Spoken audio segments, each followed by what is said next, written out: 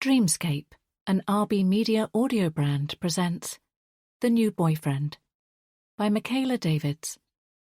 Narrated by Siobhan Waring.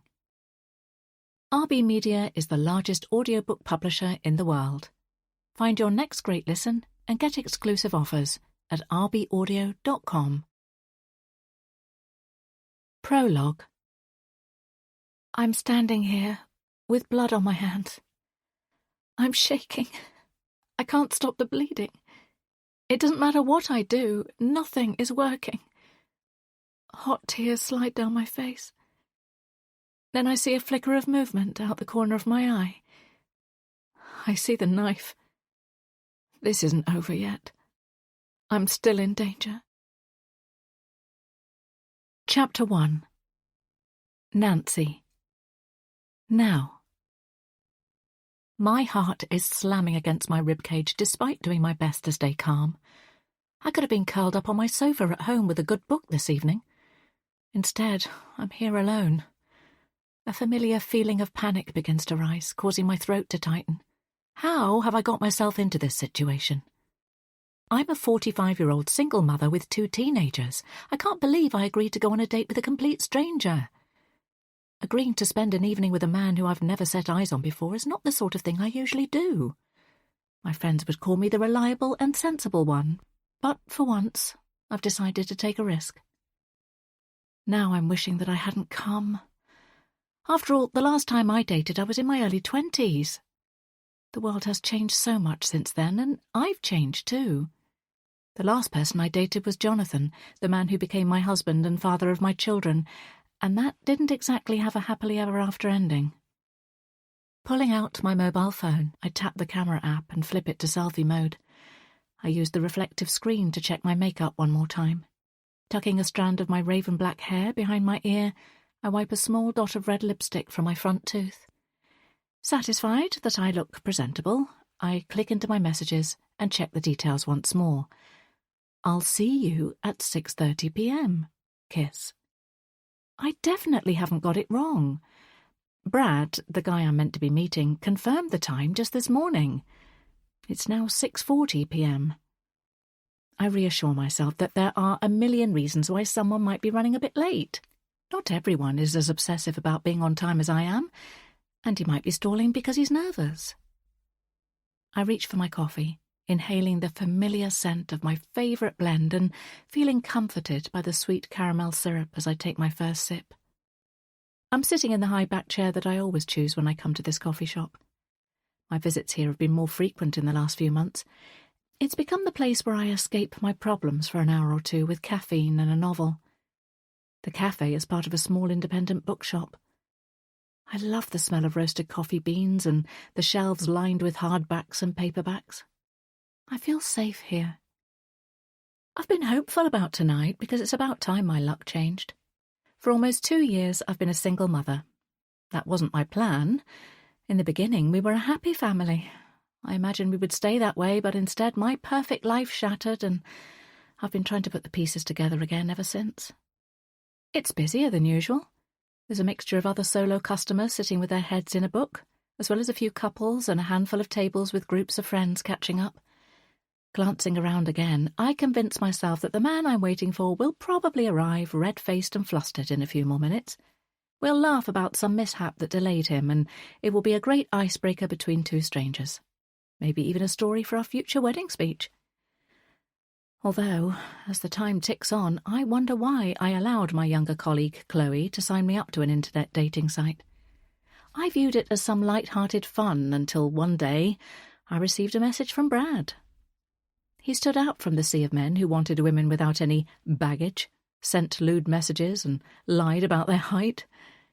He seemed nice, genuine. He seemed like he could be boyfriend material. We've been in contact for a few weeks now. I enjoyed getting to know him, and when he suggested meeting up, I found myself saying yes. Chloe encouraged me and filled my head with unrealistic expectations. The 2 of us have just spent an hour at my house making sure my makeup was perfectly applied and that I have just the right amount of perfume on. It felt exciting. But now it's 6:50 p.m, and Brad still hasn't materialised. I check my phone again, but there's no text from him, just a message from Chloe asking how it's going. She agreed to be my get-out call if I needed one. "He's not here," I type quickly, my fingers flying across the screen at speed. I can see the message has been read. I bite my lip, waiting for a response. "Just chill. He'll be there soon." Chloe's reply sounds so assured, while my own confidence is plummeting by the minute. Then my mobile starts to ring. But it's not Brad calling to say he's been held up. It's my ex, Jonathan. My heart sinks. Jonathan phoning me is the last thing I need right now. I reject the call. Someone nearby clears their throat. "Excuse me." My head snaps up. Is this him? Is the man standing a few feet away from me the same person I've been messaging? I frown. This person looks nothing like Brad. He's taller, has different coloured hair, and a beard. My stomach sinks. Oh no. Am I one of those women who've fallen for a fake photograph? The man speaks, and time seems to slow down. "Can I take this chair?" "What?" "Is anyone using this chair?" he repeats, this time more slowly as though he's talking to a small child. I untense. This isn't Brad. "Oh, my friend is going to be here soon." The man tuts. "You've already been sitting here by yourself for the last 20 minutes. How long do you expect to hold on to the seat for?" My cheeks redden. "He's going to be here soon," I say as assertively as I can. I glance back down at my phone again, hoping to see a message from Brad to say he's almost with me. The man rolls his eyes. "Oh, that explains it. You're waiting for a date that's not gonna show." His voice seems to get louder as he talks. I'm aware of heads swivelling towards us, eyes landing on me. They're probably taking in the situation and feeling sorry for me. I should have stayed home tonight with a mug of hot chocolate and my adorable cat Betty for company. This was not a good idea. "Sorry I'm late," a voice says. Another man pushes past the guy who's trying to take the chair and in one swift movement plonks himself down in the seat. The rude man tuts in response and finally moves away. My face is on fire with embarrassment, and it takes me a second to realise that the person sitting opposite me also doesn't match Brad's profile picture either. I'm confused. What is going on? "You're not Brad," I say. "Nope," the stranger says cheerfully. "I'm not Brad, but Brad is clearly messing you around, and you didn't need that guy making it worse." I stare at the man who is now grinning mischievously at me. "You can thank me, you know," he teases. "Oh, yes. Thanks," I stutter. "It was good of you to step in." "No problem," the man says. "The dating game is hard enough without jerks like Brad and Mr. Chair Stealer over there." A chuckle escapes me. I take him in. Broad shoulders, dark hair, glasses, and wearing a smart suit. He's very handsome. He looks like about 5 years younger than me, or maybe even 10. I've never been good at guessing ages. He definitely doesn't have the crinkle lines around his eyes that me and my friends of a similar age are now sporting. "My name's Scott Murphy." He smiles. "Mind if I join you?" I say a silent thank you to whatever karma or luck has enabled this moment to happen, because it feels like someone has just dropped the perfect man right into my path. But is he too good to be true? Chapter 2. Nancy. Now. I'm Nancy. For some unknown reason, I stick out my hand as I say this. Scott shakes it as though I'm not being a total weirdo. He holds onto my hand for a beat longer than necessary. A shiver snakes up my spine. "You're single too, then?" I ask out of curiosity, but immediately realise this could be taken for a chat-up line and inwardly cringe. I raise my hands in front of me. "I didn't mean it to sound like... It was just because you said the dating game was hard." I wave my hands around as I talk and, as I do, catch the edge of my coffee cup. It all seems to happen in slow motion.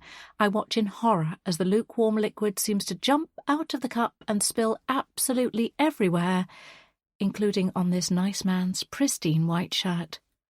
"Oh no!"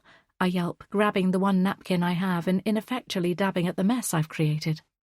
I'm up on my feet and running for more napkins. When I get back to the table, I'm shaking. I pass some of the fresh napkins to Scott so he can wipe his shirt, and I set about soaking up some more of the spilt coffee on the table.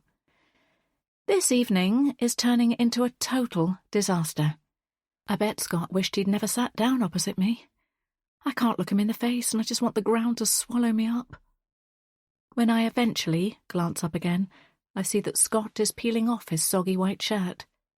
My heart speeds up as I think he's about to strip topless in the middle of the coffee shop, but as his shirt comes off, I see he's wearing a white sleeveless sports top underneath. His biceps are now on display, and my heart rate goes up another notch. "I'm so sorry," I say, averting my eyes from Scott's toned arms. "Honestly, don't worry about it. Can I get you another coffee?" he asks. "You don't need to buy me a drink. I knocked the mug over. Let me get one for you," I bluster. Scott shakes his head. "I insist. What was it, a latte?" I nod my head, not trusting myself to speak again. I know my cheeks are still red hot, and I need to take a moment to gather myself. This was not how I expected my evening to go. Sitting down, I check everything is dry, then I look at my phone once more. There's a message from Brad. "I'm not going to be able to make it tonight, perhaps another time?" It was sent at 7 p.m, a full half hour after he was meant to be here. I'm baffled. He asked me if I'd like to meet him, so why has he stood me up? My emotions are all over the place. I know I'm not the first woman to experience this feeling, and nor will I be the last, but it's still disappointing. Perhaps I should take this as a reminder that being single doesn't come with the emotional highs and lows of dating or being in a relationship, and quit the dating app before I get truly hurt. "Here you go." Scott places a new coffee in front of me and sits back down. "Thank you." I wrap my hands around the warm mug to anchor myself. A sigh escapes me. "Hey, it was only spilt coffee." Scott smiles. "Don't worry about it." "It's not just that. My date just cancelled half an hour after he was meant to be here," I say truthfully. "It seems like you dodged a bullet," Scott comments. "That's a good way of looking at it," I agree. "Well, he's certainly the one who's missing out," Scott tells me, leaning forward slightly. Is he flirting with me? Surely not. I must be too old for him, and he's way out of my league, whatever age he is. "Let's make this evening one to remember," Scott continues. "Forget Brad. I'll be your date. If you'll have me." I'm about to protest to tell him that he doesn't have to do this, and that he's been kind enough to me already. But then I think about all the things Chloe said to me in her pep talk earlier on. She told me to step out of my comfort zone and embrace whatever happened tonight. I could enjoy an evening in Scott's company. Maybe this is how things were meant to work out. Okay, let's start again, and forget about the part where I spilled coffee all over you. I laugh. "I think you were just trying to get me out of my shirt as soon as possible." Scott winks. I laugh some more, and as the evening progresses, I don't stop laughing. Scott is interesting, clever, and funny. He's well-travelled and has a good job in finance. We seem to have a lot in common. He likes reading and cats almost as much as I do. Our conversation flows easily, and nothing about it feels awkward. "So, do you fancy a browse in the bookshop?" Scott asks. "Always," I reply. He takes my hand in his and leads me through the cafe door and into the high-ceilinged room lined with bookshelves. My soon-to-be ex-husband would never have set foot in a bookshop. We were total opposites in our interests. He loved outdoor sports, and I'm more of a homebody. But that's not the reason our relationship didn't work out. I wonder at what point I tell Scott about my children and previous marriage. I decide I'll mention my family when it feels natural, but I don't want to force the topic right now. We're on a spontaneous, carefree date, and I want to keep it that way. We wander around the store, each seeking out different sections and then drifting back towards each other. We both have a book in hand. Mine is the latest rom-com by my favourite author, and his is a slim poetry book. "Found what you were looking for?" Scott asks, and I feel as though he means more than the book. "I believe I have," I say. He swipes the book from me and skims the copy on the back cover. He raises an eyebrow. "So you like romance?" "I do." Again, I feel like his question is probing more than just the book. "Noted." He heads towards the till, and I realise he's going to pay for my paperback. "Hey, you don't have to do that," I say, calling after him. He ignores me and goes ahead and buys the book anyway. I stay where I am, not quite believing that this handsome stranger is doing something so cute for me. Scott strides towards me, a lopsided grin on his face, and hands me the book. It's a thank you for an unexpectedly lovely evening. Without thinking, I fling my arms around his waist and hug him. Scott loops an arm around me, and then his lips brush my forehead. He smells of books and coffee. I pull back. Likewise. We tumble out of the bookshop. Are you parked nearby? Scott asks. Literally just there. I point out my car, just a few meters down the road. It's been nice meeting you, Nancy. Perhaps there's still hope for chance romances after all. My heart is in my throat. Is Scott going to say goodnight and walk away? Or will he ask for my number? Despite telling myself at the start of the evening that Scott was probably just humouring me, I really want to see him again. He smiles down at me. I've written my number under the title page. Oh, what? I stutter. Then my brain catches up. I flip over the cover and find a phone number clearly written in black ink. Normally, I'd shudder at any note scribbled in a fresh new copy of a book. Right now, I'm delighted. I'd like to do this again soon, Scott says, and he seems sincere. Me too, I reply casually, although inside I've got butterflies. I watch as Scott walks away, going in the opposite direction to me. He's everything I'd want in a boyfriend. But as I sit in my car and turn on the ignition, I can't help thinking there must be a catch. Because things like this just don't happen to people like me, do they?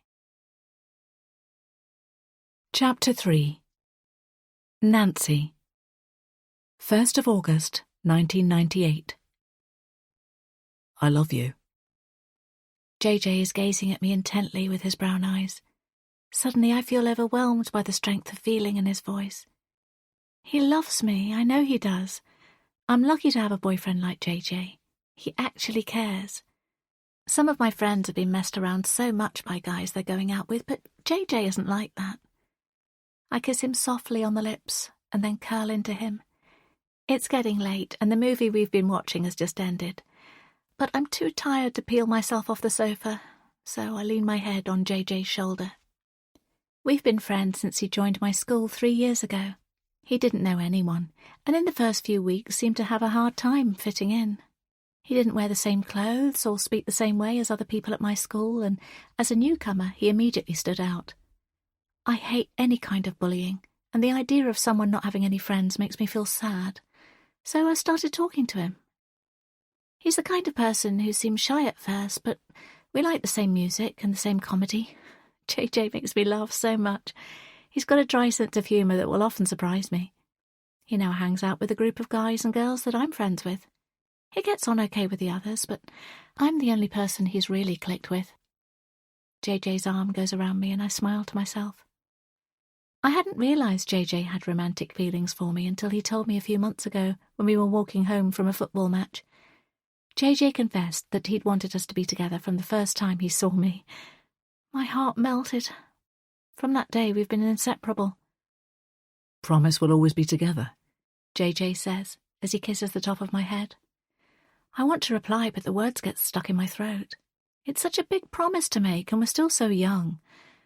I know this is what JJ wants, but lately I've been thinking about what happens when we finish school. There's so many decisions to make. My heart thuds in my chest as JJ pulls me even closer to him. I believe if you make a promise, you should keep it, so I squeeze my eyes shut and pretend I'm falling asleep. JJ means the world to me, but I don't know if I'm ready to promise my life to him. I love you forever, JJ whispers. Then, in a voice so low I only just catch the words, he says, and you will be mine. Always. Chapter 4. Nancy. Now. Putting the key in the lock, I push the door open and step inside my house. This is my little sanctuary. When my ex, Jonathan, moved out of the family home that we'd created together, my heart cracked in two. I never thought I'd be able to heal. But slowly I've created a new life for myself and my children.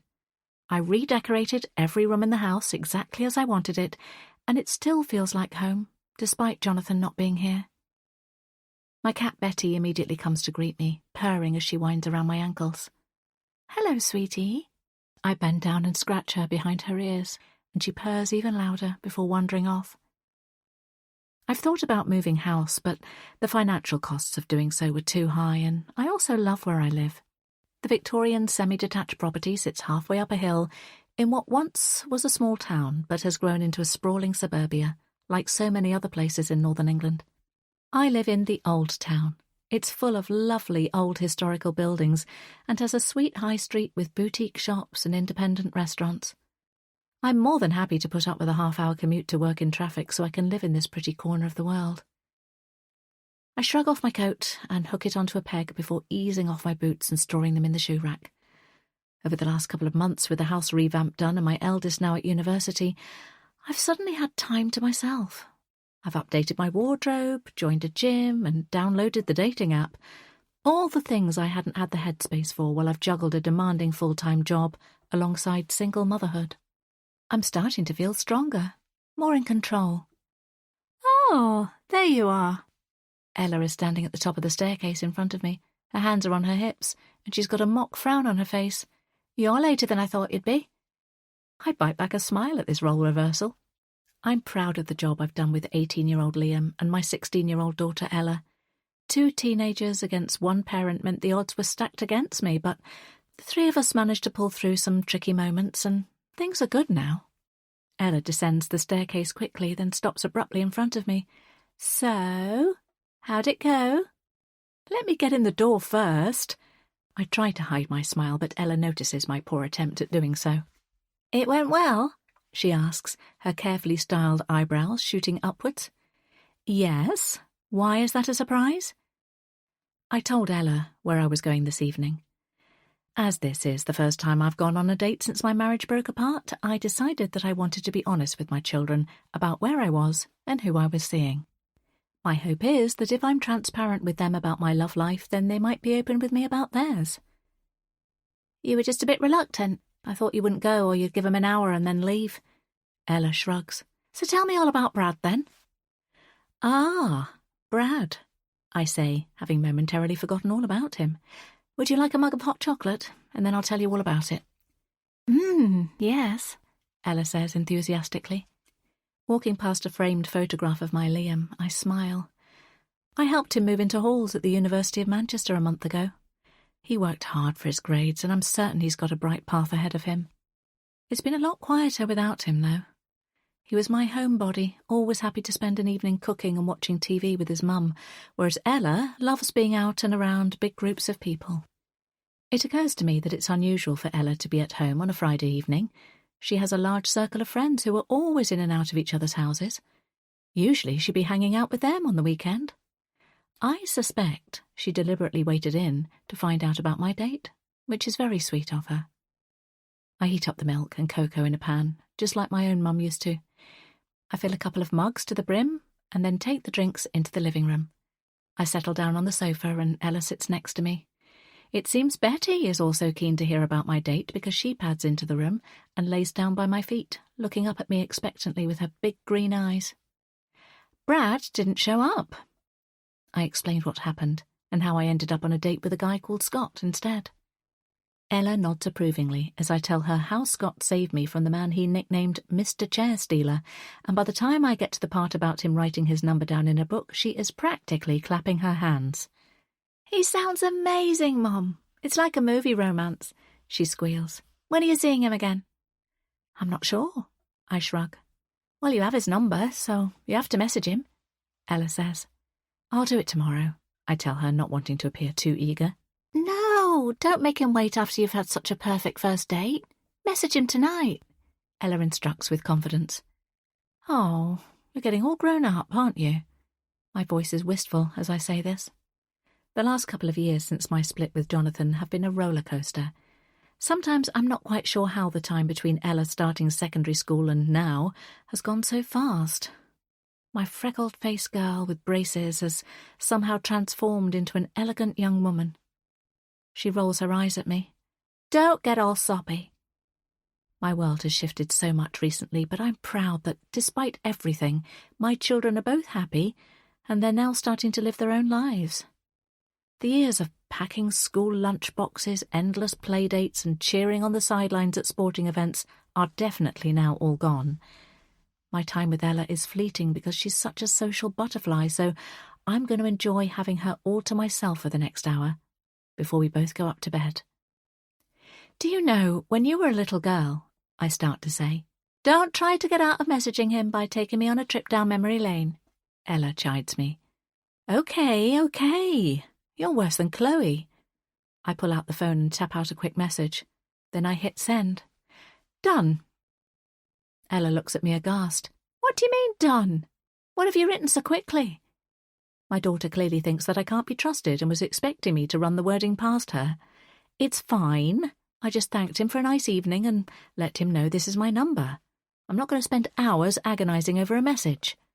Placing the phone on the arm of the sofa, I reach for the remote. "TV?" Ella nods. I scroll through a streaming platform and select an old comedy series that Ella and I used to love. "We haven't watched this in ages," I remark.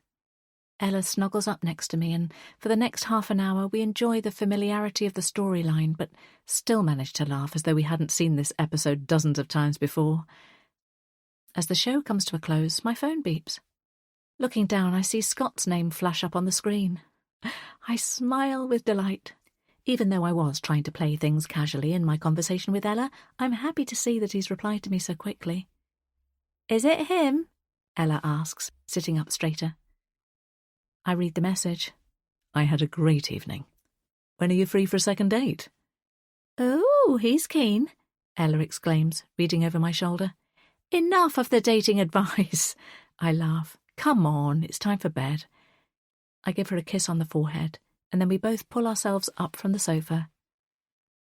This evening has been unexpected, to say the least, but in the best possible way. It just goes to show that sometimes when things don't work out as planned, it's because something better is about to come along. Ella and I say goodnight to each other, and we retreat to our bedrooms. Sitting down at my dressing table, I go through my usual nighttime ritual of taking off my makeup and then slathering my face in moisturiser. All the while, I'm thinking about Scott. I can't help myself. I run back through our interactions in my mind. We only spent a short time together, and yet the conversation flowed. We talked about so many things.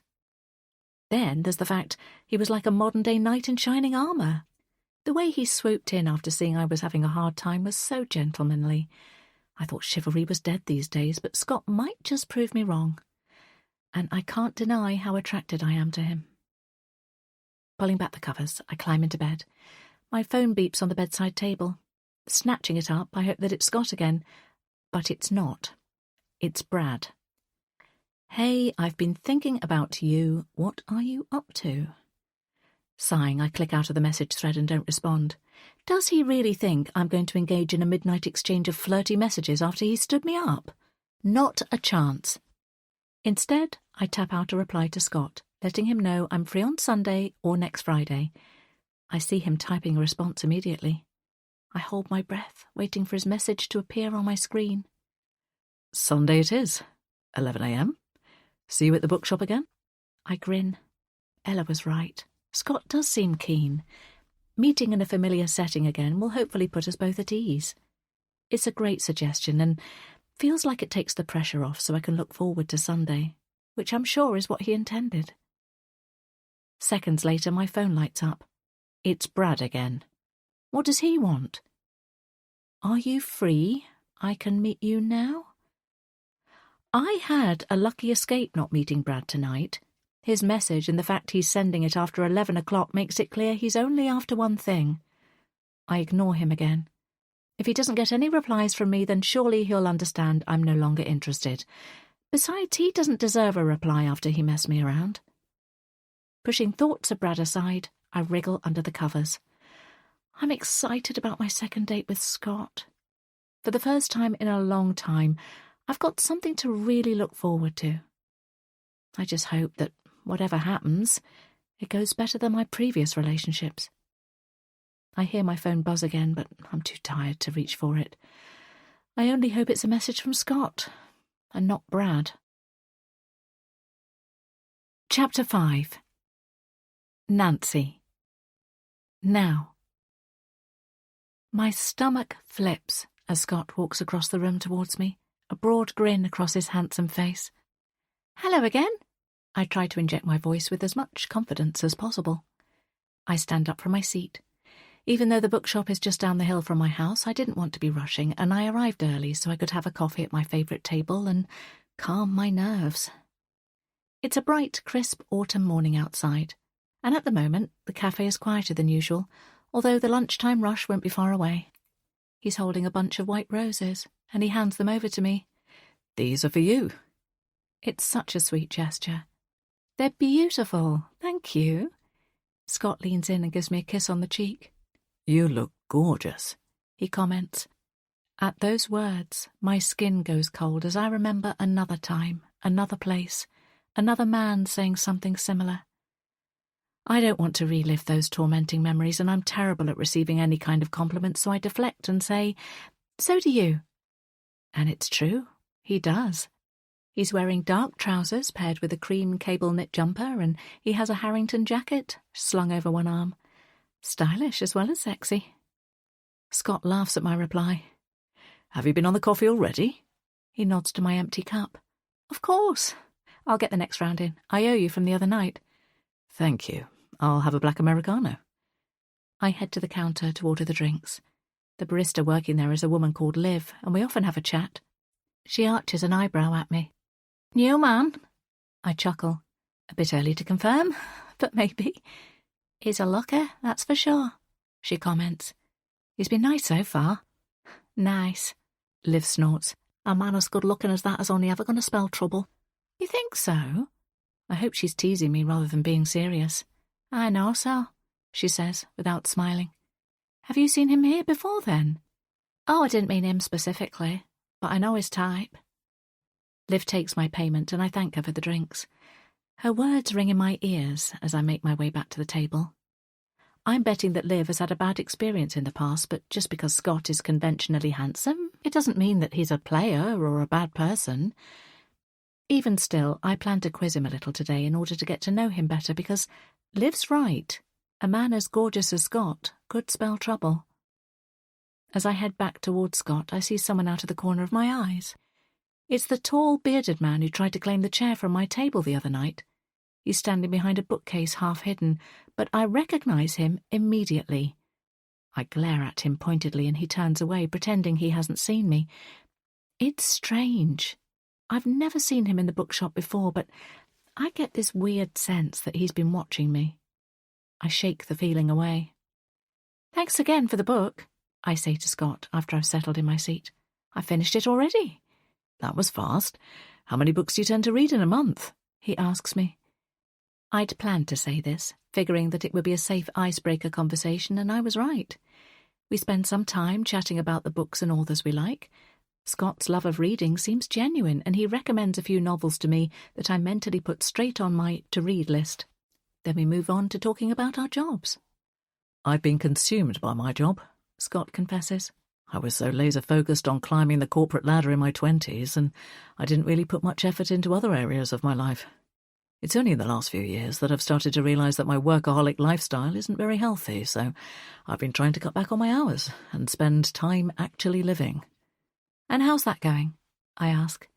From where I'm sitting right now, I'd say pretty good. He grins at me. I can see how a job like yours might take over, I reply. Enough about me. What do you do?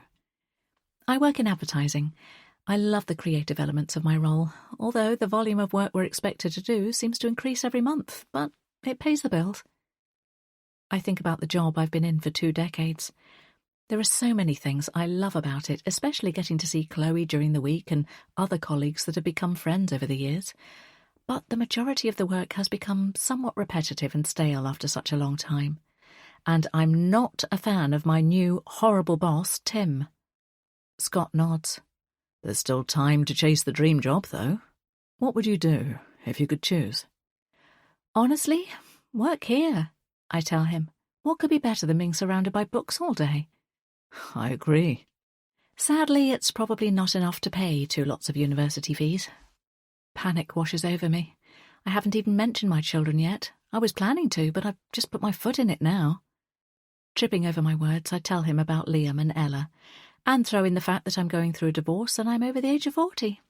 Everything comes tumbling out in a garbled rush. I'm sure my situation will have Scott scraping his chair back and leaving soon. But once I finish speaking, he just says, "It sounds like you're being an awesome mother." "So the fact that I have 2 teenage children and an almost ex-husband doesn't bother you?" "No, should it?" Scott replies without a beat. "I'd be more concerned if you had a husband who wasn't an ex." I chuckle. Yep, that would be a more complicated situation.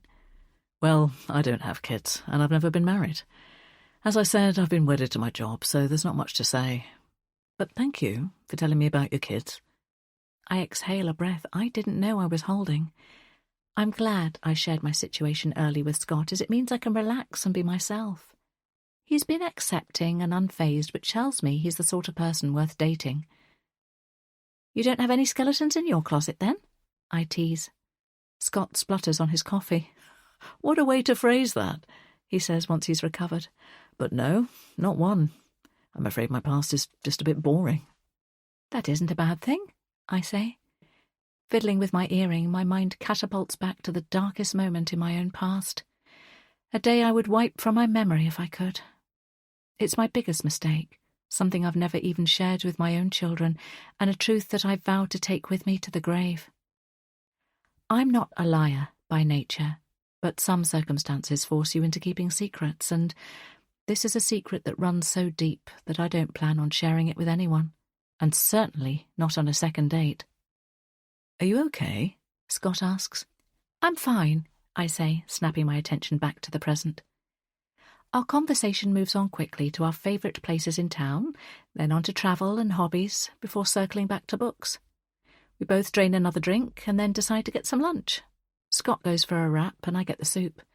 There's never a pause in our conversation, and he somehow manages to effortlessly put me at ease. It's like I've known him before. Before I know it, we're halfway through the afternoon. Scott checks his smartwatch. I'm so sorry.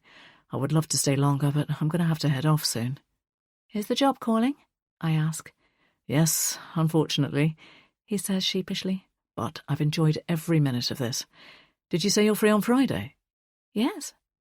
"Let's go out for dinner then. Do you like Italian?" "Very much so," I confirm. "Perfect. I know just the place. It's a restaurant called Nonna's. I'll send you the details." Scott stands up, brushing some crumbs from his cream jumper. I gather my things, and we hug. Scott's strong arm wraps around me, then he tips my face up to his and kisses me gently on the lips. "Until Friday," he says. "Until Friday," I murmur back. And then he's gone. I wander into the bookshop, allowing myself to meander around the familiar shelves. I try to focus on the newest novels that have come in so I can pick out a story that I haven't read yet, but my brain is completely filled with thoughts of Scott. This time last week I hadn't encountered the man, and yet date number 3 has just been organised. Flutters of excitement swoop in my stomach. It's very early days and I don't want to get too carried away. Scott is very nice. More than nice, but there's still so much that I don't know about him. I decide to head home and get cosy indoors, so I exit the shop and walk down the street. As soon as I step outside, a message pings on my phone.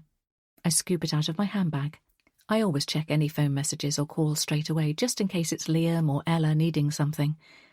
But it isn't from either of my children. It's another message from Brad. My heart sinks. The guy stood me up. Surely he can take the hint by now that I'm no longer interested. Are you ignoring me? I scan the words again, in disbelief. Ignoring him? After he left me waiting for him? I can't believe this. I fire off a reply. You didn't show up for our meeting. Please don't contact me again. I'm about to shove the device back in my bag when a response from Brad lights up my screen. Are you really going to hold a grudge about that? I don't hesitate. Yes, I'm blocking your number now. Fumbling with my phone, I block the number before Brad can communicate further.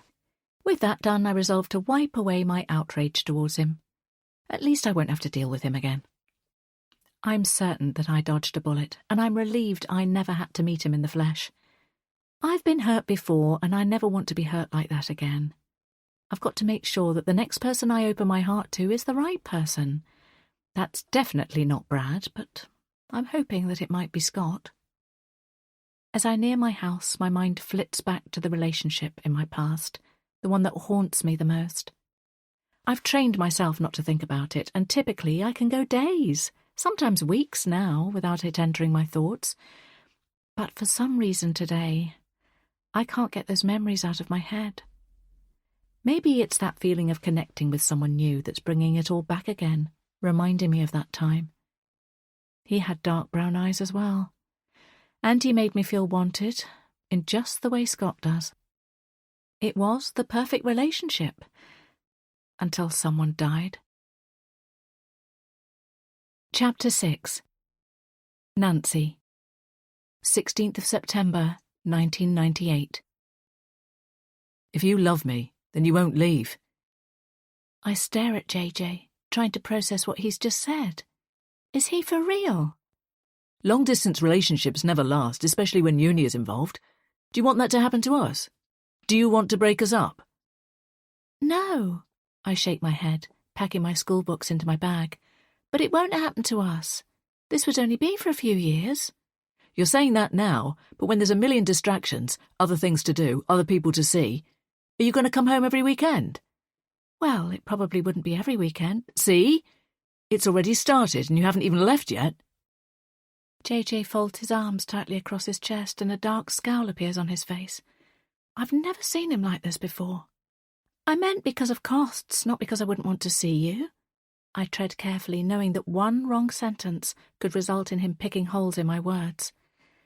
JJ is usually so affectionate and romantic, but since we started talking about our options for when we leave school, I've seen a change in him. He's been much quieter lately, and we haven't been laughing so much together. And now, after another school talk on university applications, JJ is trying to convince me not to go. Exactly. Uni is so expensive, it's a waste of money. We could both get jobs instead and start saving for a house, a family, a future. JJ sits forward then and grasps my hands in his. What's the point in going to uni when we could get started on our lives quicker? I look away from him, thinking about how to phrase my next sentence. JJ has been a committed boyfriend. He's different to the other guys in our class. He knows what he wants and he doesn't mess around drinking at the park or riding around town too fast on a moped. He wants me and he wants us to have a future together. And I want that too. But I also want to grow and to learn and have fun. I want to spread my wings and live somewhere different, experience a new place. I'm worried that if I do that, I'll end up breaking his heart. Why don't you come with me? I suggest. JJ drops my hands. You know I won't get the grades to go to the kind of universities where you want to study.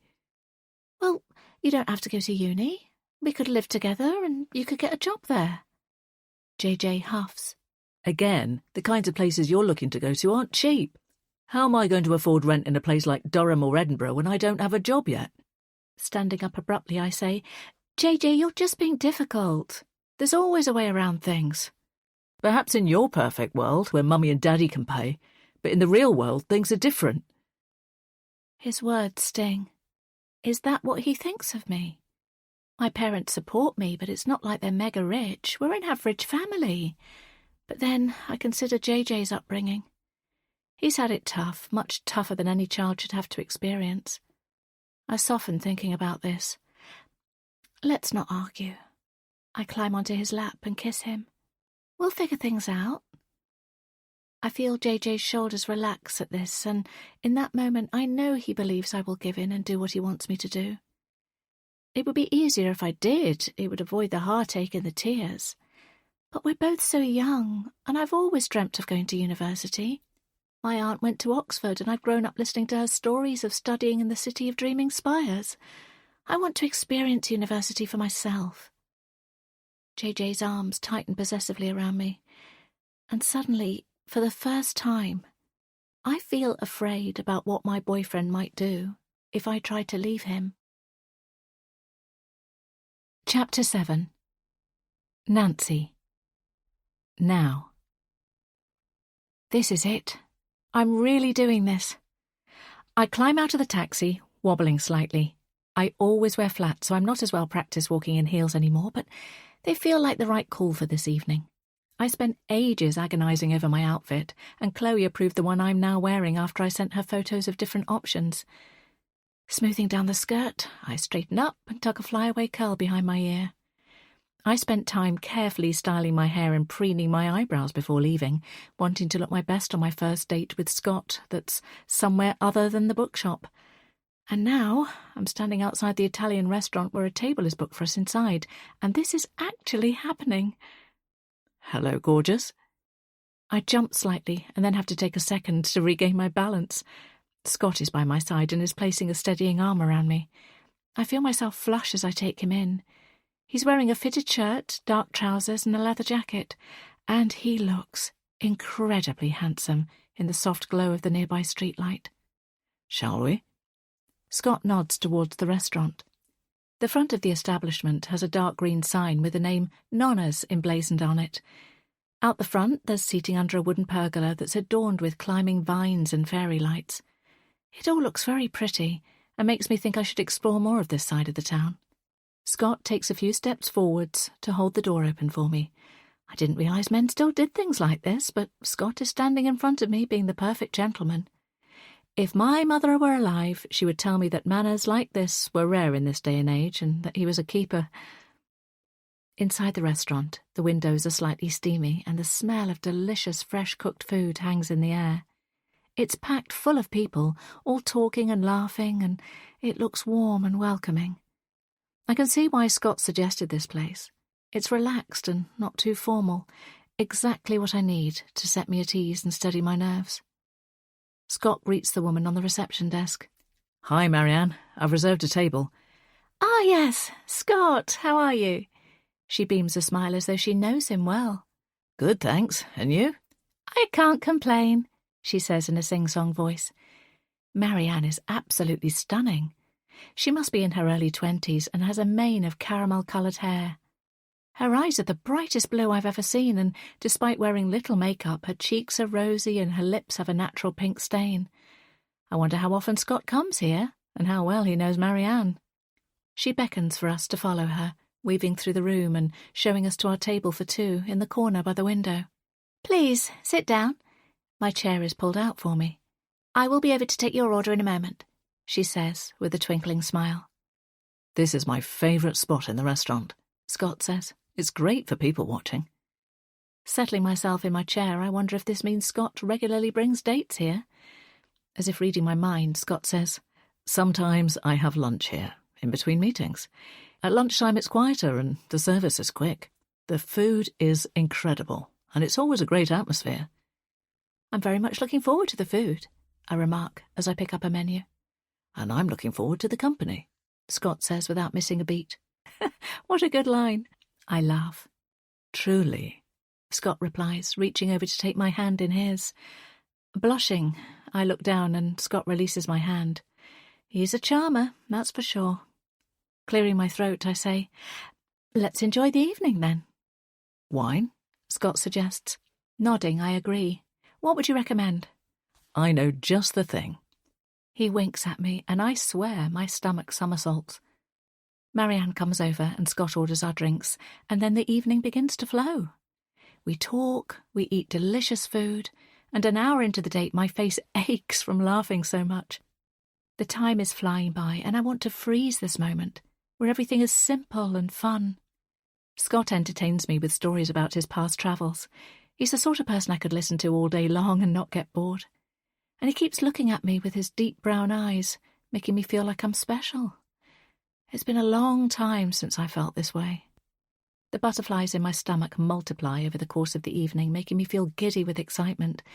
But the combination of Scott's gaze and the sweetness of the wine is intoxicating, and I find myself thinking about if we might spend future nights out together like this. Perhaps this restaurant might even become a regular spot for our date night. I catch my thoughts from running away with themselves and give myself a mental shake. I take a deep breath and excuse myself. I plan to go to the bathroom and just take a few minutes to centre myself. This evening is going perfectly, and I need a moment to get my head around it. Would you like dessert? Scott asks as I stand up. He catches my hand in his. I'm never going to say no to dessert. What do you recommend? The tiramisu is absolutely mouth-watering. Scott somehow manages to make these words sound flirty. I'll go for that as well, then, I say. Okay, but one each. They're just too good to share. I laugh for the 100th time and then slip my hand out of his. The restaurant is packed and I have to weave carefully through the bunched-together diners in order to make my way to the back of the building. It's nice to see so many people out enjoying themselves on a Friday night. I'd almost forgotten what this was like. Then my eyes snag on a man standing by the entrance door. It's him, the rude man from the bookshop. He's hovering by the reception desk and there's no one else with him. It's so busy that Marianne and another waitress both zoom past him without pausing. But then he looks straight at me, and his eyes bore into mine. My stomach clenches. What is he doing here? Is it just a coincidence that he's picked this exact venue for his Friday evening, or is he following me? Chapter 8. Nancy. Now.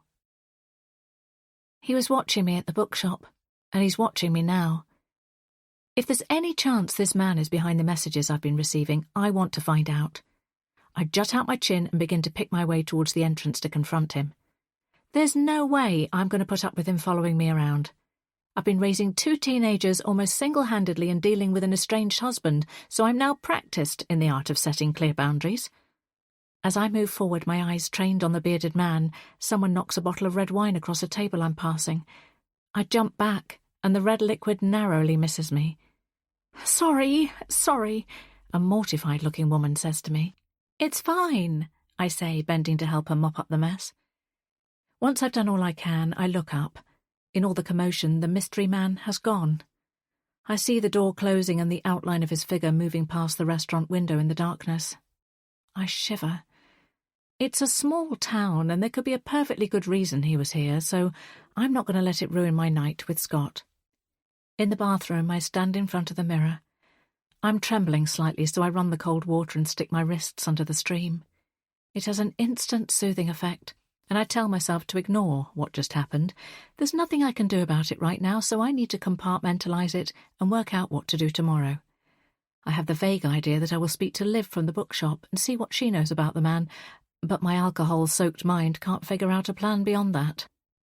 Catching my reflection, I notice the pink flush in my cheeks and the brightness to my eyes. Lately, I've been starting to feel middle-aged. I've had the sinking feeling that my best years are behind me, but this evening has given me the realisation that I'm still young at heart.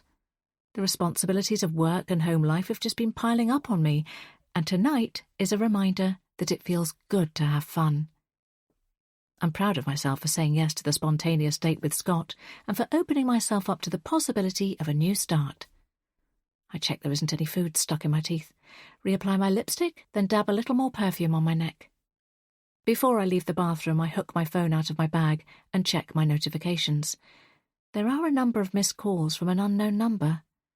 That's strange, but it must be a spam caller. There are also a number of messages from the school WhatsApp group and arrangements for a girls' night out with some of my work friends. There's a text from Jonathan, too, but I ignore it. He seems to find the tiniest things to message me about, but I don't respond to them all. He has to understand that we're not in a relationship anymore, and our long message threads of the past, when we'd send each other frequent updates throughout the day, are no more. I only click into the message from Chloe. Hey, how's the date going? She only sent it a few minutes ago, so I reply, It's going a teensy bit well. Okay, really, really well. I type the message out and then wait for a reply. Amazing! I can't wait to hear all the details. I've been away from the table for a little while now, so I quickly type back, Promise. Got to go. Kiss. She sends back a smiley face followed by a lot of pink hearts. It's a typical Chloe response, but I think she's pretty much summed up my current feelings in emoji form. There you are. Scott beams as I arrive back at the table. I thought you'd escaped out the bathroom window. How could I when there's still tiramisu to come? Fair point. Scott nods. Marianne appears once again with her big smile. She sets down 2 bowls which have generous portions of the rich coffee and cocoa treat. I dip my spoon into the layers and take my first bite. Scott was right. It's completely delicious. Very good choice. You've got excellent taste, I say, tucking in for my second bite. Of course I have. I'm sitting here with you. A giggle escapes me then. You've had too much wine. Your vision must be blurred. No, honestly. Scott looks at me seriously. I mean it. You're the best company. Let's do this again soon. I'd like that. I can't hide my delight at his words. I don't want this date to end, and I'm glad Scott has enjoyed his evening enough to want to meet up again. Do you like tapas? There's an incredible tapas bar near where I live. We could go there for date number 4, Scott suggests. Do you mean Amora? I say, naming the only tapas place I know. That's the one, Scott confirms. I'd love to. It strikes me that Amora is in an expensive area, and if Scott lives nearby, he must be doing well for himself, although he did mention he works in finance. We start to compare dates that we're free to meet up when someone brushes past me, jolting me slightly. I look around and see a guy around Scott's age standing close to our table. His cheeks are ruddy and I can smell alcohol and cigarettes on him. Oh, man. It's you, isn't it? Joel? I haven't seen you in... what? He pauses to think. About 15 years? Scott swivels in his seat to face the stranger. Joel? He questions. Not me, I'm afraid. Come on, what is this? A prank? I'd know your face anywhere. Scott's brow creases. I must have a lookalike roaming around out there. Sorry, I can't help you. Have a good evening. But the man doesn't budge. It's me, buddy. Harrison. Remember, we used to work in that phone shop together? Not me, I'm afraid, Scott insists. I must have one of those faces. Harrison raises his voice. It is you. There's a ripple on the tables around us and they fall silent, picking up that something isn't right. Look, Scott pulls out a business card. I'm Scott Murphy. Harrison shakes his head, still not believing what he's hearing. He opens his mouth again, but before he can speak, our waitress appears. Is everything okay? She asks tentatively. Scott signals that no, everything is not okay. Is this man bothering you? Yes, I say decisively. Whatever is going on, I don't like the aggression in Harrison's voice or the glare he has on his face, and I'm also annoyed that our perfect evening has come to a screeching halt. Sir, can you step this way? The waitress is only about 5'4", and Harrison must be at least 6 foot tall, if not more. No, this man is a liar, and... Harrison smacks his hand on his head as though he's remembering something. He owes me 200 notes. I think I understand what's going on now. This man is a chancer, trying to extract money from Scott. One of the male restaurant staff strides over to Harrison. It's time for you to leave. Harrison scowls. Don't worry. I was going anyway. He stares one more time at Scott, then makes his way to the exit, weaving unsteadily. I'm so sorry about that, Scott says, looking embarrassed. It's not your fault, I reassure him. It's just some drunk guy. Scott exhales. I've never seen him before in my life. He leans across the table and cups my face in his hands. You believe me, right? For a fleeting moment, I wonder if there could be some truth in Harrison's claim.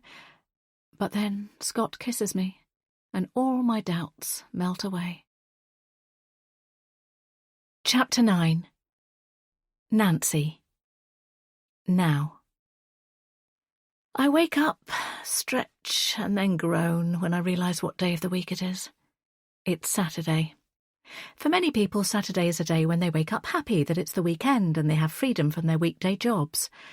Not everyone has that luxury, of course, but my outburst of emotion isn't because I have work, it's because I have to do something else I never look forward to at the weekends. It's my ex, Jonathan's, turn to have Ella. Our custody agreement has been in place for a while. The arrangements for the children were sorted out quickly because we both agreed that we wanted them to be our priority. They were both well into their teenage years by the time we split, and as anyone who's ever had a teenager knows, it's already an emotion-fueled time. It was important to me to keep things as grown-up and straightforward as possible when it came to co-parenting, despite the fact that I was raging inside. Ella has only just started her driving lessons, but as soon as she's passed, she will be driving herself to her dad's house. And that will mean that I don't have to face seeing Jonathan every other weekend. To be fair, we don't always stand on his doorstep exchanging forced pleasantries. I tried to get away with dropping Ella and driving off without having to speak to the man who was once my best friend and is now like a stranger to me. I still find any interactions with him extremely hard. Except Ella will often contrive a reason for me to have to speak to Jonathan. Usually she concocts something she wants to tell us both about school or her plans for the future. It's completely unnecessary, and she could inform us both separately, but I know she is still keen to see her mum and dad speaking and maintaining some kind of a relationship. I don't believe she's harbouring a dream of us getting back together. I think she realises I won't entertain that idea. Judging by her reaction to my first date with Scott, she also seems pleased that I'm starting to come out of the shell I've been hibernating in. My theory is that she just wants there still to be a thread of connection between her mum and dad, which I can understand. But I've kept up the niceties for longer than most women would, and I have a timeline on how long I will continue to tolerate conversations with Jonathan. As soon as Ella is able to drive herself, I don't see a need for such regular contact between me and the man who betrayed me. Huffing, I swing my legs out of bed. I'd happily stay under the covers for a little while longer, but the clock is ticking and I don't want to make Ella late. I open the door to my ensuite bathroom and step under the warm rivets of water in the shower. I would love to just throw on my tracksuit and head out the door with no makeup on, but I just can't bring myself to do it. Whenever I drop Ella off, I always do so with a fully made-up face and wearing decent clothes. It's not because I want to make Jonathan notice what he's missing or because I'm trying to entice him back or anything like that. It's because I never want to feel vulnerable in front of him again.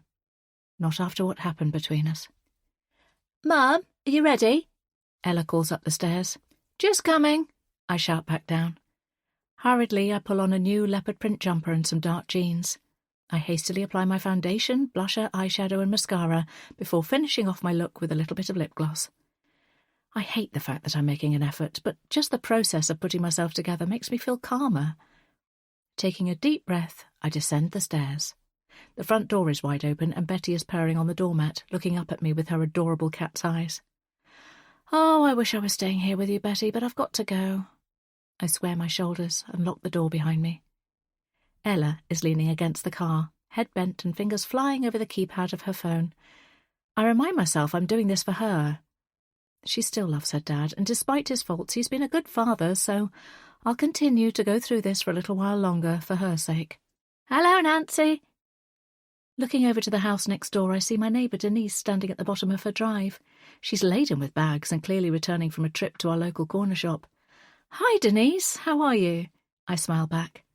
Denise has lived in the pretty Victorian house that's one along from mine for the last few years.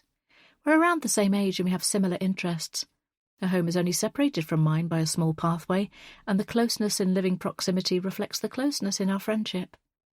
Even in the short time we've known each other, we've been through a lot together. We've shared the highs and lows of life, including Denise's job changes and my separation from Jonathan.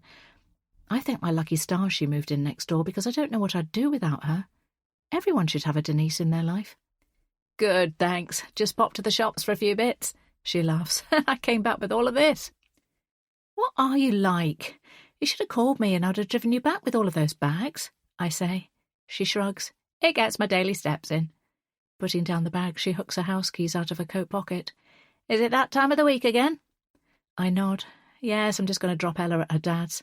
Fancy a coffee when I'm back?" "Of course I do." Denise gives me a little wave as she stands outside her house.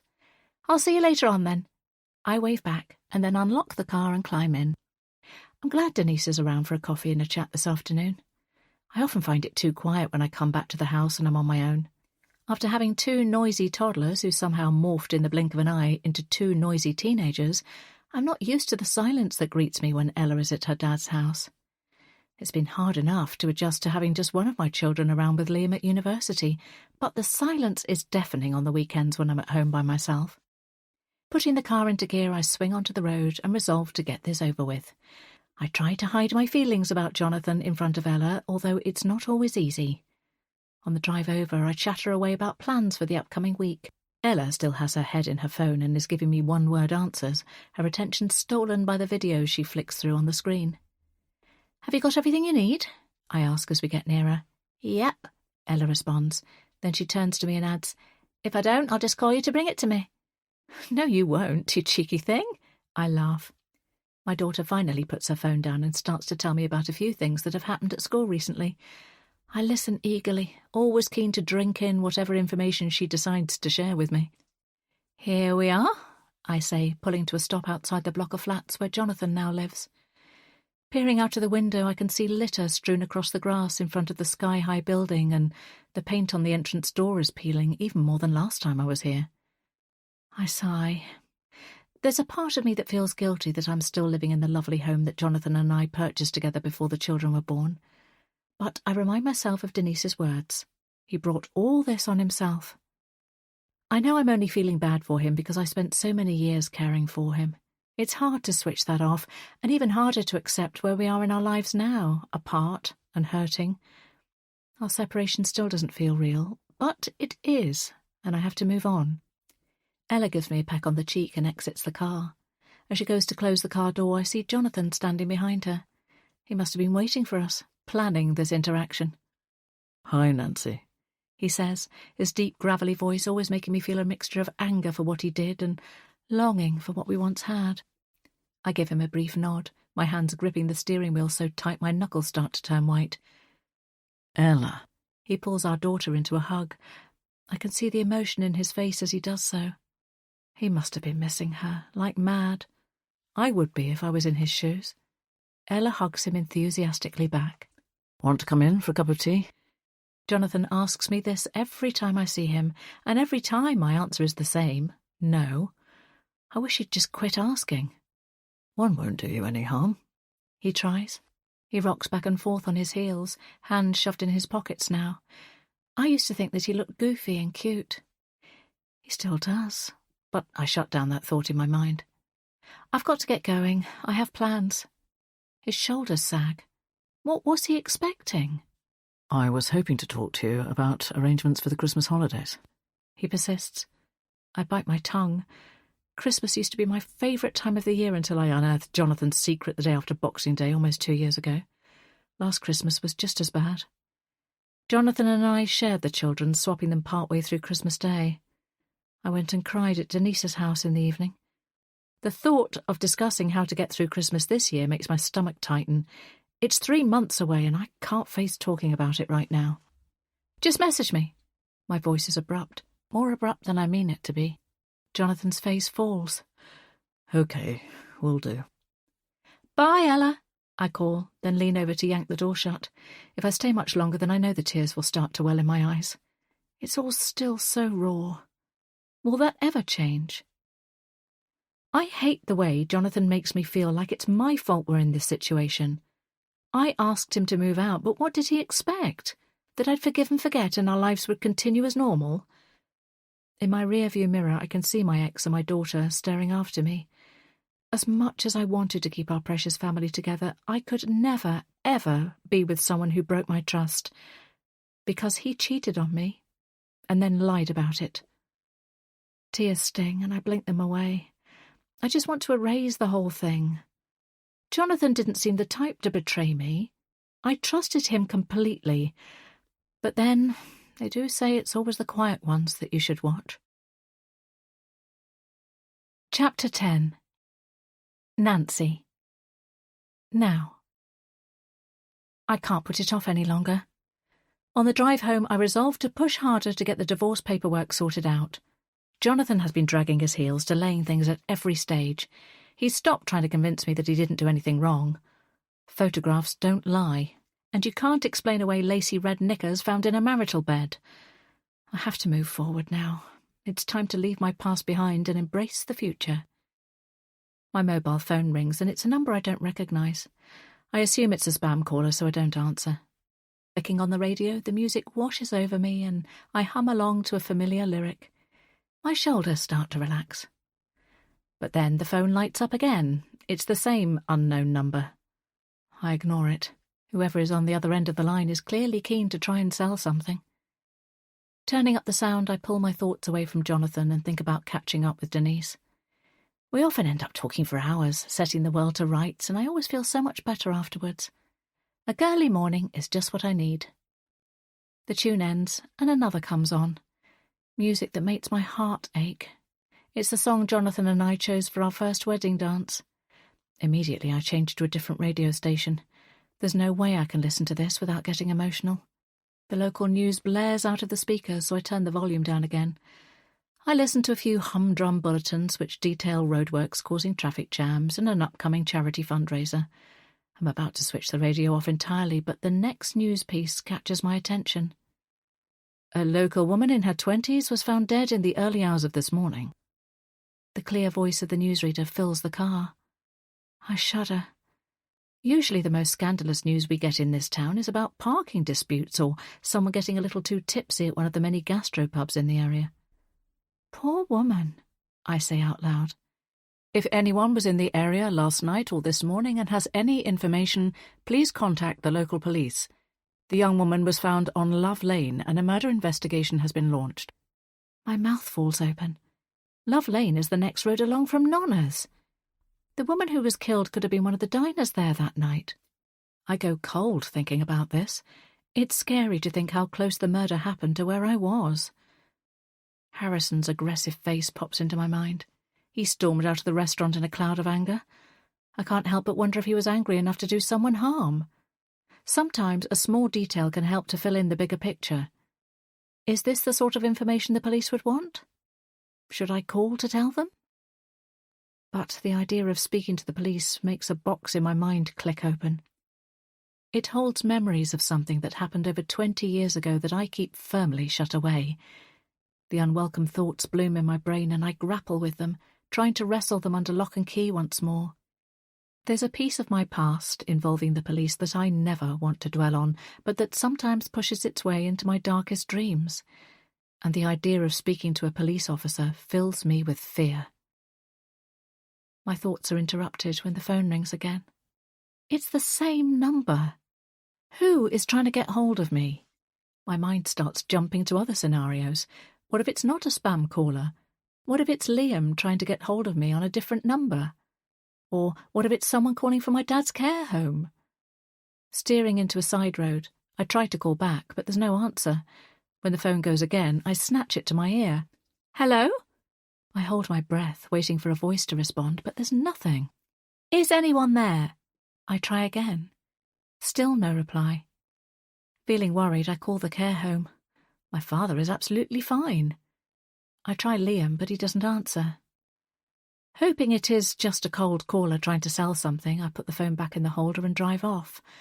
But for the remaining 8 minutes of my journey, the phone rings constantly, each time the same unfamiliar number. The buzzing is irritating, but I grit my teeth and decide not to stop again. The minute I pull into my drive, I pick up the phone and demand, "Who is this?" Silence. A shiver runs down my spine. Who is calling me incessantly like this? Jonathan's name flits across my mind, except he's with Ella. He wouldn't be wasting his precious time when she's with him. And it would be out of character for him to do anything like this. So who else could it be? Then I realise. Brad. Chapter 11. Ella. Now. Everything has changed. I flop down on the single bed and stare up at the ceiling. I can hear the music from the flat above. It's so loud it's making my head hurt. Before all this, I didn't realise how good I had things. My parents were together, my brother was living at home, and we were still a close-knit family. Some days I wish I could rewind back to that time. I would love just one more hour of us all sitting squashed together on the sofa, snacking on popcorn and belly laughing at something on the TV. I know that's not going to happen, but it doesn't stop me wanting it. Now Dad is sad all the time. I swear he's behaving weirder and weirder every time I see him, and he won't stop asking questions about Mum. It's super awkward. Opening up my phone, I look at my screensaver. It's an image of the four of us on my 13th birthday. We're all beaming so widely our teeth are on show. My eyes are drawn to my mum in the photo. She looks so happy. Yesterday, for the first time in a long time, I saw her properly smiling again. Her date seemed to go well. I don't want her to be dating anyone else, not really, but I do want her to get back to being a happy version of herself again. I've decided to be supportive, to cheer her on. I just hope my dad will find someone new as well. But they're adults, they just need some time to figure things out for themselves. It also means that while they're focusing on their own problems, they're not quite so glued to what I'm doing. That's why neither of them knows about the latest development in my life. They haven't got a clue what I've been up to lately. And that's the way I intend to keep it. Because Mom isn't the only one enjoying a romance. I've been dating someone too. He's completely gorgeous and he makes my heart leap every time I see him. We've been dating secretly because we don't want the pressure of our parents interfering in our relationship. It's finally my time. So many other girls at school already have boyfriends, and I thought it was never going to happen for me. Then with everything going on with my parents, I thought maybe relationships just weren't worth bothering with. Not if they resulted in the kind of heartache I've seen Mum and Dad go through. But about a month ago, my world changed, because I met someone. He's the same age as me, but goes to another school. He seems different to all the guys in my class. He's so spontaneous and fun. It's all I can think about. And I can't wait to see my secret boyfriend again. Chapter 12. Nancy. Now. Who's calling? I answer yet another unidentified call. There were more over the weekend, so many that I had to switch my phone off yesterday. I'd hoped that whoever it was would get bored and move on. But now it's a new day and a wave of frustration washes over me. Tell me who this is, I snap. Whoa, chill a bit, Mum. Liam's voice comes through clearly at the other end of the line. Liam, how are you? Good. It's been a busy week as I had an assignment due in, but it's done now, so I can enjoy myself. What phone are you calling from? I ask. That's why I'm ringing. I lost my phone when I was out 2 nights ago, so I'm calling from a friend's number. Oh no. Are you sure your phone has definitely gone? Yeah. It must have slipped from my pocket when I was in a bar. I went back and searched for it, but I couldn't find it. Have you blocked your other phone? I check. I'm going to do it soon. Liam says casually. Make sure you do, because you don't want anyone accessing your emails or your bank details. It's moments like these I realise that I sound like a proper mum. Even though my children are on the cusp of adulthood, I still have days when I wonder how it's possible that I have raised 2 children. How quickly those years have gone by. I will do, Mum. I'm sure my son is rolling his eyes at me right now. Do you want me to organise a new phone for you? I suggest, tentatively. It's okay, I'll get one. Liam assures me. I'll go into town and sort one this afternoon. Were you trying to call me over the weekend? I ask suddenly, wondering if the mystery number could be connected to Liam's phone disappearance. No, I was in bed with a headache yesterday, Liam says. I'm translating this to mean that Liam had a hangover he was sleeping off. Even though Liam wasn't the one trying to call me, there's a chance the mystery caller could be connected to Liam's lost mobile. Another student might have got hold of the numbers saved on Liam's phone and decided to make prank calls. We chat a bit more about Liam's course and university life. It's been his dream to go to university to study medicine, and now he is exactly where he wants to be. After a few minutes, he's saying goodbye, as he has to go to a lecture. I continue the walk from the car park to my work. A dark cloud rumbles overhead and there's a heaviness in the atmosphere. It's like the weather is echoing my emotions. My mind has been all over the place this morning and I feel weighed down by worry and lack of sleep.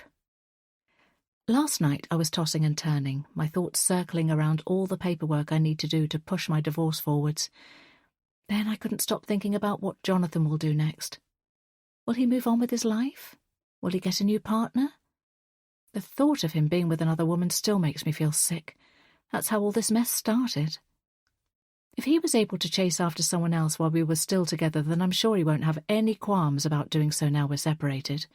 He may already have someone in his life. I still can't shake the disbelief that he cheated on me. But then again, doesn't everyone like to think their partner would never betray them? Hi, Nancy. Chloe greets me in a sing-song voice and gives me a huge cuddle. She's always been a tactile sort of person, and you can guarantee a lot of affection when she's around. You're far too chirpy for this time in the morning, I tease her. I remove my warm coat and hang it over my desk chair before joining Chloe in the small kitchenette area. She's already making instant coffee for us both. I thought you'd be dancing into the building after your successful date, Chloe comments. I make a non-committal noise, feeling the opposite. What's the matter? He's not being an ass already, is he? I shake my head. Not Scott. He's dreamy. It's this Brad guy. I bring Chloe up to speed on the calls and texts. Oh, wow. That is odd. Chloe pauses thoughtfully, halfway through stirring sugar into her drink. You blocked him, but then you started getting calls from another number? Yes, I confirm. But it must be him. Could just be a spam caller, she suggests. I hope she's right. We make our way over to our desks. We're the only ones in the office at the moment. We both like to get into work early and have a chat before the day begins. It's not a coincidence. I just know it, I tell her. Placing her mug down, Chloe looks at me with concern and puts her hand on my arm. If you're worried, you should go to the police. And say what? Some weirdo from a dating app is being a bit too keen? I'm sure they've got more serious things to be dealing with. This could end up being serious. Chloe flaps her arms around as she talks. It could be a stalker, or a murderer, or... Chloe! I give her a scornful look. I've been trying to convince myself that he's just a prankster. And I would have said the same, except the volume of calls you're describing is high. Despite being younger than me by almost a decade, Chloe's confident when it comes to giving advice. She's my workplace agony aunt. I thought you'd make me feel better about this, I groan. It's probably nothing, but I'd still report it to the police if it were me. Do you want me to take you down to the local station at lunchtime? Sitting down, I'm about to say no, but before the words leave my mouth, my phone vibrates with a message. My stomach drops as I take it in. Is it him? Chloe is by my side, leaning over me and craning her neck to read what I've just read. It's a text message from a random number. A different one this time. You can't avoid me forever. Chloe looks appalled. Nancy, that's so creepy. I know, I exclaim. Leaning my elbows on my desk, I massage my temples in an attempt to soothe my racing brain. You have to report him, Chloe is saying, and block the sender of that message. A few of our other colleagues begin to filter in, so I want to wrap the conversation up quickly. Thanks, Chloe. I'll sort it. Don't mention it to anyone else. Of course not. Let's chat more at lunch, and then you can tell me about Scott as well. We both fire up our computers and make a start on wading through our to-do lists. When I first started working for this company, I used to have reams of notebooks and post-its detailing what I needed to do during the day and capturing my thoughts. These days, everything is online. I even have an app that takes my to-do list and helps me organise it in the most efficient way. It's crazy to think how much technology has changed in such a short time. I've got several messages from my new boss, Tim, to respond to, but Chloe's talk of murderers has reminded me of the news report about the murder of the woman found in Love Lane. I checked my news app over the weekend, but the police hadn't released further details to the public. I feel particularly invested in this case. Something like this happening so close to where I was and so close to home is unsettling, especially when I have a daughter not many years younger than the woman who died. I pull the local news up on my computer, and there, filling the top section of the whole website, is an image of a woman that I recognise. There's not a shadow of doubt about who this is. Her caramel-coloured hair and blue eyes jump out at me from the screen. It's unmistakable. The woman who was killed near Nonna's is the pretty waitress. It's Marianne. Chapter 13. Nancy. Now. I can't believe what I'm reading. Marianne was so full of sparkle, so vibrant, and now her young life has been snuffed out before it really got going. The discovery that the chatty woman who served Scott and I food and drinks on Friday night is now dead has shaken me to the core. It just goes to show you never know what's around the corner or when your time is up. It's desperately sad that a person who seemed so lovely is no longer living. I only crossed paths with her for a short period of time, but it was clear to me that she was a kind soul. I can't help but wonder if she has a mother, a partner, or even a child who is going to be devastated about her brutal death. I wonder if Scott has seen the news yet. He seems to be on friendly terms with Marianne, so I'm sure he will be upset to learn of her untimely passing. It's not the sort of thing I want to message him about, so I make a mental note to ask him next time we're together. The knowledge that Marianne is the person who has been killed makes me feel I should contact the police in case any of the information about my evening at Nonna's is valuable to them. Harrison may well be innocent, but as Marianne was the person who asked him to leave the restaurant, there's a chance he may have waited around for her to finish her shift before pouncing on her. I could make the call anonymously to limit my contact with the police, but then I know I should also report the unwanted attention I've been receiving as well. The thought makes my stomach churn, so I immerse myself in work in a bid to distract myself. The day flies by, as it always does, with unexpected requests coming in and urgent issues to troubleshoot, none of which my online organiser has foreseen or created time for in the day. As lunchtime approaches, I'm not even sure I have time to grab a sandwich, let alone call the police. Chloe, being the excellent friend she is, convinces me that I need to do both. If you're not going to let me drive you to the station, then at least call and log the information with the police. I'll go and get you something from the canteen. Meet me there when you're done. With shaking hands, I dial the hotline for information surrounding Marianne's murder. I leave the details about Harrison anonymously. It wasn't so bad to do, and I know I've done the right thing. Then I ring the general number for the local police station. I'm expecting to go into detail about the unwanted calls and messages and for this to be time-consuming. Instead, I find the person taking my call is brisk and efficient, no doubt battling their own long to-do list. Thank you for the details. Someone will be in touch with you in 3 to 5 working days. What? I splutter. There's no immediate danger, and you said they could be spam calls. Hang on. I thought they were to begin with, but the message I've just received suggests otherwise. I'm annoyed at myself for not conveying how much the messages have worried me. As it's just the one message of this nature so far, we will of course investigate, but we don't have much to go on. I'm sure it's him, though. The guy from the dating app, the one I told you about. Can't someone be in touch with him? They will, in due course. Was there anything else? If not, do let us know if there's any other developments, but otherwise we'll be in touch as soon as we can. The call ends and I feel totally disheartened. I know the police are busy, but I'd hoped they might be able to look into things a little bit sooner. At least there haven't been any more calls or messages. I'm crossing my fingers that this whole thing will be fleeting and the police involvement will be unnecessary. I head to the canteen downstairs where Chloe is waiting for me. True to her promise, she furnishes me with a sandwich, crisps, and chocolate. Not the healthiest lunch, but it's what I need right now. We dissect the police call, then Chloe insists on getting me to give her a minute-by-minute rundown of my impromptu date with Scott.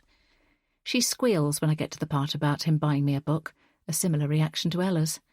That's so cute. I agree. And date number 4 is coming up fast. Do you know what you're going to wear to dinner tomorrow? We spend the last few minutes of our lunch break running through my wardrobe choices and then drift back to our desks. I'm feeling slightly better after food, and Chloe's excited chatter about my upcoming date. I've done all I can about the mystery calls now, so I need to try not to worry too much. As I walk out of the canteen deep in thought, I somehow manage to crash straight into Tim. Oh, I'm sorry. Tim gives me a hard look. Just watch where you're going. He glares at me. So far, I found Tim to be brash and unapproachable, not the management style me and my colleagues have been used to. He's gone to no effort to get to know the team, and he's already starting to shake things up to make his own mark. I'm certain all the changes he's putting in place will be for his own gain and not for the good of the company. When I leave work a few hours later, it's already getting dark. I hate this time of year, when the nights draw in far too soon and sunlit evenings feel like a distant memory. Chloe and I part ways at the office entrance, and she gives me a kiss on the cheek before she leaves. Her husband Matt pulls up in a car just a few metres away. I can see how eager he is to see his wife. My heart squeezes a little, as I remember Jonathan and I were once like that. Take care of yourself, Chloe calls as she's getting in the car, and ring me if you need anything. You're such a good friend, Chloe. I'm fortunate to have two wonderful women to call friends in Chloe and Denise. It's good to know that I have them both in my corner. Zipping up my coat, I trudged towards the car park where my own vehicle is. I always park a few streets away because the daily parking charge is half the price in comparison to the car park just by my office. There's not many people walking in this direction as I'm heading out of town. It's starting to rain and it's cold, so I pull up my coat hood. Lost in my own thoughts, I autopilot along the familiar route. I'm about to cut through an alleyway when I hear footsteps behind me. Normally this wouldn't bother me, but today I'm feeling on edge. Checking over my shoulder, I see a figure behind me. They're wearing dark clothing with a coat hood up and scarf covering the lower part of their face. It's definitely a man, but the rain is coming down hard now and blurring my vision. There are a few cars moving by on the roads, but no one walking nearby.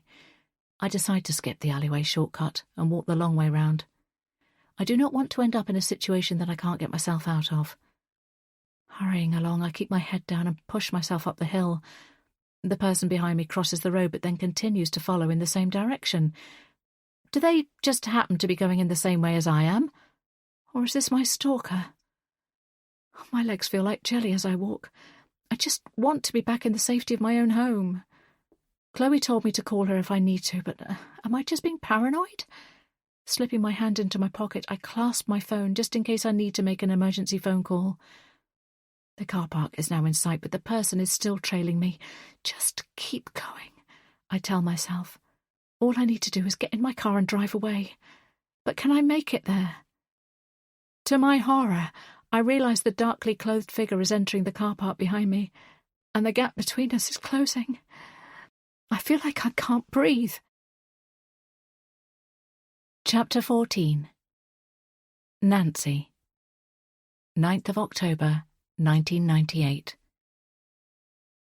You are so beautiful. JJ's words tickle in my ear as we snuggle together in the back of the taxi. I slip my hand in his and smile in response. I spent all afternoon applying makeup and taming my curly hair for my best friend Fleur's 18th birthday.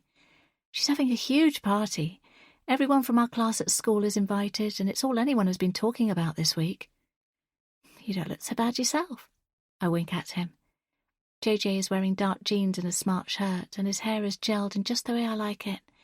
He's got way too much aftershave on. Can you believe Fleur's parents have hired out Shenley Hall for this? JJ says. I wonder how much they paid for it. Pushing the button to open the window, I suck in a lungful of air. She didn't say. And I don't care as long as we have a good night. JJ grins at me. It'll be the best. I'll make sure of it. When we arrive, it's like a prom. There are so many girls in floor-length dresses and guys in expensive suits or hired tuxes. As we step out of the taxi, JJ's expression changes from excited to panic-stricken. I didn't know everyone was dressing up so fancy. I'm wearing totally the wrong thing. Taking in the other guys, I see that he's right. He's the only one in jeans. I didn't think to check with Fleur what the guys would be wearing. I thought JJ would pick this up on the grapevine. But then again, JJ spends more time hanging out with my group of girlfriends than he ever has with any of the guys. And I've always been his best friend. Why didn't you tell me? He hisses. I didn't know, I say truthfully. I didn't think to ask Fleur what the guy should wear.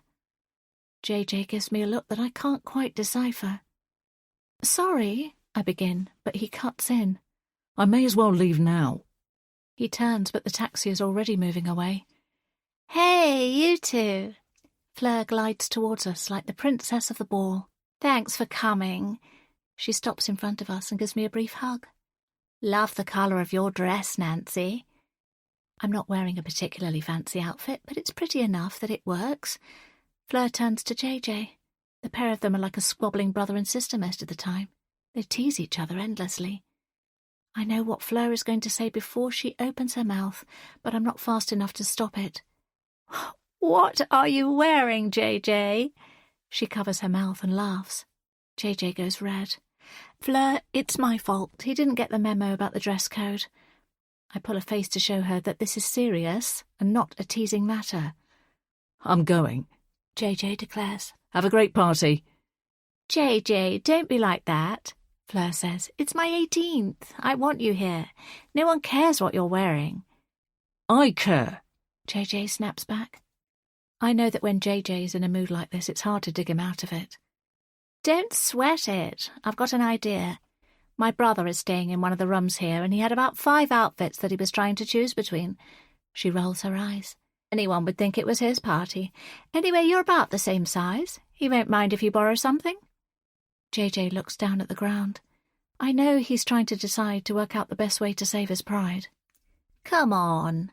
Fleur claps him on the back. I'm the birthday girl, and I insist. She steers him towards the imposing building behind us. I watch them go, and after a few seconds, JJ turns his head back towards me. I expect him to have brightened up, but the glowering look he gives me makes me want to curl up into a ball. JJ has always been complicated. He's never quite fit in anywhere, and I know that bothers him. He's told me over and over again that I'm the only person he feels normal with, which is flattering, but also a lot of pressure. In the last few weeks, he's been even more brooding. I know why he's trying to convince me not to go to uni. I haven't told my parents any of this yet. They'd go mad if they thought I was throwing my education away. Nancy, are you coming in? Todd walks over to me. He's head boy and captain of the football team, one of the popular guys from class. And he's wearing a tux that looks as though it's been tailored exactly for him. I've known him since I was 5. We've been all through school together, and we've always got on well. Todd offers me an arm. Shall we? I giggle. He's the type of person who can make himself fit in anywhere, even in an impressive place like this. We walk under a balloon arch into the entrance foyer, where there's a photographer capturing everyone arriving. Fleur's parents really have gone all out with this, although I suspect Fleur has done a lot of persuading. Todd and I both smile automatically as the photographer zooms in on us, then we keep moving with the other people around us into the main room. It has a high ceiling with a glittering chandelier hanging in the middle. The space is tastefully decorated in soft pinks, and there's a large stage at one end where a band is already playing. People around us have already started dancing, and the atmosphere in the room is electric. Dance? He asks me. I smile. Todd takes my hand and twirls me around playfully. The band are playing an upbeat classic, and my body is responding to the familiar beat. We move closer to the stage and spend a few songs immersed in the music. Todd is clowning around, switching between pulling me into a jaunty jive dance and then strutting about as though he's the coolest person in the room. Which, apart from Fleur, he is. I don't think anyone will be able to top this party, Todd jokes as we each take a glass of champagne from one of the waitresses. That's exactly what Fleur would have intended. I quit back. We both laugh together. At that moment, my eye snags on JJ. He's standing in a corner of the room, and his eyes are narrowed and trained on me. Swiftly, I pull away from Todd. I'll see you later, I call over my shoulder to him. Reaching the point where JJ is standing, I see he has changed into another outfit. You look hot. I fling my arms around him, but he remains stiff and doesn't respond to my touch. Stepping back, I say, You change quickly? Yes, well, it's embarrassing having to borrow clothes from someone, but I did it for you. I did it so I could be here with you. But I've only been gone 5 seconds and you're already flirting with Todd. What? I walked in with him, that was all. I'm sure you'd have carried on laughing your head off with him if you hadn't seen me. In fact, do you just want me to leave, so I'm out of your way? No. JJ, don't be silly. I want to be here with you. You know that. I had been planning to make my excuses to Todd and head to the bar area to catch up with some of my friends before JJ reappeared. He can be touchy about me talking to other guys. I didn't expect him to be sorted out so quickly. I wind my arms around his neck again. JJ, I want to be with you. Let's just enjoy ourselves. After a few minutes, I coax him to the bar and we get a couple of bottles of beer. JJ knocks his back quickly and then orders another. I hope this is a sign he's going to get into party mode now and stop stropping. But for the next half an hour he is moody and sullen. He barely answers when I speak to him and we end up in a corner of the room, a stony silence between us. Everyone else is having fun. I wish I was right there in the heart of the room with them. Why does JJ have to behave like this? We're doing the birthday cake soon. Saskia approaches us. She looks effortlessly chic in a black, silky, floor-length dress. Are you coming to join? I gulp and look at JJ. His face is dark with anger. I'll be over in a moment. I say. Saskia nods, and then melts back into the room. JJ stands up, and I think he's finally going to join in. Instead, he yanks my hand and pulls me through the crowded mess of young people. We end up in a smaller side room.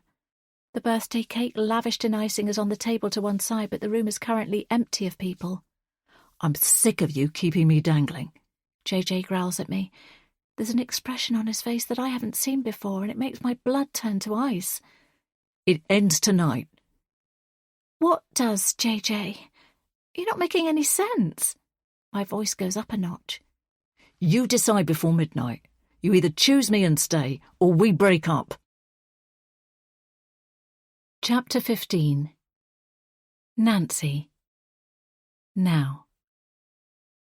Stumbling into the quiet house, I slam the door shut behind me and sink to the floor. I've never been so scared in my life. I really thought I was going to die in that out-of-the-way car park. My heart is still beating too fast, but at least I'm here. I'm home safe. Alone in the darkness, I choke out a sob as the events of the day catch up with me. I'm overwhelmed with adrenaline and trying to make sense of what just happened. I pushed my body to get to my car as fast as I could, willing every muscle to get me there, but then something snapped inside me. I didn't want to be running scared, not knowing who was chasing me. So I did something I never thought I would do. I turned around and faced the person behind me. I had my car keys in one hand, ready to use them if I needed to. I took self-defense classes when I was in my early 20s, and I scrambled to remember what to do if I needed to fight back, because I wasn't prepared to let this person intimidate me. "What do you want?" I yelled. The person had stopped in their tracks, clearly surprised to see me confronting them. "You've been following me. What do you want?" I demanded. The man took a gloved hand and pulled the scar from his face. He looked younger than I expected, perhaps not much older than my own son. I'm sorry if I frightened you, he said in a polite voice. That's why I crossed the road. I didn't want you to think I was following you or something. I'd exhaled then. There was something in his expression and the way he spoke that immediately made me believe him. He wasn't following me and he wasn't about to attack. I was just being paranoid. I managed to stutter an apology. I really am sorry, he insisted. I'd felt mortified, but at least my fears hadn't been real. Before the young man turned away, he said, I admire your guts, but if you ever do find yourself in an unsafe situation, promise me you'll choose flight and not fight mode. He gave me a wry smile before walking to a red car that was parked just a few bays away from mine. Now, here I am, sitting on the floor, and my mind is all over the place as I try to pull myself together. I hadn't realised how much those messages have been bothering me. They've gotten under my skin more than I thought. Thankfully, there haven't been any more anonymous calls or messages, so I need to put things in perspective. The best thing I can do is try to have a chilled evening and an early night. But I stay where I am, feeling paralysed by the confusing thoughts crowding my brain. The clock in the hallway ticks, marking the time passing by. I still don't have the energy to move, despite knowing it would be better to get up and switch the lights on. I haven't had enough to drink today, and some water would help clear my head, but my body doesn't want to move. Before I can haul myself up, I hear a crash. It makes me jump because it's so loud. It sounds like it's coming from the kitchen. I remain frozen, wondering what just happened. Then there's another loud bang. I leap up, hit the hallway light switch, and the overhead bulb comes on. Ella is staying at her dad's this week, and Liam is at university, so there shouldn't be anyone else in the house. So what's going on? The young man in the car park was right. I was foolish to confront a potential attacker, and I'd be even more foolish to do so in an enclosed space like this. But is there someone on the other side of that door, or is there just a simple explanation for the noise? Holding my breath, I stand by the closed wooden door that's the only divide between the hallway and whatever is going on in the kitchen. I wait silently, straining to hear any other sounds. I wait and wait, but there's nothing. I push down the silver handle and open the door. Stepping inside, I'm greeted by darkness, so I flick the light switch on in here as well. I'm momentarily blinded, and it takes a few seconds for my eyes to adjust. I blink a few times and then discover that it's in fact empty. There's no intruder in here, and the kitchen door that leads to the garden is very firmly shut, so there's no sign of a break-in. But the kitchen is an absolute mess. A ceramic vase has been knocked over and has shattered all over the floor. The delicate white roses that Scott bought me are scattered amongst the shards. I bend down to pick one up and withdraw quickly. Ouch! One of the sharp ceramic pieces has cut my finger. A surprising amount of blood spills, dripping over the floor and one of the white roses before I can register what is happening. Swiftly, I grab a tea towel to stem the flow of blood. As I do so, I almost trip right over a small black shape. "Betty!" I exclaim. "Did you do this?" She circles around my ankles and looks up at me, purring. I was in such a state of anxiety that it didn't even occur to me that the noise might be down to the cat knocking something over. "I hope you haven't trodden in any of this," I scold her. Running my finger under a cold tap, the flow of blood soon begins to lessen. I wrap my finger up in a plaster and then turn my attention to the cat. Checking all of her paws meticulously, I make sure there aren't any sharp bits of ceramic embedded anywhere. Once I've done this, I shoo her from the room and then set about tidying up. Now I'm over my initial shock, I think at least this has given me something to do and jolted me out of my emotions. I still feel unsettled being in the house all alone after receiving those strange messages, but I need to distract myself, so I set about creating an evening of pampering for myself. I love going to a spa or for a massage to relax, but that kind of self-care gets expensive, and being able to paint your own nails or pop on a face mask at home can be just as soothing. Before long, I'm reclined on the sofa, with my whole body moisturised and wearing my favourite cotton pyjamas. I've got an avocado face mask on, a foot mask on my feet, and my fingernails have been painted a deep red colour.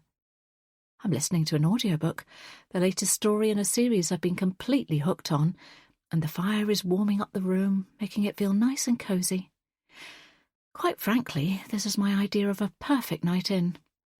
I'm content here, in my home. I push away thoughts of divorce papers and unwanted attention, allowing my limbs to uncurl and to let go of the tension in my back. And I let my mind think about the future instead. Scott might just offer a few dates of fun, or he might be a more permanent feature in my life. Whatever happens, I'm going to try to go with the flow and enjoy it. After an hour, I make a herbal tea and tidy the house before I go to bed. Wiping down the kitchen worktops has always been a before-bed ritual for me. It's been so much nicer to wake up in the morning to a clean space. My phone has been on silent, but I check it before I head upstairs, just in case Ella has been in contact. Drifting into the lounge to tidy up, I see my daughter has sent a sweet good-night message. And there's a cute text from Scott saying he's looking forward to seeing me. But before I hit send on my reply to Scott, the same unknown number flashes up on my phone. My stomach drops. Not again. These are becoming too frequent now. I hate not knowing who is doing this, and it's unnerving to think that someone is deliberately trying to scare me. All the relaxation of the last hour is instantly undone, and I feel the anxious tension creeping back into my body. Then suddenly the window in the lounge shatters, the glass falling inwards. I spring backwards, just missing the spray of jagged edges. My breath catches in my throat.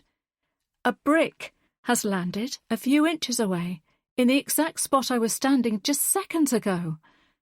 It could have seriously hurt me, or worse.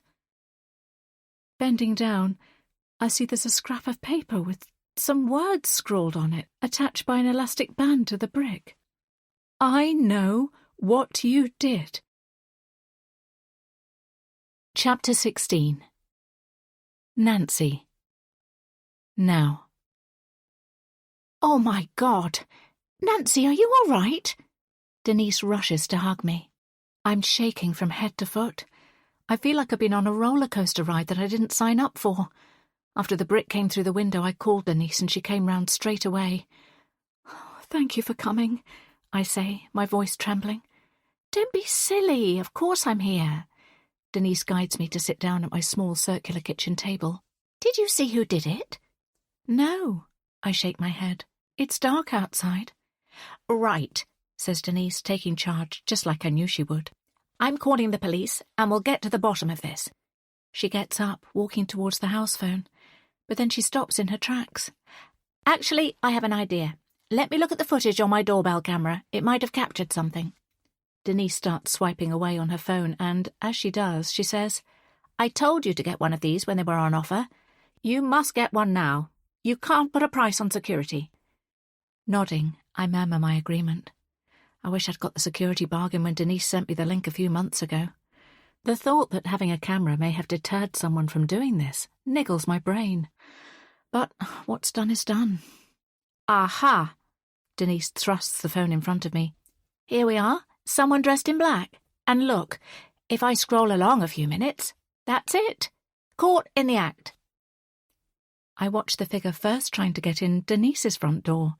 They're unsuccessful, so then they try to open the door to my house. Again, they don't manage to get in. Moments later, they catapult the brick through the air and my lounge window. The person scarpers as soon as the brick crashes through the glass. What? They tried to break into your house before mine? I'm stunned. Does this mean the person was a random chancer rather than someone who was targeting me specifically? Denise waves her hands around agitatedly. I don't believe it. Why were they trying to get into my house? Maybe it was a burglar? Can you zoom in on them?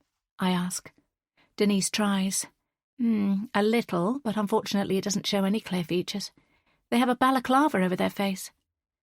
Well, the police might be able to get something from it. Thanks, Denise.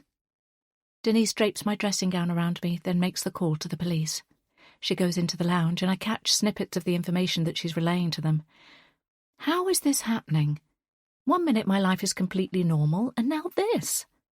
One thing is for sure, if things don't work out with Scott, then I will never be tempted to dabble with internet dating again.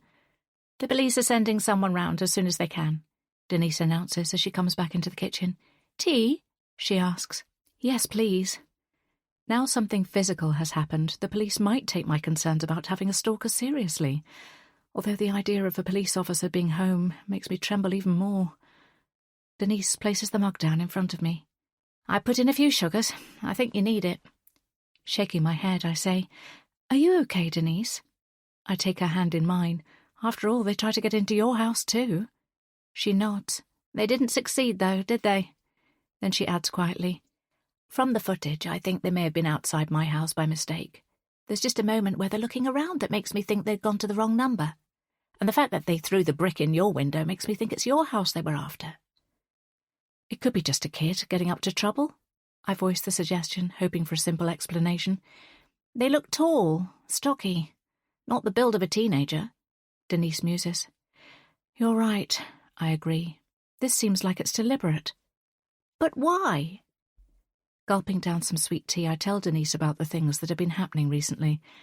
As I talk, Betty climbs onto my lap and nuzzles into me. She knows I'm upset. I stroke her silky fur and it helps to calm me as I'm relaying everything to my friend. That's a lot to be dealing with, Denise says once I've finished. I think we need something a bit stronger to drink than tea, don't you? I chuckle at this. What do you fancy? Wine, gin, cider, or all three? Let's go for the wine. Denise grabs a new bottle and sets about pouring it into ceramic mugs, not bothering with glasses. Taking a sip of the lukewarm liquid, I grimace. Sorry, I should have chilled this. I'll put the rest in the fridge. I'm sure we'll have more than one glass. Denise moves around with the confidence of someone who is just as familiar with my kitchen as she is with her own. What do we like? Denise giggles. Sitting here at midnight, sipping on warm wine. I try to laugh, but I'm feeling too fragile. The two of us have spent many an evening sitting around my kitchen table, sharing our highs and lows, but this is different. At least Ella wasn't here with all this going on. She's staying at her dad's this week, as there's been a few weekends lately where she hasn't seen him as much due to plans with her friends. Look, I know this is scary. Denise hits the nail on the head. But it will get sorted.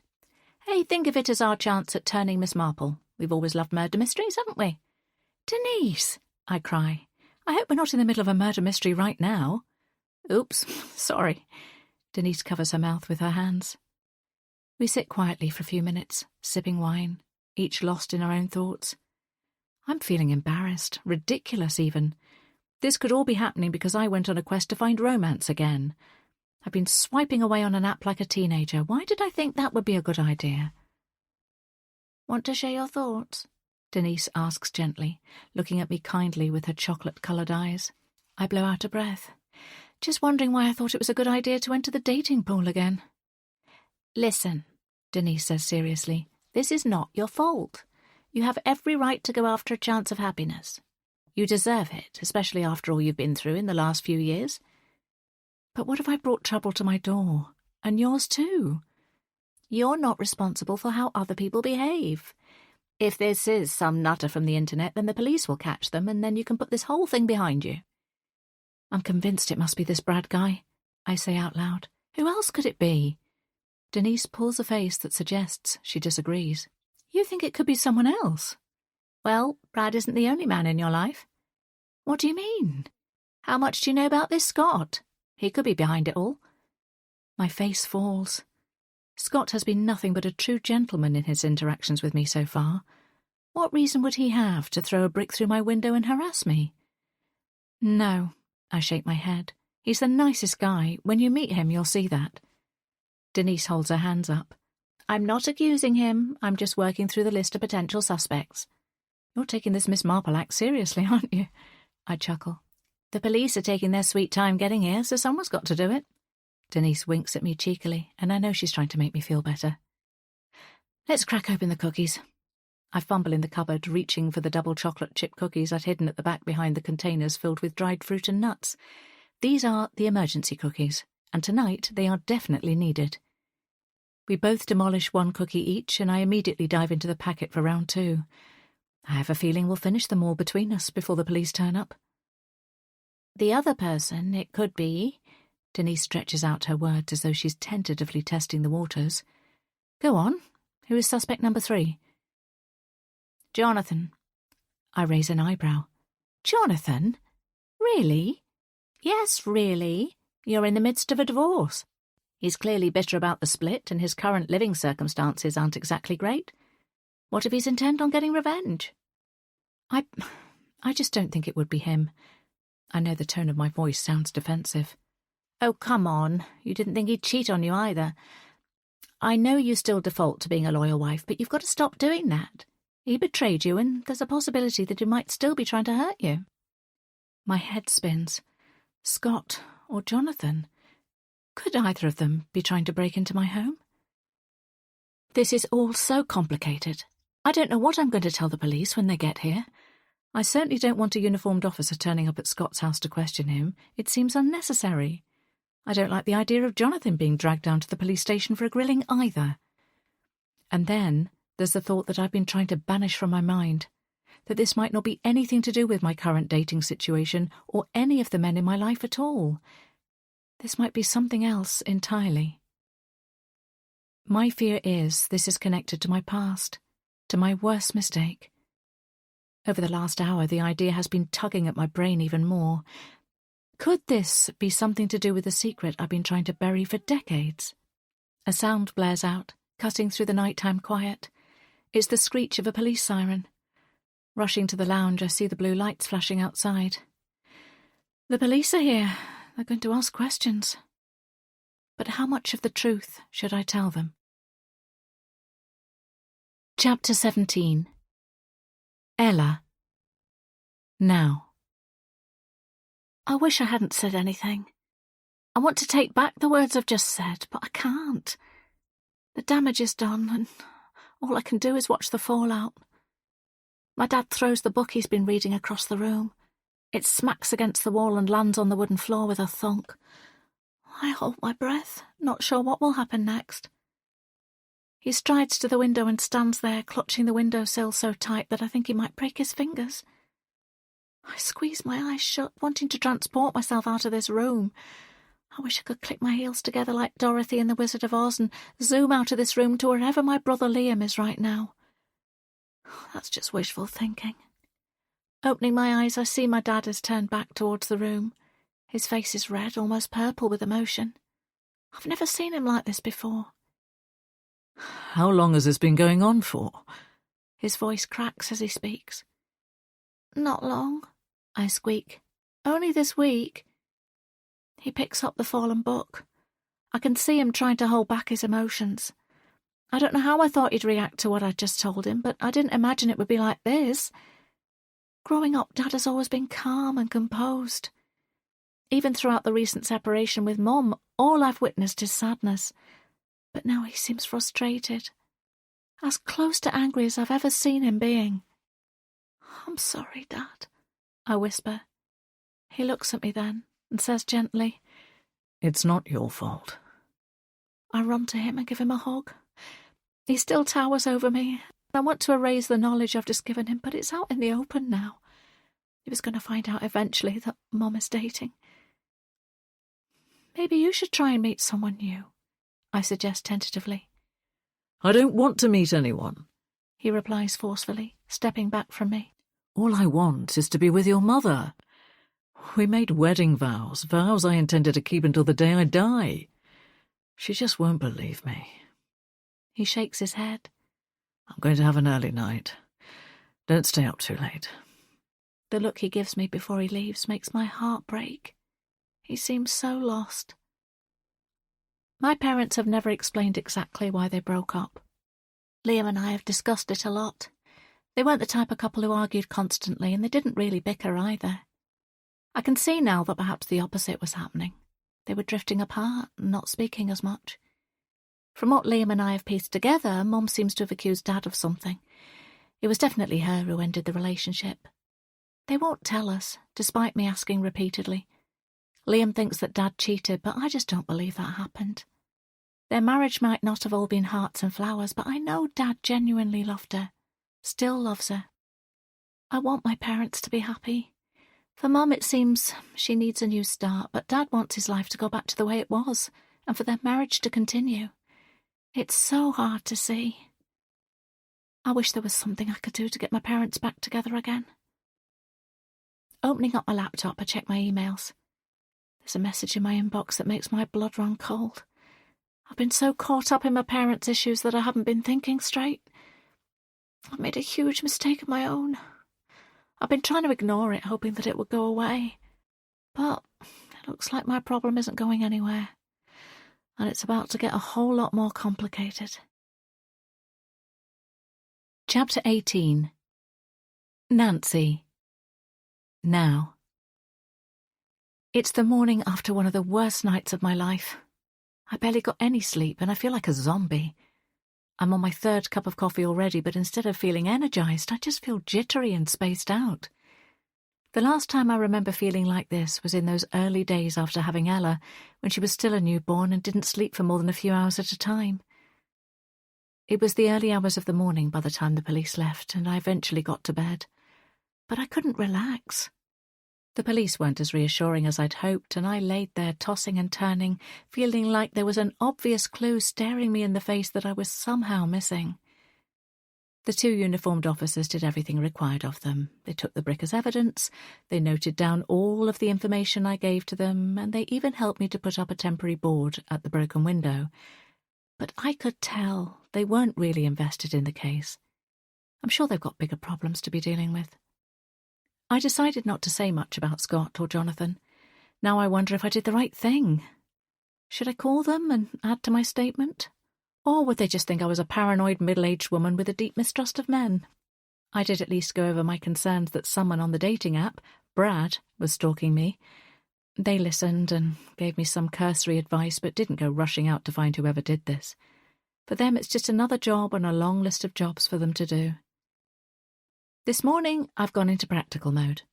I called my insurance and rang around local tradesmen to try and get the gaping hole in my house mended as soon as possible.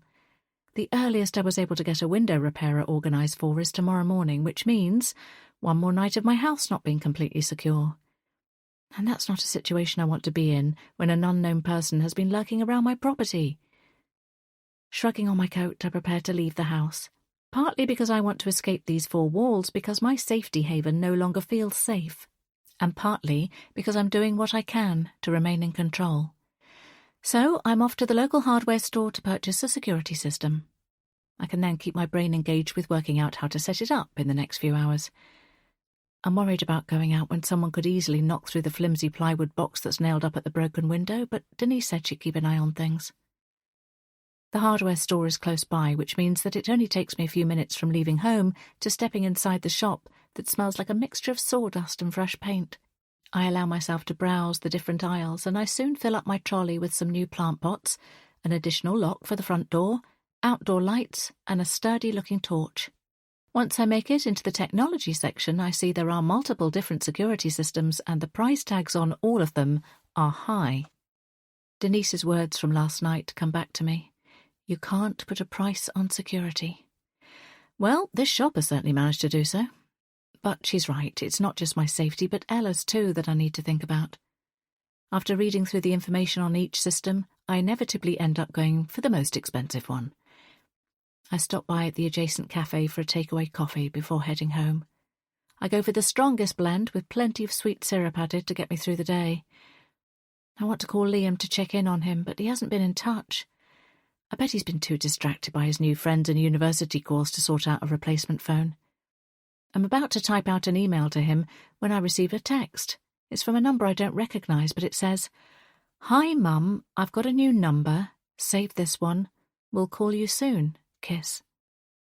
I'm glad Liam's got the phone situation sorted out.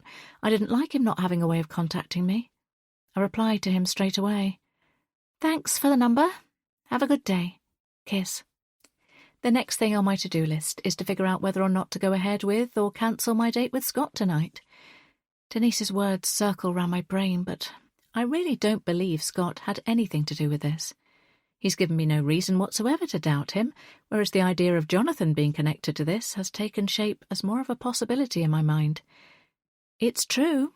He's lied to me already, and he does have reasons for wanting to rattle me. Perhaps he wants to scare me to try and make me feel unsettled living on my own. There could be two reasons for this. One, he wants us to get back together and live as a family unit once more. He's tried on several occasions to broach the subject of us becoming a couple again, but every time he has, I've backed away from the conversation quickly. I couldn't live with a man who had cheated on me. The second reason could be that he's hoping for me to move out of the house we bought together sooner rather than later. The terms of our custody agreement state I can remain in the family home as long as one of the children is in full-time education up to the age of 21, and a minimum until Ella turns 18. Liam is only at the start of his university stint, and Ella is planning to go and study further as well, so it could be another 4 years before I have to think about selling the house and splitting the proceeds of the sale. If I decide to move before then, Jonathan would get his money sooner. Back at home, I unpack the security system and read through the pages of complicated instructions. Putting something like this together is not where my strengths lie, and I know it'll take me a great deal longer to figure out than most people. In a flash of inspiration, I hit upon the idea of finding an online tutorial video to show me how to put this together. I'm completely absorbed in my task, so much so that time is ticking away and it's almost midday. My phone rings. Panic sets in. Will this be my reaction from now on every time I hear the ringtone? To my relief, I see the name on the screen. "Hi, Scott," I say as breezily as I can. "Nancy." The line is crisp and clear. "I'm just calling to confirm our plans for this evening." I pause, debating what to say. Should I cancel, or will that give the wrong impression? "Can you still make it?" he asks, a note of doubt creeping into his voice. I want to gloss over what's happened, to either tell him I'm looking forward to seeing him or make up an excuse as to why I can't make it. But lies were what killed my marriage, and I don't feel comfortable even creating the tiniest white lie in order to rearrange our meeting. Even though I haven't known Scott long, if things are going to work out between us, then we need to be truthful, and I want to lead the way on that. So something's happened, I start to say. "Oh, it's fine." Scott cuts in, obviously thinking I'm bailing on our date. "Don't worry if you're not able to meet." "Scott, I do want to see you. I really do. I've just had a strange 24 hours. One of the windows at the front of my house was broken." I trail off, not sure how to connect that to the strange calls and messages. "Are you okay?" he questions without hesitation. "Yes, I'm a bit shaken up, but not hurt." "Is there anything I can do?" I could say it's all fine and reschedule the date, but I don't really want to do that. I was looking forward to seeing Scott, and he seems keen to see me as well, so I decide to invite him over. Actually, do you want to come to mine and help me set up a security system? I've got a few nice bottles of wine here as well. He chuckles. I'm not gifted in the art of reading instructions, unlike many of my fellow men, but I can certainly come and give it a go. My hero, I tease. I've got an idea. Why don't I cancel the reservation at Amora? We can get the system set up, order a takeaway, and kick back with some wine and a movie. How does that sound? Absolutely perfect. I find myself smiling. If this had been a test, then Scott has passed it with flying colours. We arrange for him to come over in about an hour. Hanging up the phone, the reality of the suggestion dawns on me. Scott is coming to my house very soon, and I need to get both myself and the house in a respectable order. This has me hurtling into the shower and flying through the motions of making myself date-ready as fast as I can. I dry my hair, do my makeup, and select an outfit that's both casual and cute. Once I'm sorted, I then set about plumping cushions, hoovering carpets, and lighting candles. I'm surprised how much I get done before the doorbell rings. I check my appearance in the hallway mirror, wipe a fleck of mascara from under my eye, and then open the door. But it's not just Scott I find on my doorstep. It's Denise, too. My next-door neighbour might be short in stature, but she certainly makes up for it in ferocity. She's firing questions at Scott like a professional interrogator. I realised then I should have informed her that the stranger arriving at my house this afternoon was in fact the guy I'm dating. "Scott, let me rescue you from Denise," I grin. Denise looks at me baffled. "You know him?" "Yes, this is Scott. Sorry, I should have mentioned he was coming round. I got one of those security systems you recommended, and he's going to help me get it up and running." A deep crease appears between her eyebrows. I know what she's thinking. She doesn't trust this newcomer, and she doesn't approve of him getting his hands on the equipment that's meant to keep me safe. She plants her hands on her hips. "Thank you for being such an eagle-eyed neighbour," I say, trying to unruffle her feathers. But Denise isn't having any of it and rounds on Scott. "How do I know I can trust you? Were you the man smashing windows last night?" Scott steps back in surprise, clearly not expecting such a direct accusation. He looks from Denise to me and back again. "You've got a good friend here," he says eventually. "I can understand why you'd ask that." He goes on diplomatically. "But I can assure you I was working late last night, and I've got colleagues who can vouch for that." "Well, I believe that when I hear it." Denise pouts. "Denise, calm down. Scott doesn't need an alibi. He's here to help me. Why don't you come in and have a coffee with us instead of standing out here in the cold?" She huffs. "I've got potatoes to peel for dinner, and they won't do it themselves." She starts to march off. "Denise!" I cry, running after her. "Denise, I appreciate you looking out for me, but I trust Scott. I'll let you know if I need anything, I promise." Her shoulders drop then. "I'm just worried about you. Sorry for being grumpy." "I know. It's okay." I squeeze her hand in thanks, and then she disentangles herself, stomping back up the driveway to her house. "Sorry about that," I say to Scott. "Not exactly the welcome I was planning to give you." "It's all right. What welcome was I meant to receive?" Standing on my tiptoes, I tip my head upwards and kiss him full on the mouth. "Now, I have to admit, that was a much better greeting," he says when we break apart. Inside, I play hostess, making the drinks, putting on background music, and chatting brightly to make up for the fact that my neighbour accosted Scott outside. In no time at all, he's got the new security camera outside and the corresponding app set up on my mobile device. "I thought you said you weren't good at instructions," I query. I actually surprised myself with how speedily I set that up. He gives me a lopsided smile. Perhaps the incentive of spending the rest of the evening with you was exactly what I needed to focus my attention. "Smooth line," I tell him. Scott folds the instructions and puts them back into the box they came in. He hands it to me. "Are you sure you're okay?" He checks. I say faintly. "It's just one of those things. Hopefully it won't happen again." Then I frown, remembering Marianne. "Have you looked at the local news lately?" He shakes his head. "No. Why?" "Oh, it's awful. Marianne has been killed." Scott blinks. "Marianne from Nonna's?" "Yes," I confirm. "What the—" Scott gapes at me. I pull the news tab up on my phone and show it to him. His eyes quickly scan the information. He curses. "She was so young." I know. It's terrible. Are you all right? Scott has turned a pale shade. He rubs his forehead. Yeah, I mean, it's just so unexpected. Did you know her well? I asked tentatively. Not really. Just through speaking to her when I'm at the restaurant. But I pop in a few times a month, so we've chatted on and off. He goes silent and then says, I hope they catch whoever did it. I'm tempted to bring up my theory that Harrison might be involved, but now doesn't seem the right time. Not after Scott's only just found out the news. Goes to show, you have to live for the moment. Scott holds out his arm, and I scoot closer to him.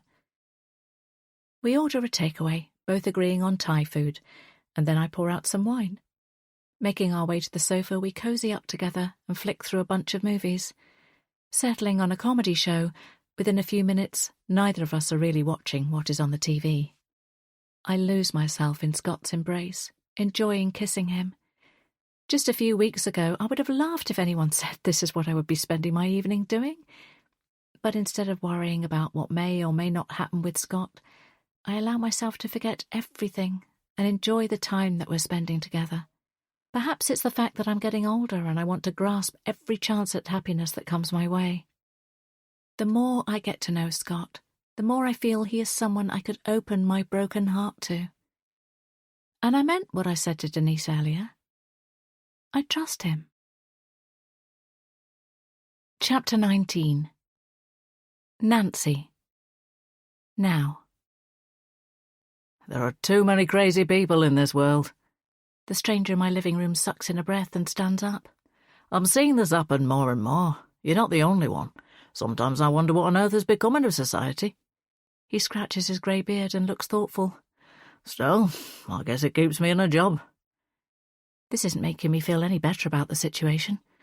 After 2 days of having a boarded-up window in a house that has felt very insecure, I thought having the window fixed would make me feel safe again. I've been on edge for the last few days, terrified that whoever is responsible for the damage was going to come back. Instead, the repairman has spent the whole time he's been here banging on about the rise in local crime rates and the lack of police officers on our streets. Likely there's truth in the things he's saying, but I would rather be blissfully ignorant than awake all night worrying about these statistics. This week has been stressful enough. I've worked from home for the last few days, partly because I've been so shaken up and partly because I didn't feel comfortable leaving the house when there was only a bit of plywood in place of the gaping window. My boss, Tim, wasn't happy about it, but there wasn't much else I could do. I'm feeling a bit stir-crazy from not having left the house. I hope that now the glass is in place, things will go back to normal and I can put this whole episode behind me. Thanks for sorting the window, I say, attempting to usher the man towards the front door. No problem, he responds. You take care of yourself. There's something ominous about the way he says this, and a shiver runs down my spine. Thanks again. As soon as he stepped outside, I closed the door, then pulled the bolt over. I sighed deeply. The last few days haven't all been all bad. Scott has been staying on my sofa for the last couple of nights. It's really sweet that he wanted to be here to make sure I was okay. It's also meant we've spent hours talking and we've both been able to get to know each other better. Getting closer to Scott has been the silver lining to the damage to my property. He's been so supportive and he's made me feel safer than I otherwise would have done. I need to look forward and try not to allow myself to dwell too much about the brick that came through my window. Although, that's easier said than done. I think I could have convinced myself that it was just a random incident if it hadn't been for the note attached to the brick. I know what you did. Was the message intended for me, or did the brick go through the wrong window? If it was for me, what does it mean? I've got a pile of washing to get through and the house needs a proper clean, but I don't have the energy to deal with it all right now. I'm jittery with anxiety, so I decide to call the police to see if there's been any development with my case. Tapping the number of the local station into my phone, I wait while it rings and rings. There's no answer. They must be busy. To distract myself, I go and put the kettle on to make a hot drink. Once that's done, I sit down at the kitchen table and dial the number again. This time, there's an answer. 20 minutes later, I'm not filled with confidence that the police are going to be able to get to the bottom of who is responsible for my shattered window. The female officer I spoke to sounded busy and very stressed. She said they'd run fingerprints through their system, but it would take some time for the results to come back. I know this crime is at the bottom of their pile, but it matters to me. I could have a dangerous stalker out there. I persisted and asked if they were checking CCTV in the area, if they were looking into the dating site that I'd shared with them, or making any progress with tracing the phone calls to my mobile. It seems that nothing other than the fingerprints have been looked into so far. No wonder there are so many amateur sleuths in TV crime shows these days. I tell the police officer I will call again tomorrow to see if there's any further updates. I've got to the stage in life where I've realised you have to keep standing up for yourself, and sometimes being persistent is necessary. At least the house is now secure, but I feel unsettled in my own home. I'm not going to spend all day feeling downcast, though. If channeling my inner Miss Marple is what's going to get me answers, then that's what I'll do. I put on my coat, with the planning of walking along my street and knocking on the houses of any neighbours who have security cameras to see if they have any useful footage. But I only get as far as the bottom of my driveway when I see a man walking towards me. My face falls. This is the last person that I wanted to see today. What is he doing here? Hi, Nancy. Hi, Jonathan. He holds out a big bunch of flowers between us. They look like the fancy sort that must have come from an actual florist, rather than from the supermarket. These are for you, he says awkwardly. A memory sears across my brain. Jonathan on one of our very first dates, behaving just as awkwardly as he is now.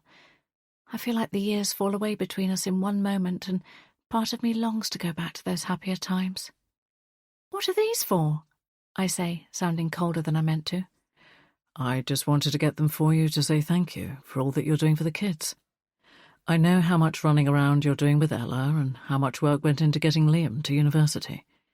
He tips his head and then looks back up at me. You don't have to do it all alone, though. I still want to be involved. All you have to do is say. My eyes go moist. I wasn't expecting him to turn up here and give such a heartfelt speech. I'm feeling vulnerable as it is today, and this could just about undo me. Thank you, I say quietly. Anyway, you look like you're going out, Jonathan observes. I don't want to get in your way, but if you have time, there's something I'd like to talk to you about. I want to say no, but he's caught me at a low point. I flick my eyes toward the house we once shared together. Okay, come in and have a drink. It's too cold to be standing around out here. It's been many months since we've had a proper conversation. I deliberately avoid any prolonged time with Jonathan, but I know I need to let go of the hurt and interact with him civilly for the sake of Liam and Ella. The flowers are lovely, I say politely, leading the way. You always liked autumn colours, Jonathan murmurs as we go inside. Is everything okay with Ella? I ask. Our daughter has continued staying at his house while I've been waiting for the window to be repaired. She's fine, Jonathan replies. She's just worried about you. And so am I. I ignore his comment and go through to the kitchen. Standing at the sink, I fill a vase with water. Cutting the stems and arranging the flowers, I try not to think about how strange it feels for Jonathan to be in this kitchen with me. We've had so many conversations in this space as a married couple. In the early years of us living here, this room was filled with laughter and warmth. We used to eat dinner together and then share a glass of wine in the evenings. We planned our future in this house. And yet here we are, on the brink of divorce. I have no idea what Jonathan wants to talk to me about. Perhaps it's to do with Liam. Maybe he's struggling with something and has gone to his father for advice and not me. Turning, I see that Jonathan is watching everything I'm doing. He has such a sad expression on his face. I panic suddenly. You're not ill, are you? No. Jonathan shakes his head. Would it matter if I was? Of course it would, I say. We've barely spoken recently. His voice is thick with emotion. Jonathan, given the circumstances, what do you expect? Look, Nancy, there's something I have to say. He takes a step closer to me. I can't live without you. I still love you. I always have and I always will. I just wish you'd believe me. Wish that I could make you see that I would never hurt you. He wrings his hands, then looks me in the eyes. I don't want us to divorce. I want us to try again, to make our marriage work, like we promised on our wedding day. A lump forms in my throat. Jonathan stopped trying to get me to believe that he hadn't had an affair about 6 months ago, after almost over a year of trying. He kept saying the same thing over and over again, but I found the red lacy knickers that didn't belong to me in our bed, and I saw the photo of Jonathan kissing another woman that was sent to my phone. Nothing Jonathan said at the time or since has convinced me that he was telling the truth. There was physical evidence of his betrayal, and the fact that he was lying made it worse. If he'd come clean, I would have had more respect for him. There would have been more of a chance for us to find some way to be friends for the sake of our family if he'd just told me the truth. But he didn't. He just kept repeating the same lies over and over again. Nancy? Jonathan questions. I can't live without you. I know that more paperwork for our divorce is looming. Jonathan has been dragging his heels and refusing to cooperate. I want to believe him. I want to believe the last few years have just been a horrible nightmare and that we can go back to being us again. My emotions are all over the place. Pinching the bridge of my nose, I tried to find the words to respond. It would be so easy to give in and say yes. But I can't ignore everything that has happened, and I don't want to be in a relationship with someone I can't trust. I deserve to have a new chapter. I deserve to be happy. I have to make Jonathan understand that there isn't a world in which I'm going to forgive and forget. Please, Nancy. He takes another step in my direction. No! I hold out my hand to stop him coming any closer. You can't just turn up here and expect me to change my mind because of a bunch of flowers and your meaningless words. I mean every single thing I've said. I see the tears in his eyes and my breath catches in my throat. What if I'm wrong? What if Jonathan has been telling the truth and I've destroyed my family because I haven't believed him? This is the thought that haunts me at night. But then something occurs to me. Have you been ringing me on a different number? Jonathan looks confused. No, I haven't.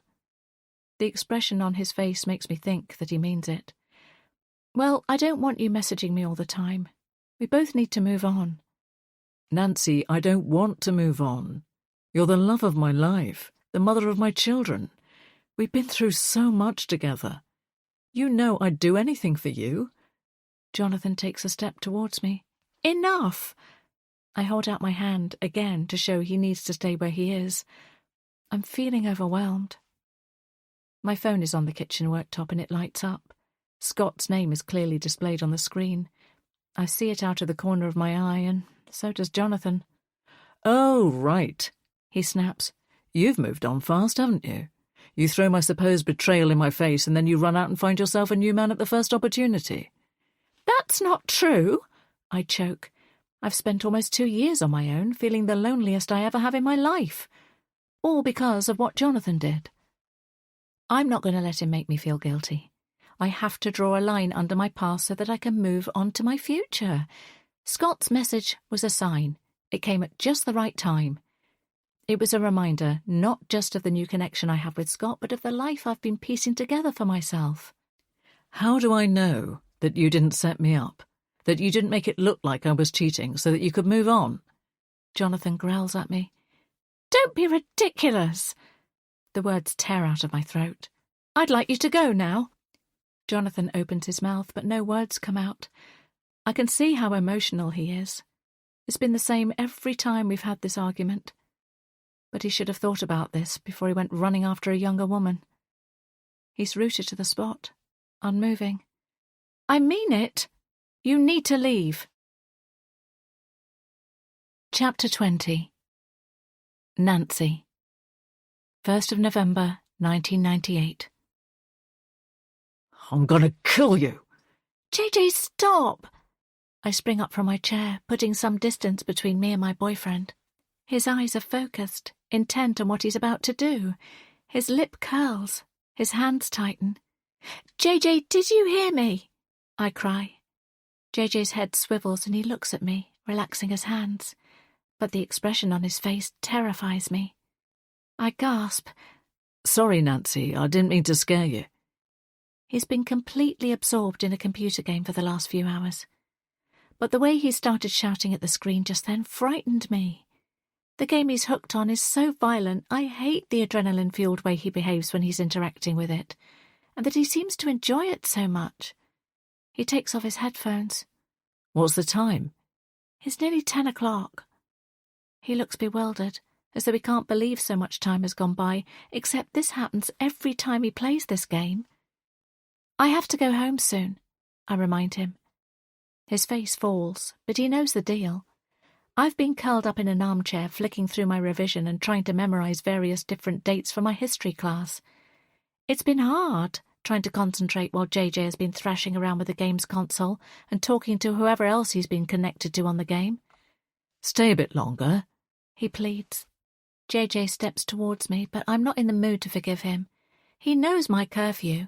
My parents have been very clear on the time they expect me home, and I don't intend to break my promise to them.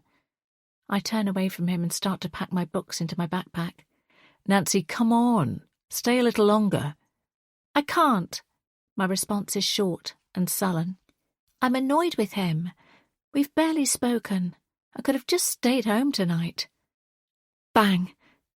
I spin around, startled. JJ is pulling his hand away from the wall. There's a dent in the plaster. I realise that he's just punched the wall in frustration. What are you doing? I cry. You could have broken your hand. He's not listening to me. He kicks over his gaming chair and stomps out of the room, slamming the door behind him. I flinch at the sound. My boyfriend has always had an emotional side to him, but the combination of watching him play the game and his behaviour just now makes me feel panicky. I always thought that I was safe with JJ, but could he be as violent in real life as he was in virtual reality? I stand unmoving in the middle of the room, my muscles tense, waiting to see what he will do next. A few minutes later he returns into the room, head hanging and knowing he's in the wrong. Sorry, he says meekly, and opens his arms to me. I don't want to be near him at the moment, not when he's behaving so erratically, but I know that if I don't respond it will only start another argument. So I step forward and allow his arms to encircle me. I try to relax my rigid body, but things are shifting between us, and I'm finding it hard. After a while, I whisper, I've got to go. Will you walk me home? I can tell by the sullen look on his face that he's not happy that I'm leaving, but he agrees and grabs his coat. We leave his top-floor flat and make our way down the grey, echoing staircase. It's cold and dark outside, and I can't wait to be at home in my warm bed. We've been bickering a lot lately. It wasn't like this when we first started going out together. He keeps twisting my words, seeing alternative meanings where there are none. JJ grabs my hand tight in his and we walk along in silence. This wasn't the Friday night that I had imagined. JJ had promised we could hang out together and have a proper chat about our future. I want JJ to understand how much I want to go to uni. I also want him to realise that it doesn't have to be the end of our relationship. We can still figure out a way to carry on being a couple. But every time I tried to start the conversation, he pulled away. He kept finding other things to do, different things to talk about, all excuses to avoid the issue between us. When I gave up and opened up my school books, JJ dived into his game. I know he probably regrets doing so now, but I can't stay any later because of the choices he's made. I don't live far, but my house is worlds away from where JJ lives. In contrast to the cramped, damp flat he lives in with his mum, her boyfriend and his little brother, my detached home is set on a nice street where the crime levels are non-existent. JJ has spent a lot of time at mine over the last few years. As we reach the end of my road, JJ draws me in for a kiss. I resist. Tonight, for a split second, I was properly scared. I don't know what to do about it. I know it's not okay, but I also know JJ is having a hard time with his schoolwork and family at the moment. I care about him, so I want to help him. My friends don't understand our relationship, and Fleur especially doesn't like JJ. My mum and dad aren't the type of parents I can share something like this with. I watch JJ as he walks away, shoulders hunched. I'll tell him how I feel when he's in a better mood and make him understand he can't behave like he did tonight. I know he loves me, so I hope he will listen. But what if I'm wrong about JJ? What if he isn't the person I think he is? And what will happen if I don't do what he wants? Chapter 21. Nancy. Now. What does this mean? Her back is arched and she's spitting angrily. My beautiful black cat Betty is behaving in a way I've never seen her behave in the 9 years that I've had her. Her claws are out, her ears are back, and her mouth is stretched open. Betty? What's the matter? I bend down to try to calm her, but she brushes past me. I can see what she's intending to do. She's about to fly at Scott. Betty, no! Blocking her path, I shepherd her into the hallway. Her eyes are still wide and she's hissing. It's the first time that she's been in the same space as Scott. She's a cat who loves to roam and wasn't in the house when he stayed over while the window was being fixed. I spend a few minutes calming her, and then I let her outside to cool down. That was so unexpected. Betty is usually placid and unbothered by anyone who comes into our home. When I think of the countless teenagers that have traipsed in and out of our house, and she's never once reacted like this. So what's got into her? Was she wary of Scott, or was it just a coincidence? Your cat is a feisty one, Scott chuckles when I re-enter the living room. Cats usually like me. Huh? I muse. That's odd, because Betty is normally so unfazed by new people. Perhaps it was a protection thing, he suggests. After all, she did walk in to find not only a new person on her sofa, but someone with his arm around her human. That could be it, I agree, realising that Scott is right. Betty must have been reacting to the close proximity she found me and Scott in. I pick her up and move her into the kitchen, shutting the door so she can't follow me. I feel bad, as Betty loves company. When Jonathan lived here, she was always climbing onto his lap and would spend hours contentedly purring away while he stroked her. Now, where were we? Scott pulls me back down onto the sofa and starts kissing me once more. He insisted on coming over this evening to make sure that the window repairman had done a good enough job of mending the glass, but we both know that's not the real reason why he's here. Although he did make a show of checking everything and declaring that he was satisfied with the workmanship. I'm glad I'm not alone tonight, because not knowing if the person might return again to try and do more damage to the house, or to me, is a pretty terrifying position to be in. Ella has still been staying with her dad's, but this morning she left to go on a week-long geography trip to Iceland with her school class. The kind of school trips they do nowadays are certainly on a whole different level to when I was younger. I'm missing her, but I'm also relieved she's not around with everything that's been going on. There haven't been any more messages or calls, but I'm on edge because my gut feeling tells me this person isn't just going to lose interest and go away. We should have some dinner, I say to Scott, realising how fast the evening is disappearing. I've made a beetroot risotto. Will that be okay? I can rustle up some garlic bread to go with it. Sounds delicious, Scott answers. Half an hour later, we're sitting opposite each other at the kitchen table. It feels strange to be in here in such a domestic way with a new man. I guess that's because Jonathan and I spent so much time in this space, and Jonathan being here again this morning has stirred up memories of the past. As hard as it is, I need to try to focus on my future because I can't believe a word that my ex says. What did the police say about the broken window? Scott asks.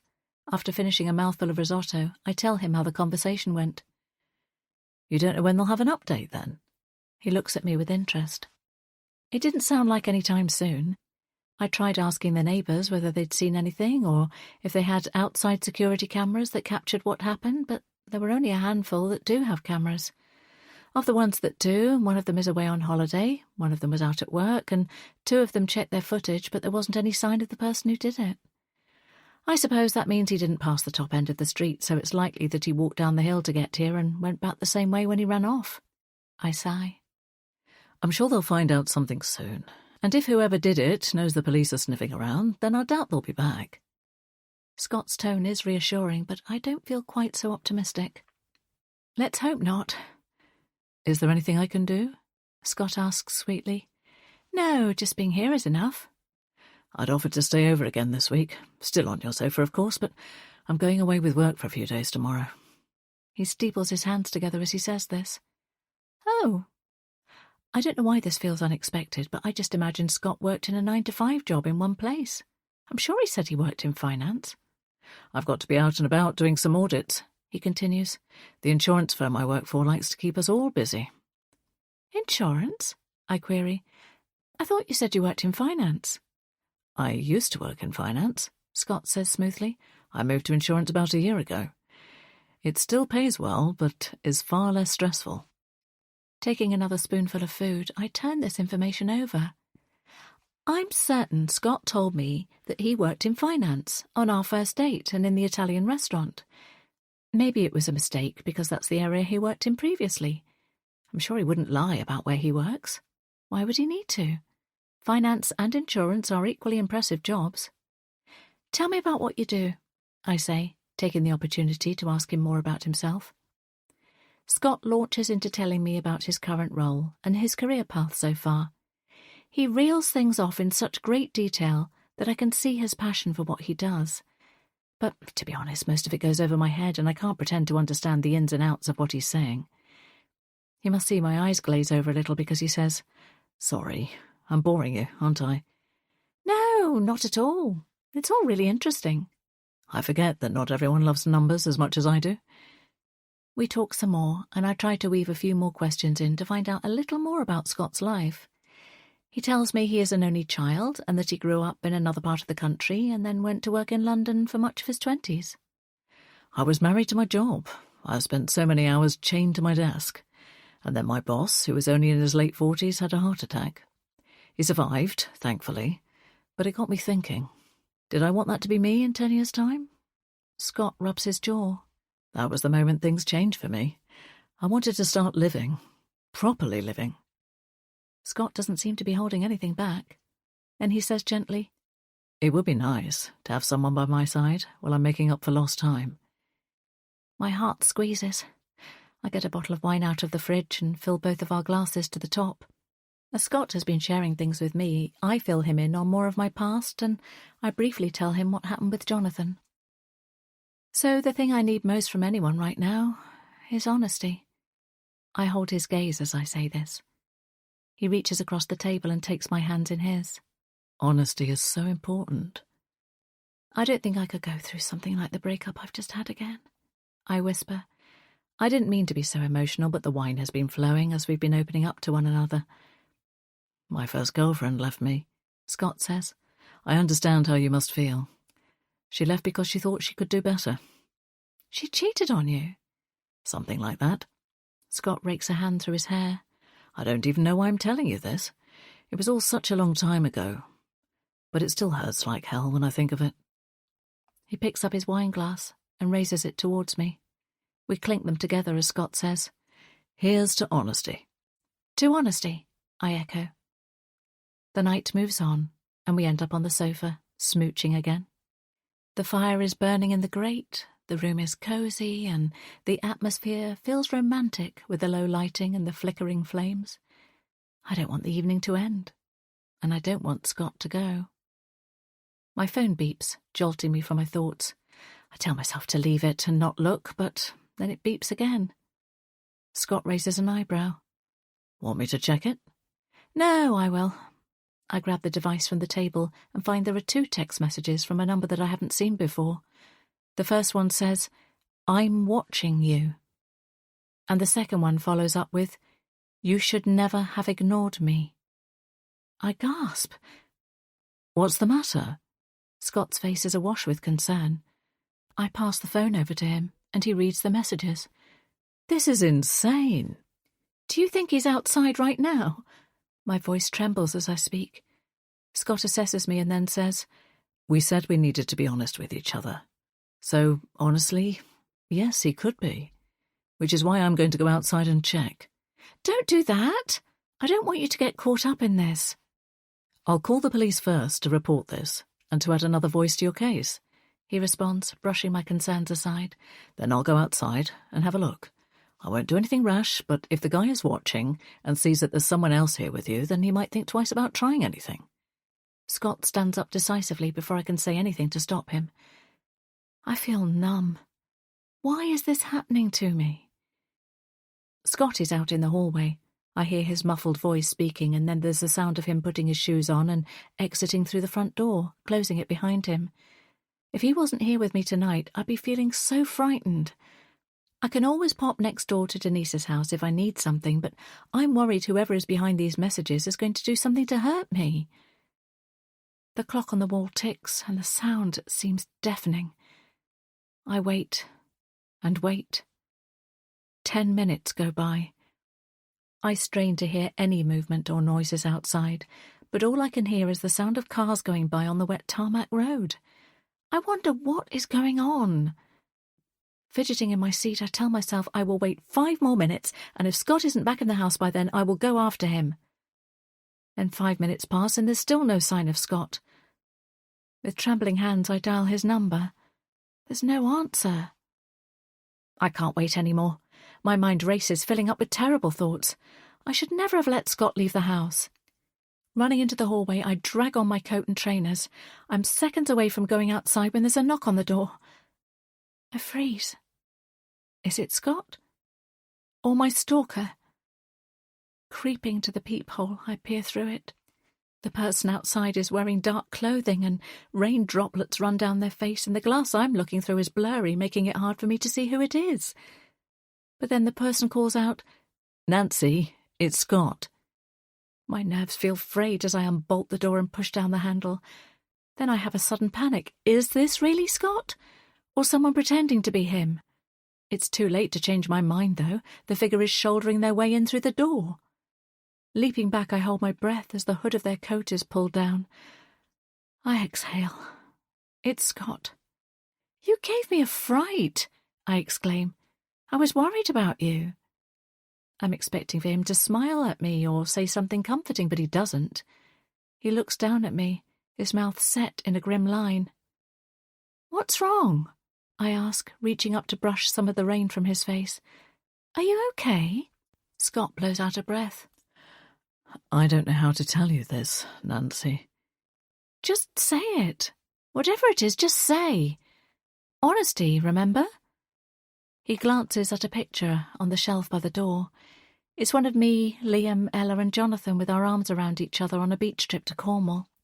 It's the only photograph of the 4 of us that I still have up in the house. It pains me to see it, but I kept it there for my children. He looks back at me and opens his mouth to speak. I did see someone lurking around outside, he says slowly. It was the man in the photograph there. Are you sure? 100%. But that's Jonathan. Chapter 22. Nancy. Now.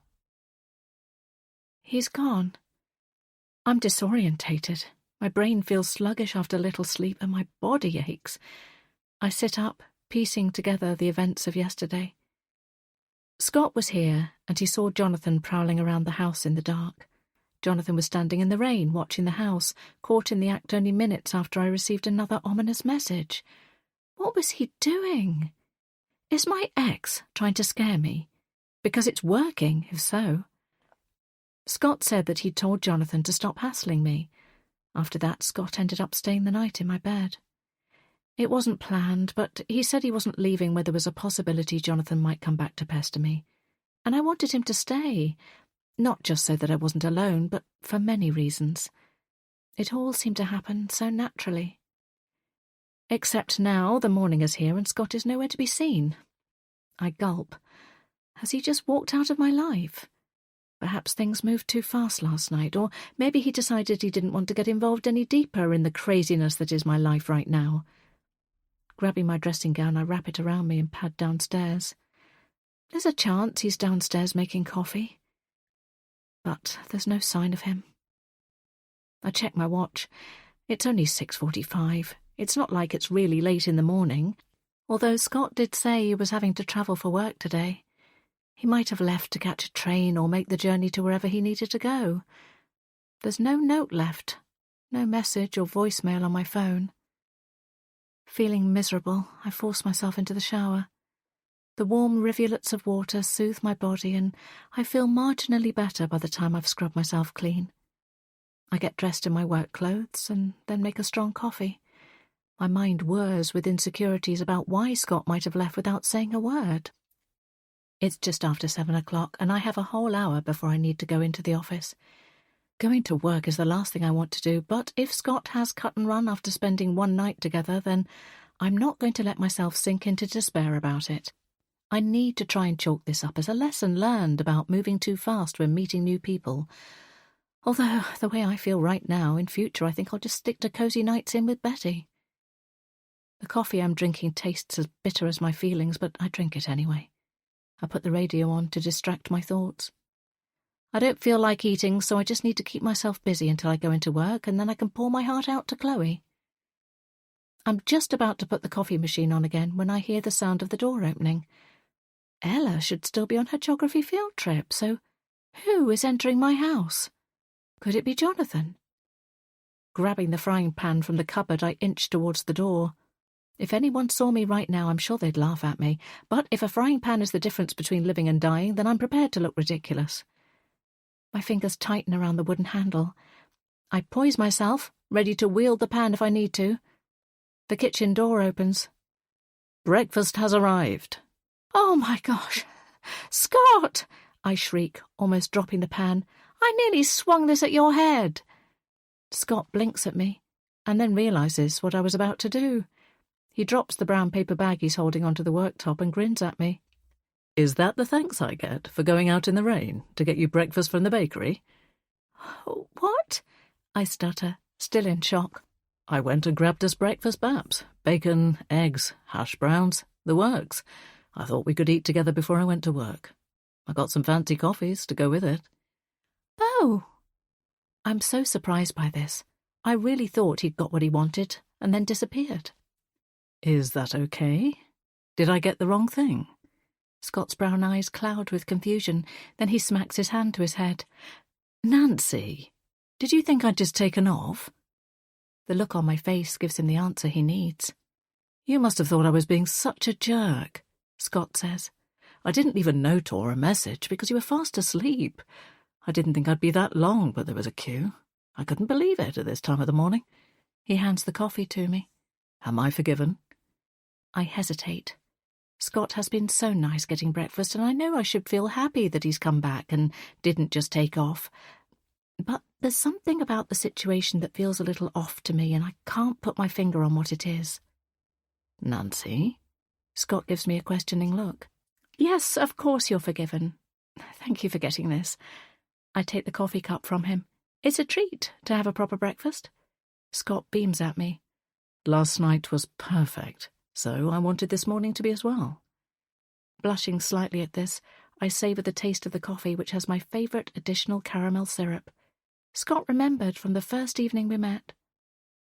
So, where will you be for work over the next few days? "I'm going a bit further north to a few different market towns. Nothing glamorous, I'm afraid." Scott bites into his breakfast bap. Once he's finished his first mouthful, he says, "Are you going to be okay here? Do you want me to organise for you to stay in a hotel?" "No, don't be silly," I say, trying to sound as confident as possible. "I'll be fine here. Denise is just next door if I need anything." I take a few mouthfuls of my own breakfast bap, chewing slowly because I'm not feeling that hungry. "What will you do about Jonathan?" Scott asks.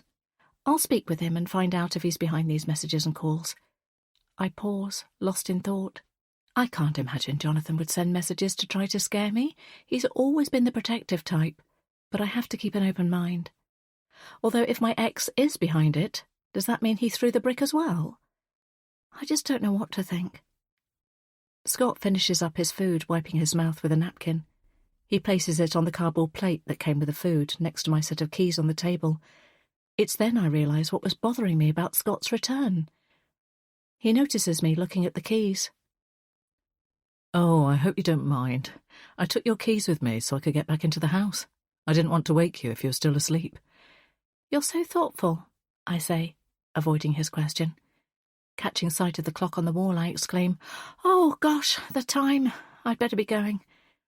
Dumping the rubbish in the bin, I quickly clear up, and then Scott and I bundle out of the house at the same time.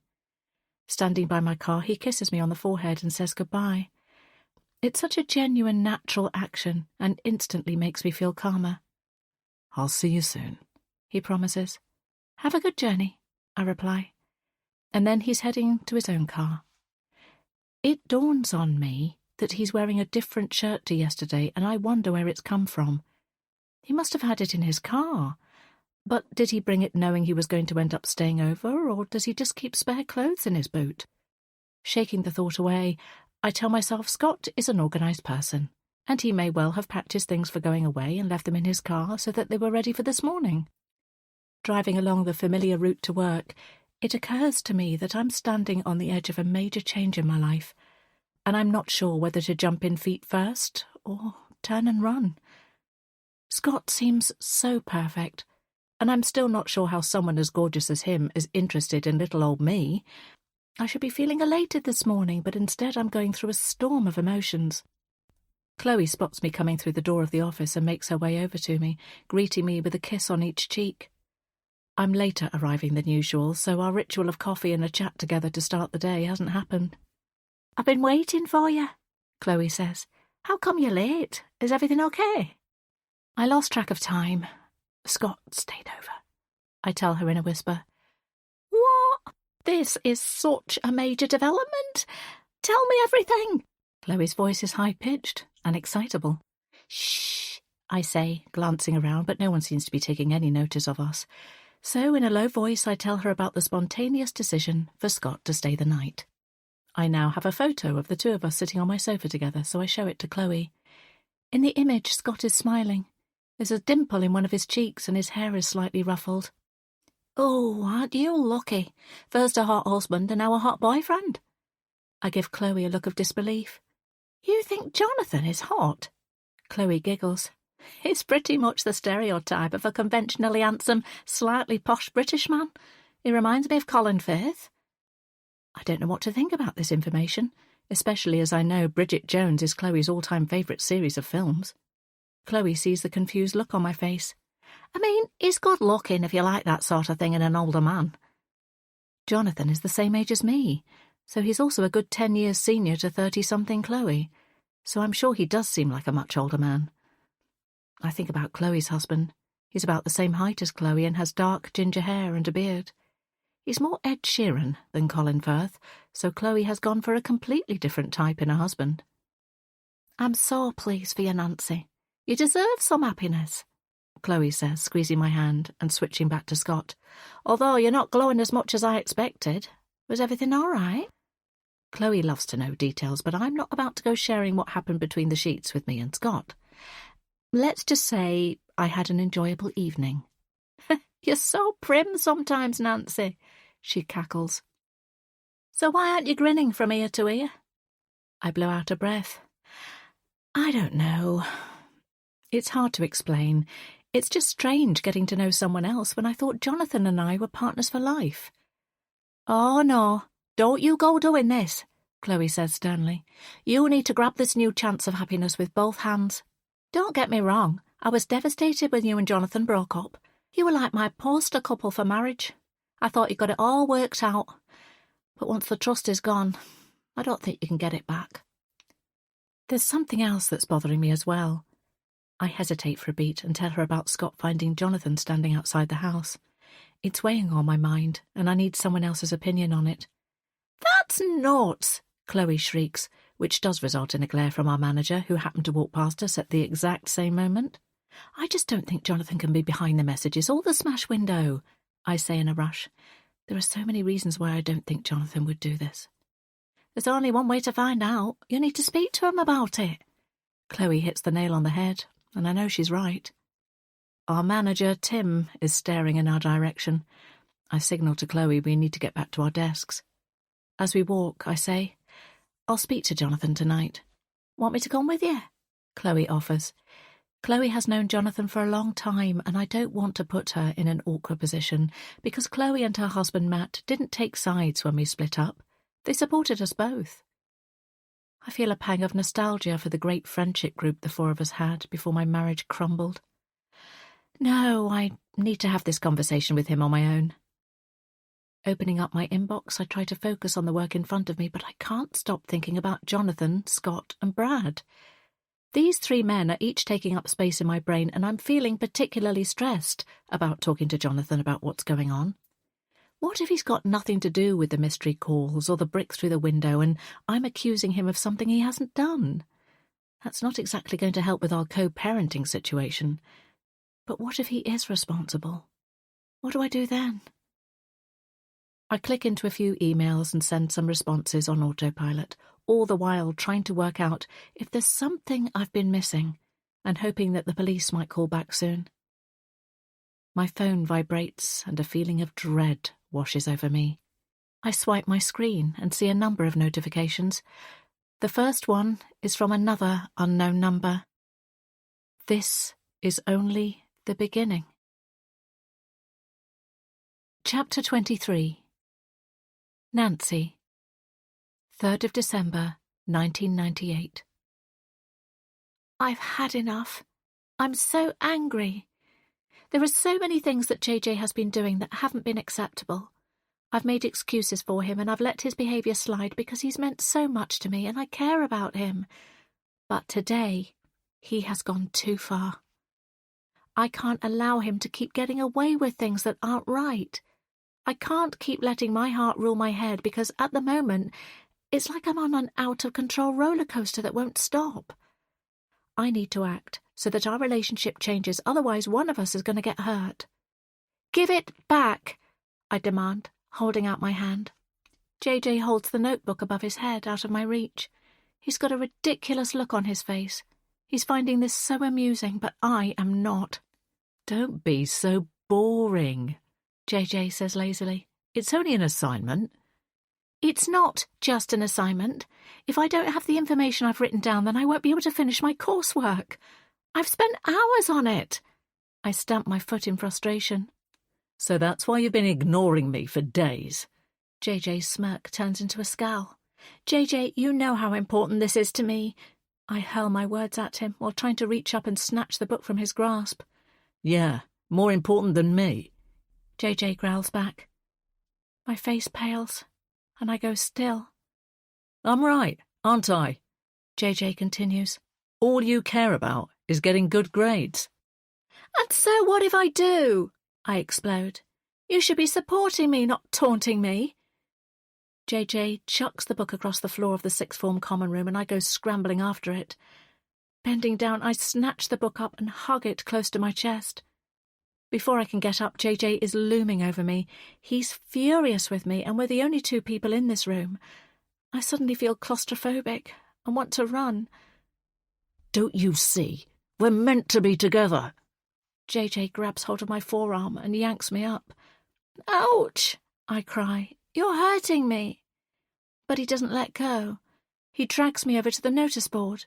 Then, with his other hand, he jabs a finger at a photograph that's pinned there. My eyes go wide as I see the images of me and Todd walking into Fleur's party. The photographer has captured us laughing, arm in arm as we enter the venue. We look like a golden couple. JJ's fingers tighten around me. Do you see that there? He shouts at me. You've humiliated me in front of everyone. He drops my arm and rounds on me, pushing me up against the wall. I'd never do something like this to you. And yet the second I'm out of sight, this happens. Did you wish you were there with Todd all along? No. Is that what you really think of me? But JJ isn't going to listen. He just ploughs on, raging at me and accusing me of betraying him. There are several other photos from the party on the board as well. I can see how this looks to him, but his behaviour is frightening me. He bangs his fist on the wall above me. My mouth has gone dry and I can't speak. What the hell is going on in here? In a flash, JJ has been pulled away from me. The next few moments are a blur. I see fists flying and then witness the punch to the face that ends with a sickening crack. JJ goes down hard on the floor. He's been knocked out cold. My mouth gapes open. Todd stares back at me. JJ isn't moving. Chapter 24. Nancy. Now. Do you really think I'm capable of something like this?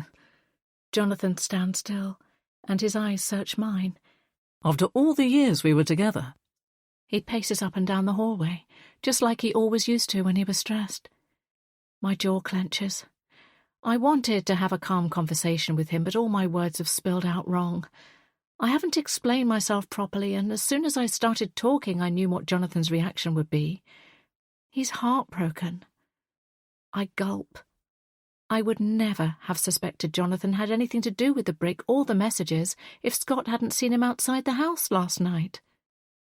"Were you at the house last night?" I ask. No. If I had been, I would have knocked on the door and spoken to you. I wouldn't have been turned away by some guy you've only known for 5 minutes. He starts pacing again. I think about this, and from everything I know of my ex, I agree this is likely how he would have behaved.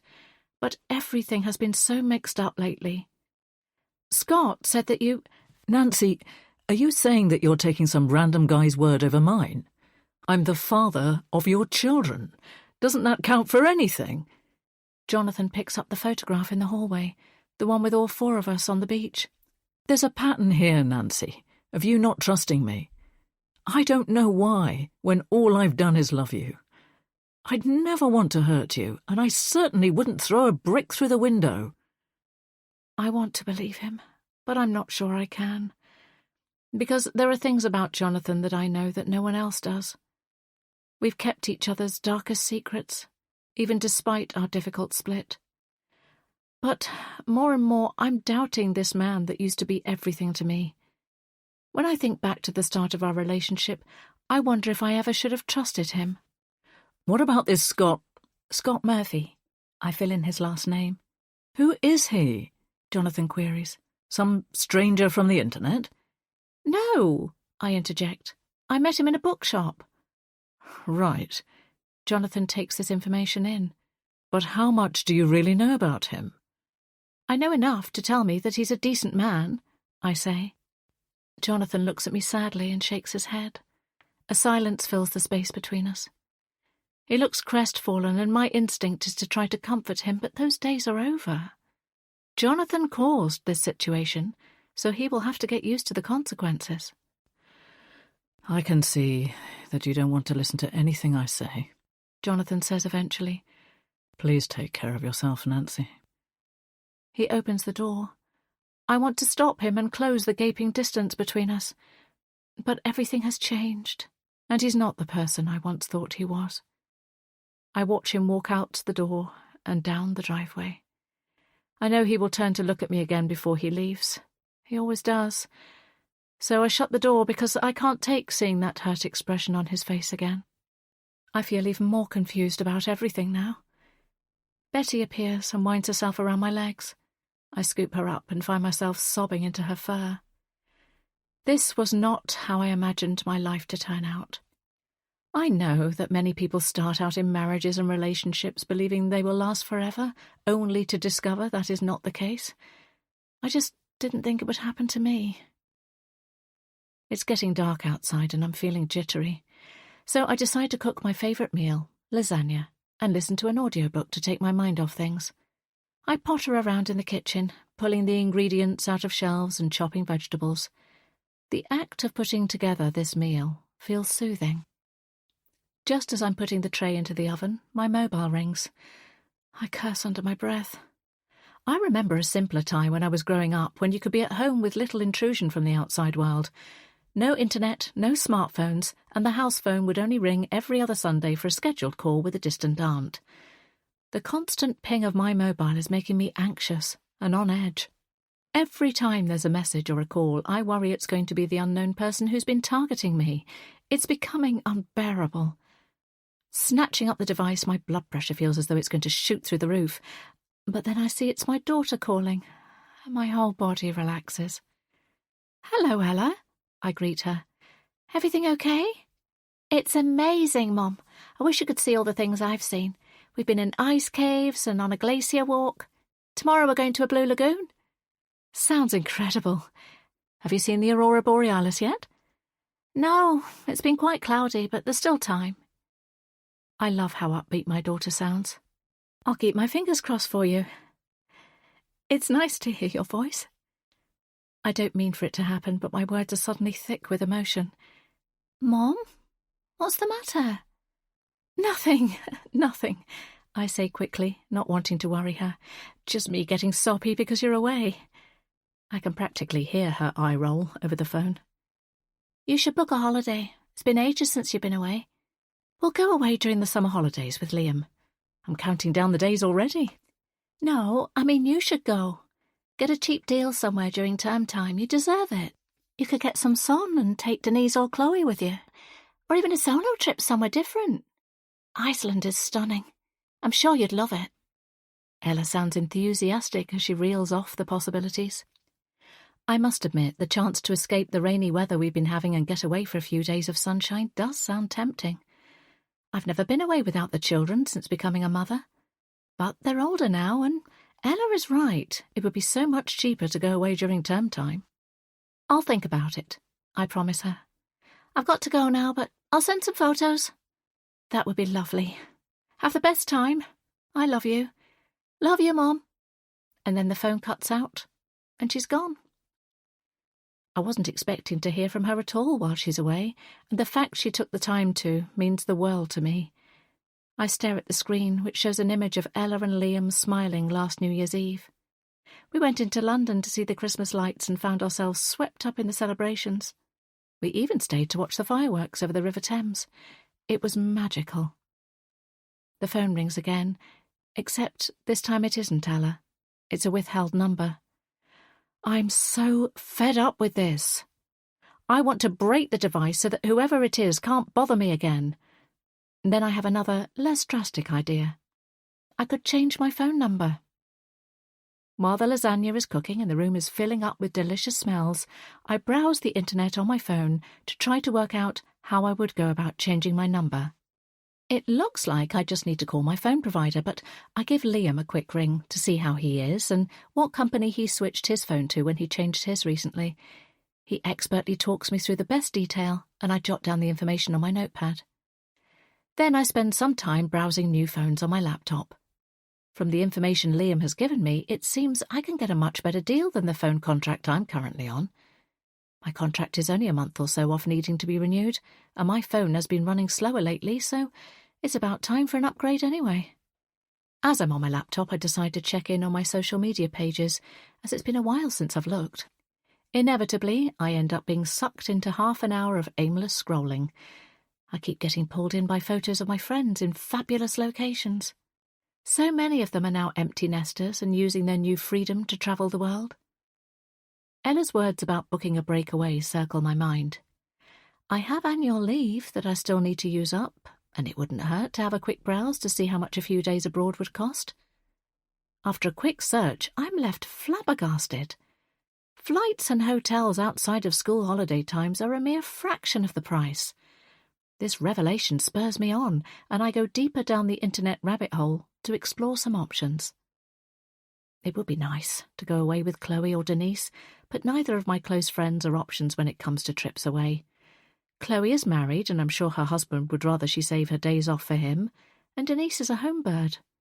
I've never once heard her express a desire to jump on a plane and fly away for a few days. The idea of a solo trip appeals to me in a way that I hadn't expected.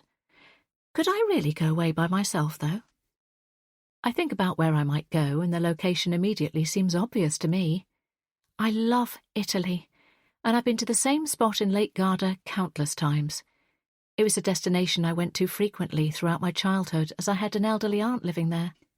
When I was in my late teens and early 20s, I visited her on my own, and I vividly remember during that period in my life, I seriously considered moving to Italy.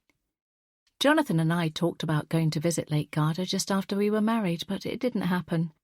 And then, when the children were little, there were either money or work stresses that always seemed to prevent us.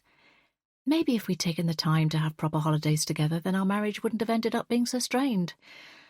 I shake the thought away. What's done is done. I can only focus on the future. I feel a strong tug of longing for the place that meant so much to me growing up. Closing my eyes, I can almost see the sparkling water and endless skies. I remember all the things I loved about Lake Garda, The smell of the lemon trees, the soft breeze that rolled off the lake, and the friendly locals that always had time for a smile and a chat. I'd love to see if my favourite bakery is still there, or if any of my aunt's neighbours are still living in the charming lakeside town that felt like a home from home.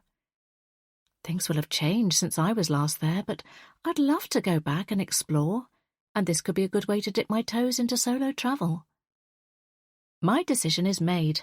I will book the time off work tomorrow and then make arrangements. I am going on this trip. I've been through hell in the last few years. It's time I did something for myself. Ella was such a sweetheart to suggest it. Excitement bubbles up inside me. Removing the lasagna from the oven, I think about the fact that very soon I'll be sitting in a restaurant looking out on a view of the beautiful lake and eating authentic Italian pasta. As I sit down to eat, I daydream about the long walks I will take. It's a lovely time of year to go. The weather is pleasant and not too hot. The trees will be golden and there will be plenty of opportunities for crisp morning walks. I'll have no one else to answer to, no one to look after, and no one else to worry about apart from myself. It sounds like bliss. Scott has sent me 2 messages. The first asking how I am, and the second asking if I'm free for a call. I dial his number, and he picks up straight away. Hi, he says, sounding a little breathless. I didn't want to ring you and freak you out with the phone going off. He really is so thoughtful. Where are you? I ask. I'm just in the hotel gym.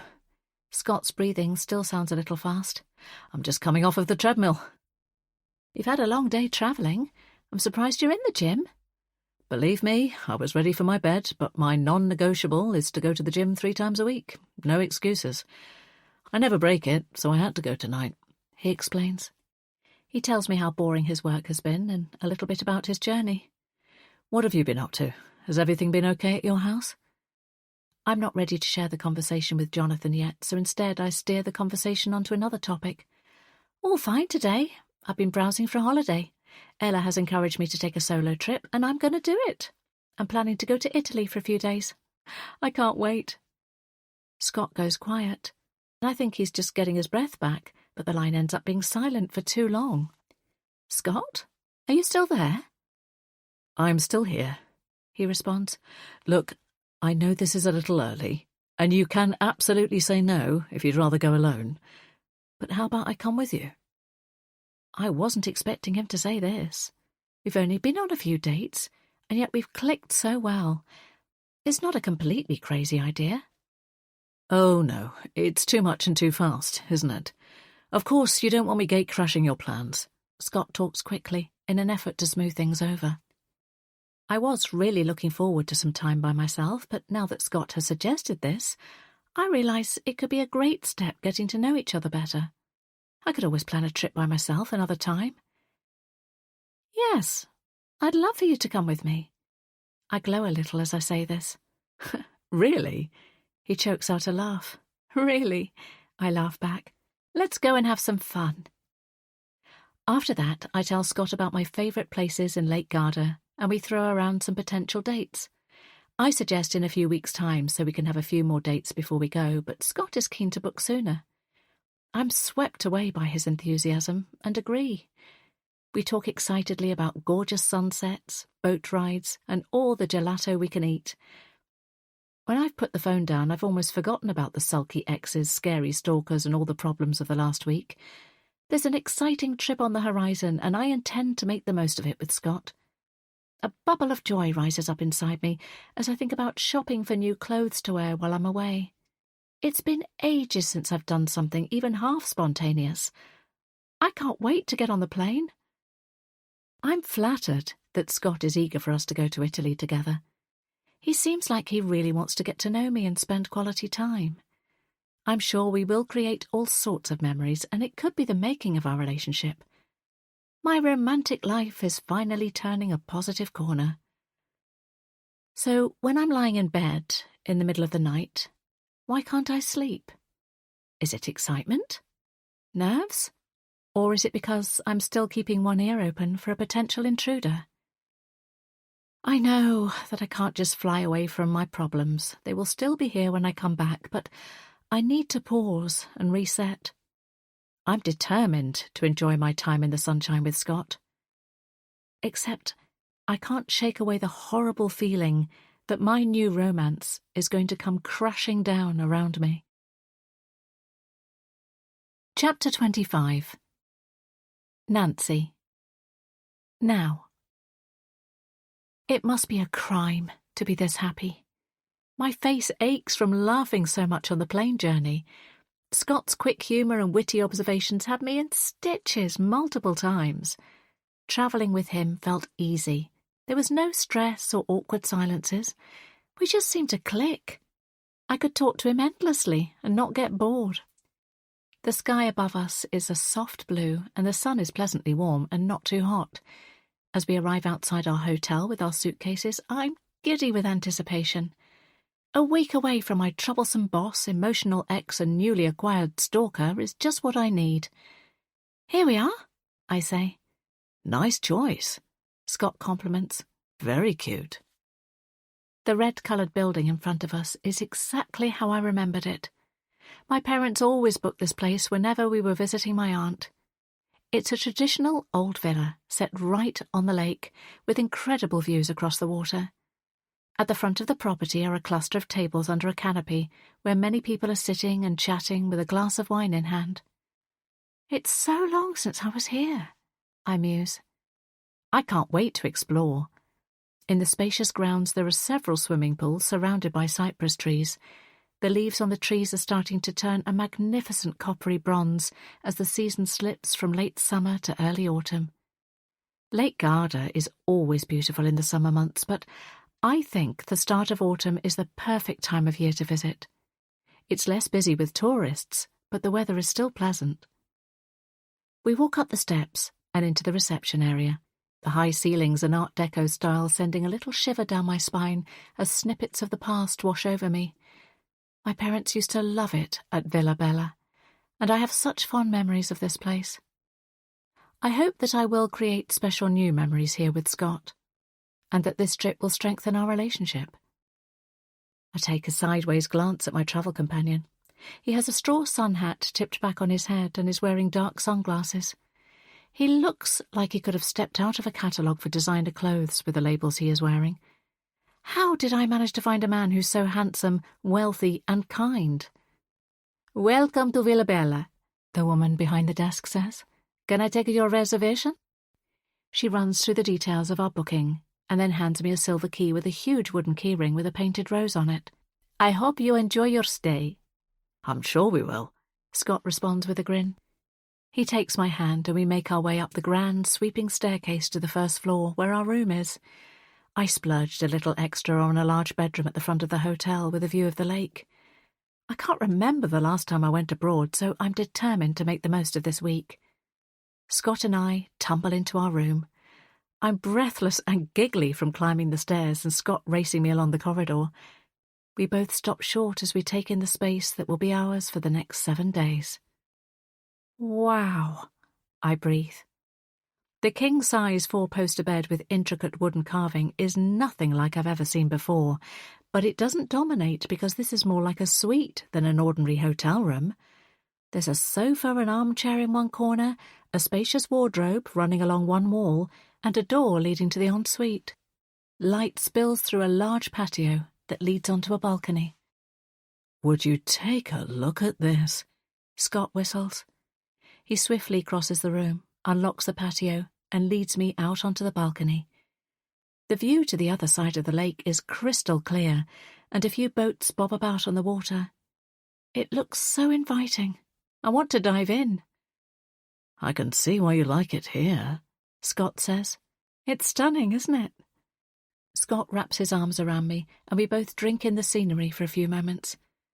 The gentle sunlight is on my face, and a peaceful feeling settles over me. But in a matter of seconds, it is broken. Scott begins to tickle me. "Stop!" I bat him away, snorting with laughter. "Stop, or I'll end up falling over this balcony," I gasp.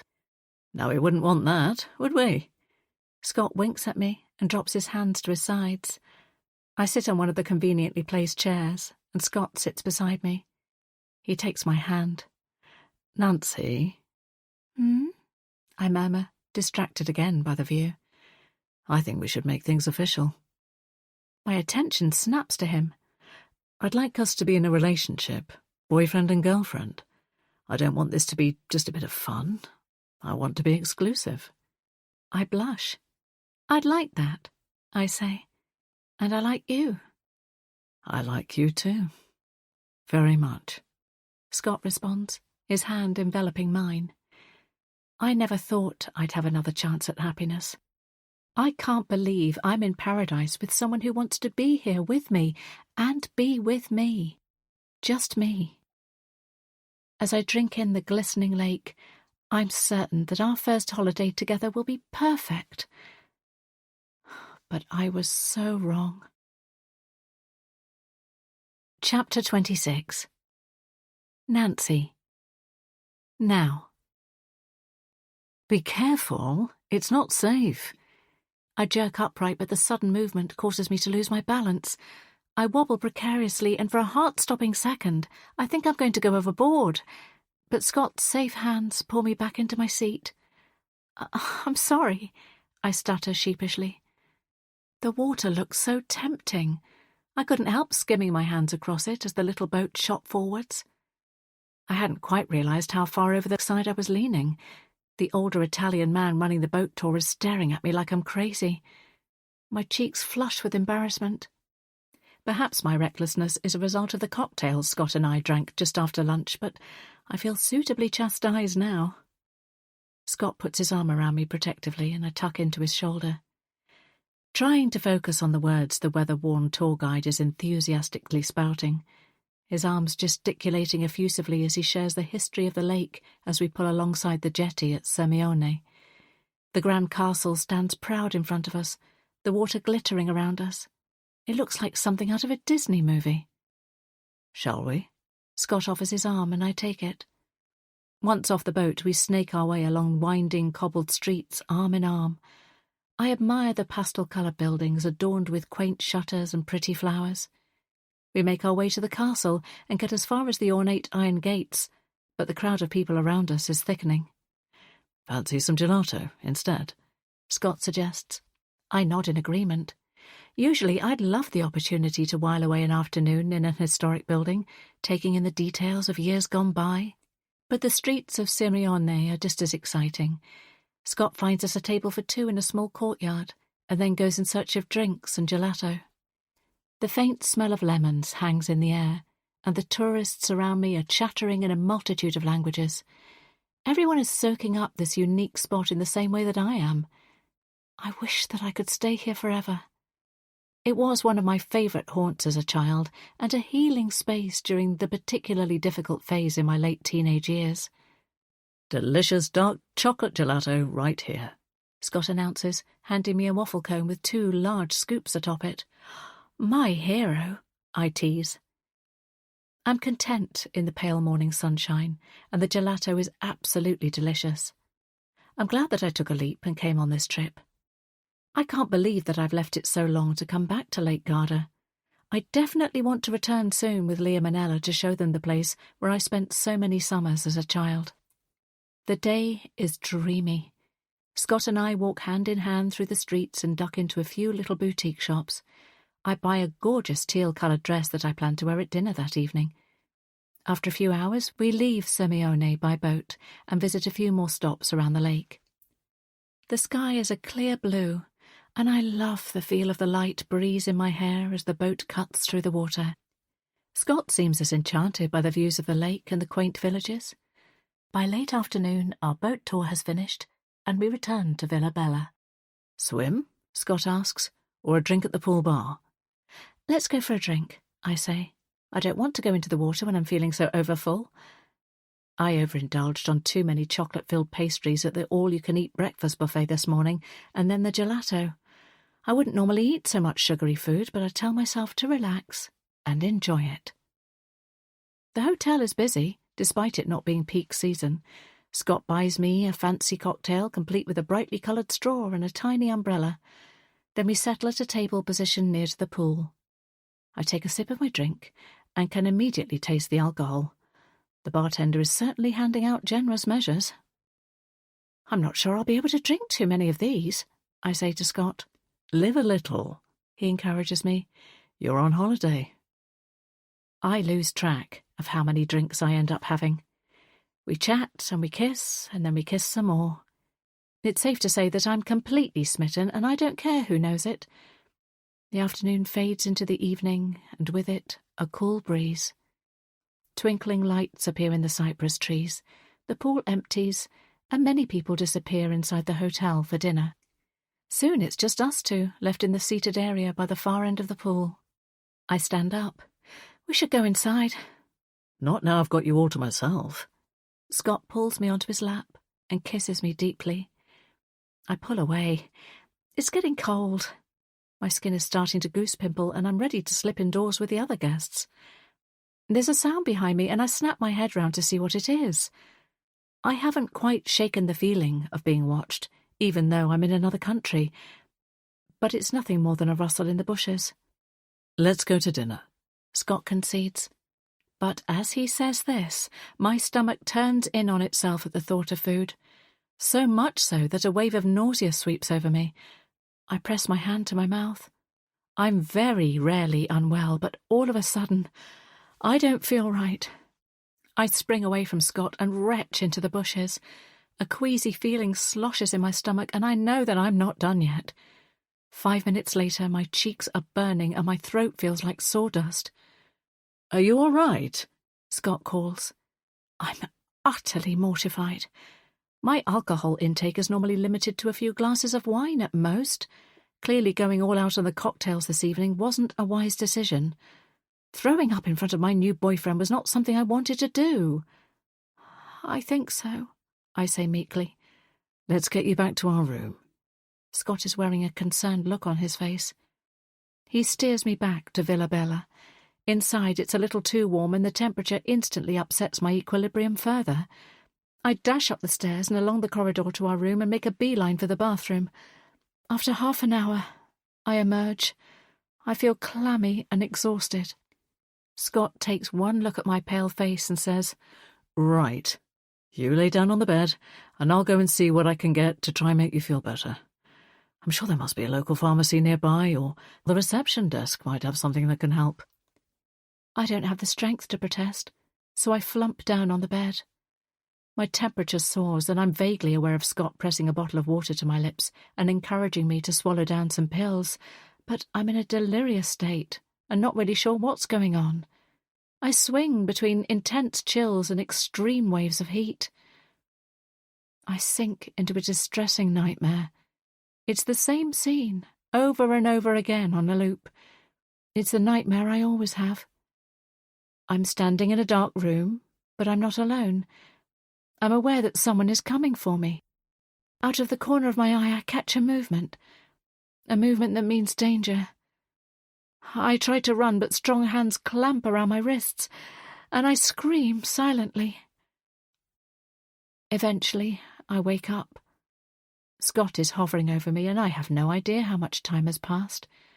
My body aches all over, and my headache is a vice-like grip over the front of my head. I'm not as hot as I was before, but I still feel grim. My stomach somersaults, and I push up out of the bed and back into the bathroom, and that's pretty much where I stay for the next 72 hours. The porcelain cistern of the toilet becomes etched in my brain. As the sickness gradually eases off, I'm able to spend a few hours in bed resting, as well as gingerly sitting on a chair on the balcony to take in some fresh air. I'm so sorry, I say in a low voice to Scott. I'm combing my hair after stepping out of the shower.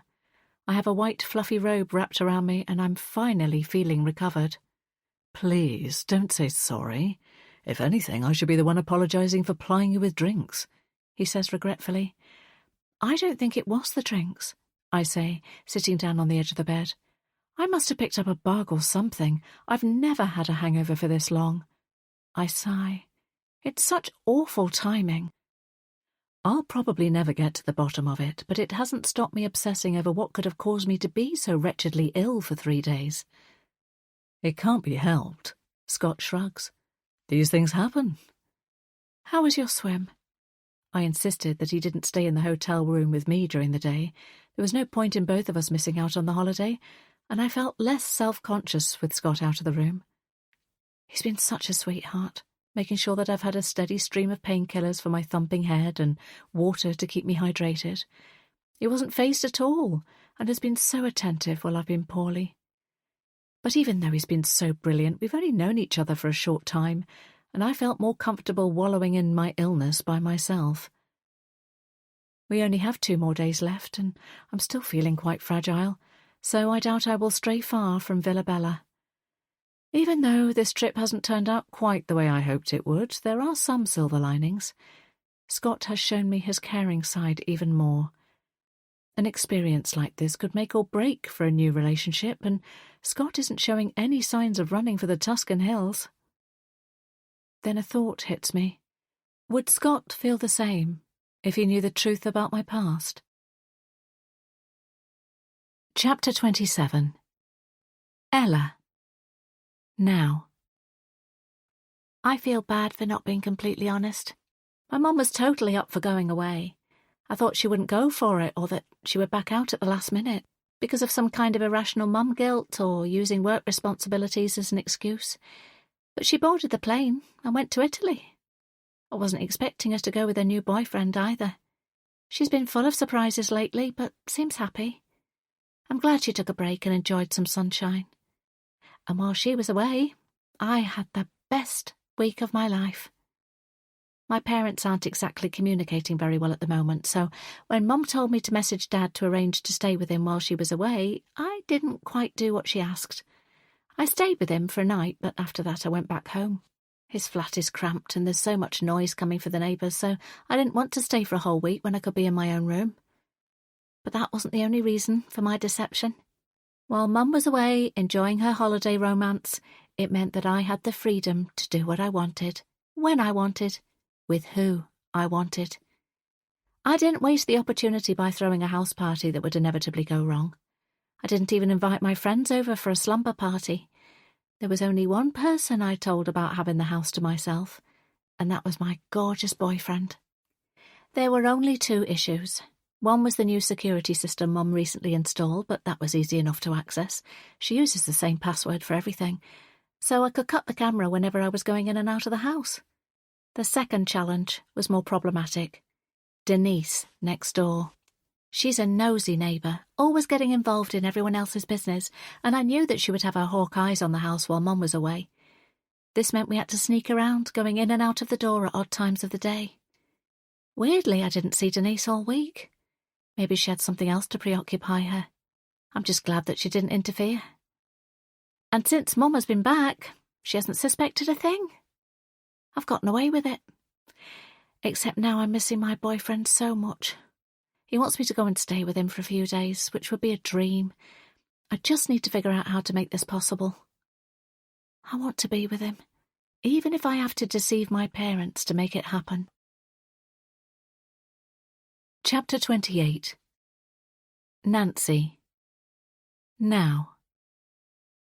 My head is throbbing so much it feels like my skull is going to crack in 2. I'm disorientated and my vision blurs a little. Staggering, I reach out a hand and manage to stop myself from falling by clutching hold of a nearby bench. I sit down on the hard wooden seat and gulp down some fresh air. The dizzying feeling only lasts a few moments, and then my eyesight returns to normal and I feel less wobbly, but my heart is still pumping too fast. I pull some paracetamol out of my rucksack and swallow them down.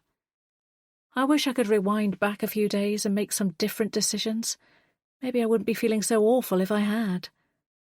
Going away for a few days in the sunshine seemed like such a good idea, but things didn't turn out quite how I imagined. I know I can't stay here, sitting on this cold bench. I'm about to leave when the hairs on the back of my neck prickle. I get the sensation that someone is watching me, but there are so many people rushing past me on their morning commute that I can't seem to pinpoint who it might be. I shake the thought away, telling myself that I'm just being paranoid. Picking up my rucksack, I joined the throngs of people who are using this pretty park as a cut-through to get to their offices on the other side. I make sure I'm taking in long, slow breaths to calm myself before I arrive at my own workplace. Within minutes, I'm in a crowded lift going up to the 4th floor. The doors spring apart, and I immediately see Chloe. "Hello, stranger." She opens her mouth to say something else, but then I see a crease line appear on her forehead. "You're not smiling," she observes. "Is something wrong? Shouldn't you be absolutely blooming after a week away with your hot new boyfriend? Actually, your face looks a little grey now you're close up." Chloe is always like this. She talks over herself as well as other people. She has no filter, and her thoughts come tumbling out. But I usually love her for it. I'm fine, I reassure her. "Really? Was everything okay with Scott while you were away?" She probes. "Yes," I plaster on a smile. "It's just back to reality with a bump, that's all. I've got so many meetings in my diary today, and I need to tackle my overflowing inbox as well.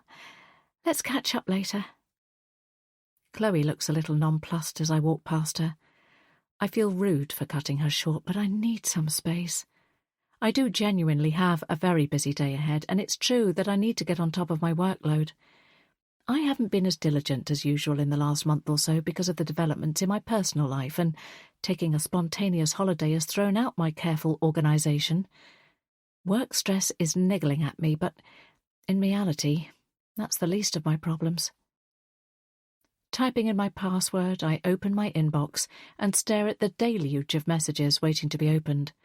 I want to shut the computer back down again, grab my rucksack and run home to bed. There's no way I can do that, though.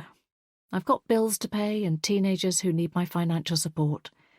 So I click into the first message and start making my way through them all. 40 minutes into the email cleanse, my mind is wandering. I've been in this job long enough to know the requirements like the back of my hand. I'm answering queries on autopilot, knowing exactly what is needed for each request. In my time, I've seen everything there is to see in this role. My mind starts to wander, and inevitably I start to think about my time away with Scott.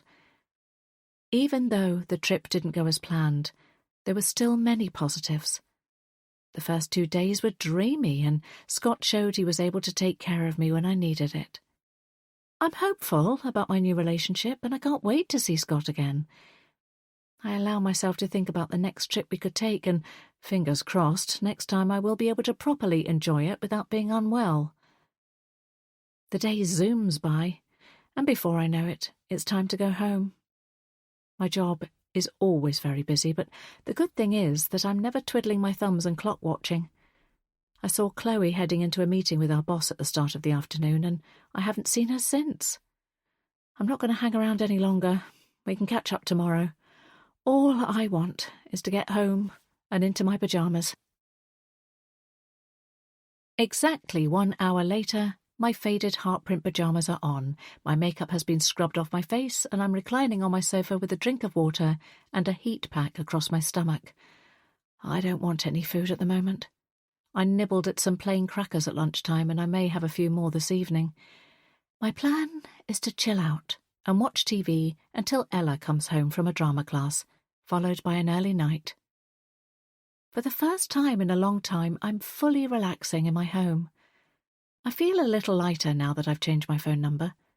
The only people who have my new contact details are those closest to me: my children, Jonathan, Scott, Chloe, Denise, my cousin Lisa, my workplace, my dad's care home, and a handful of the school parents. I've still kept my previous phone number running to monitor any further messages or calls that come through from the person who's been harassing me, but since the start of my holiday, there's been no further contact from any unknown numbers. One of the police officers I spoke to not long after I returned from Italy said that sometimes the person behind messages like these will lose interest and move on. I'm hoping this will be the case. Partway through watching a documentary on reuniting lost families, I'm jolted out of my seat by a frantic hammering noise. I cut the sound on the TV and stand up in the middle of the living room, listening. I'm frightened, and I half expect a brick to come sailing through the window again.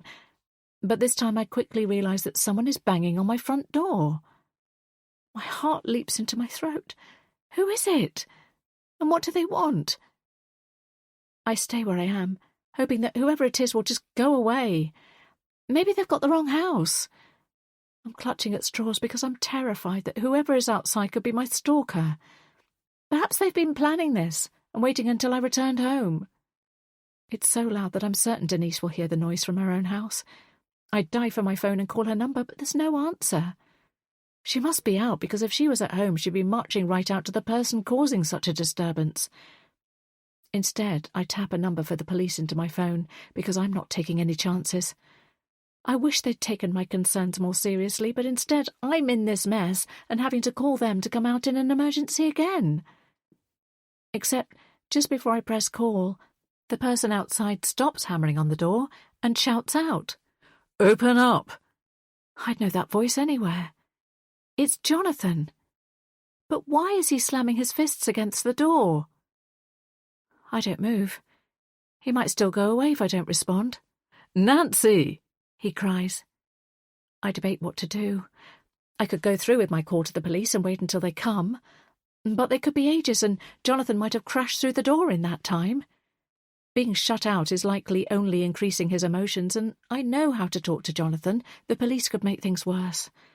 They haven't exactly been much assistance so far, and I don't really want to involve my friends or my new boyfriend in this argument. So I decide to go and face my ex. Standing in the hallway, I watch as the front door seems to vibrate. If he doesn't stop, it'll soon be off its hinges. This is crazy. He's never behaved like this before. "Jonathan," I say loudly and firmly, "stop that right now." The banging immediately ceases. "Let me in," Jonathan says on the other side of the door, his voice hoarse.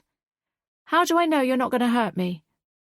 These are words that I wouldn't have imagined ever saying to Jonathan, but I need to do so now. "Nancy, don't be ridiculous."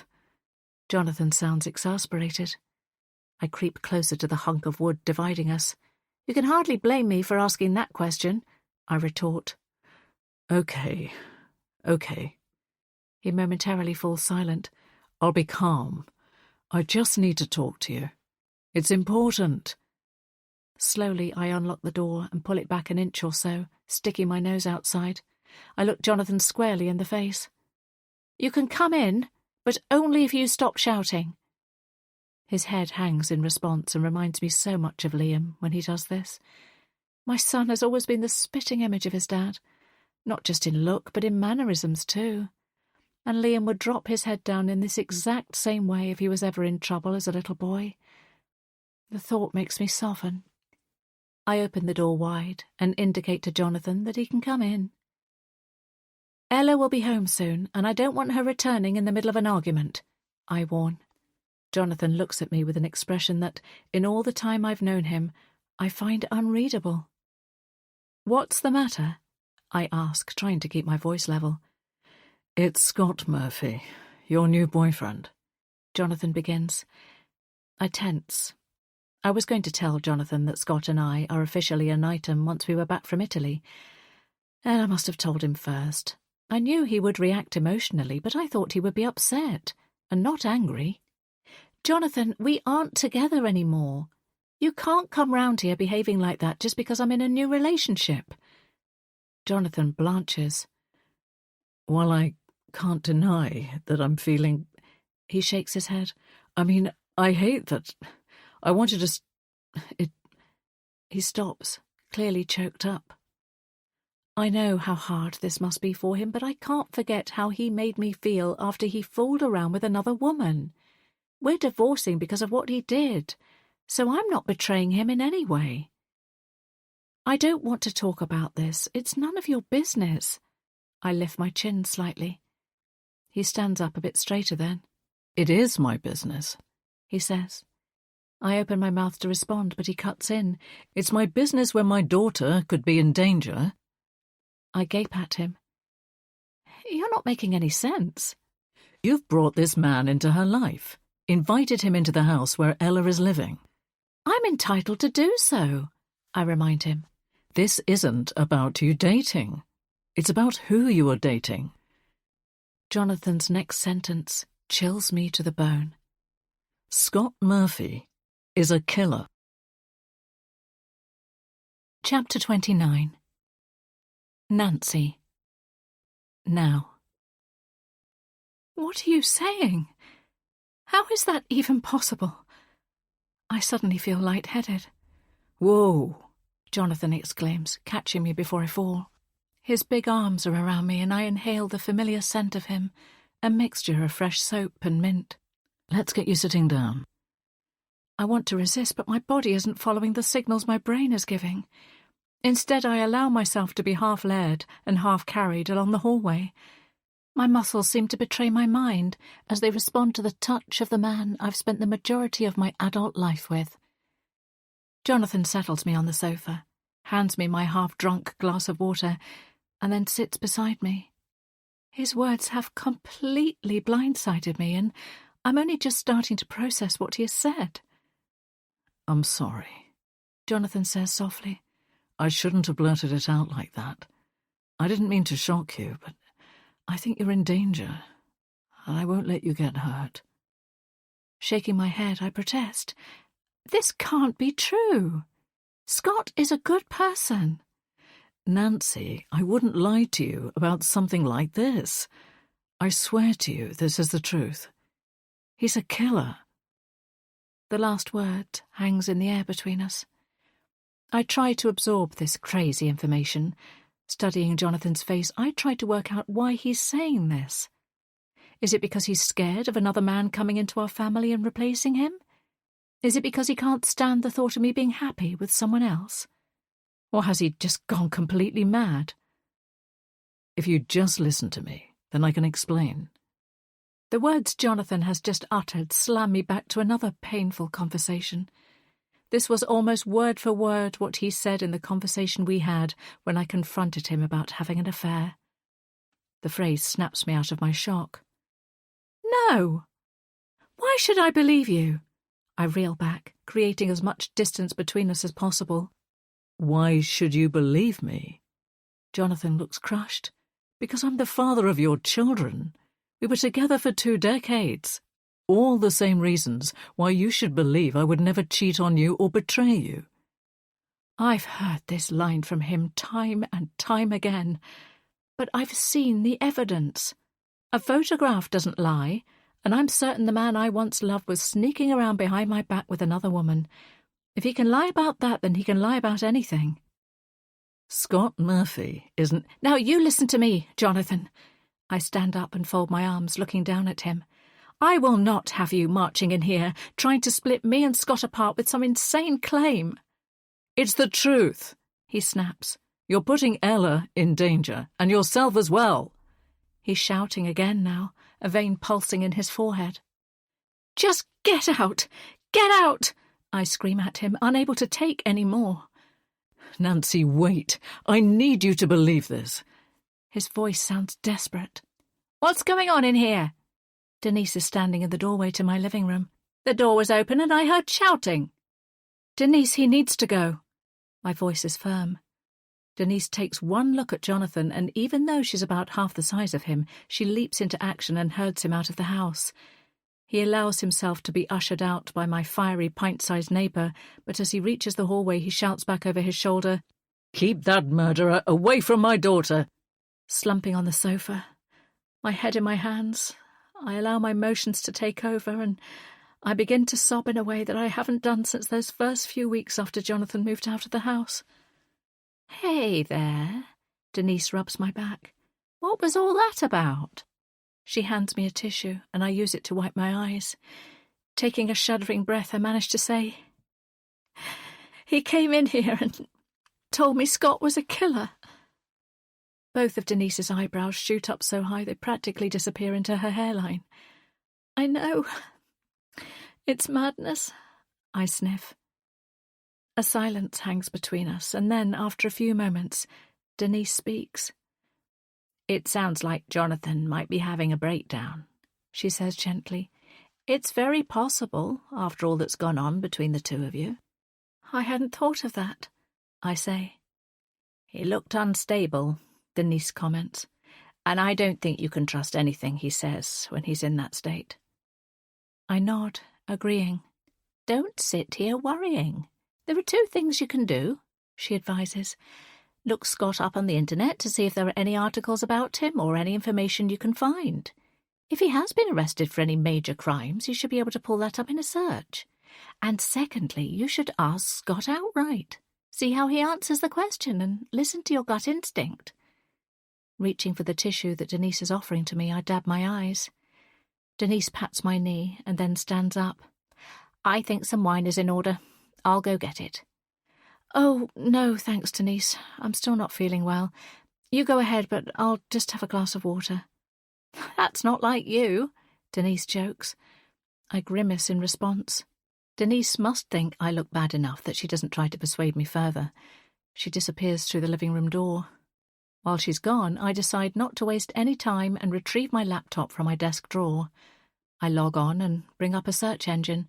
Then I type in the name Scott Murphy. A number of social media pop up, but there are so many of them and I don't know which to look at first. So I revise my search and add in the name of my town to see if this helps. This time, social media accounts across different platforms appear with photographs that look exactly like Scott Murphy. Browsing through them, I see the accounts have been active for a long time and show Scott doing all manner of normal things, drinking mulled wine at a Christmas market, skiing, walking on the beach and taking photos of delicious food. I move on from these profiles and scan the other search results. There's a fundraising page for a sponsored run that has Scott's name and face attached to it.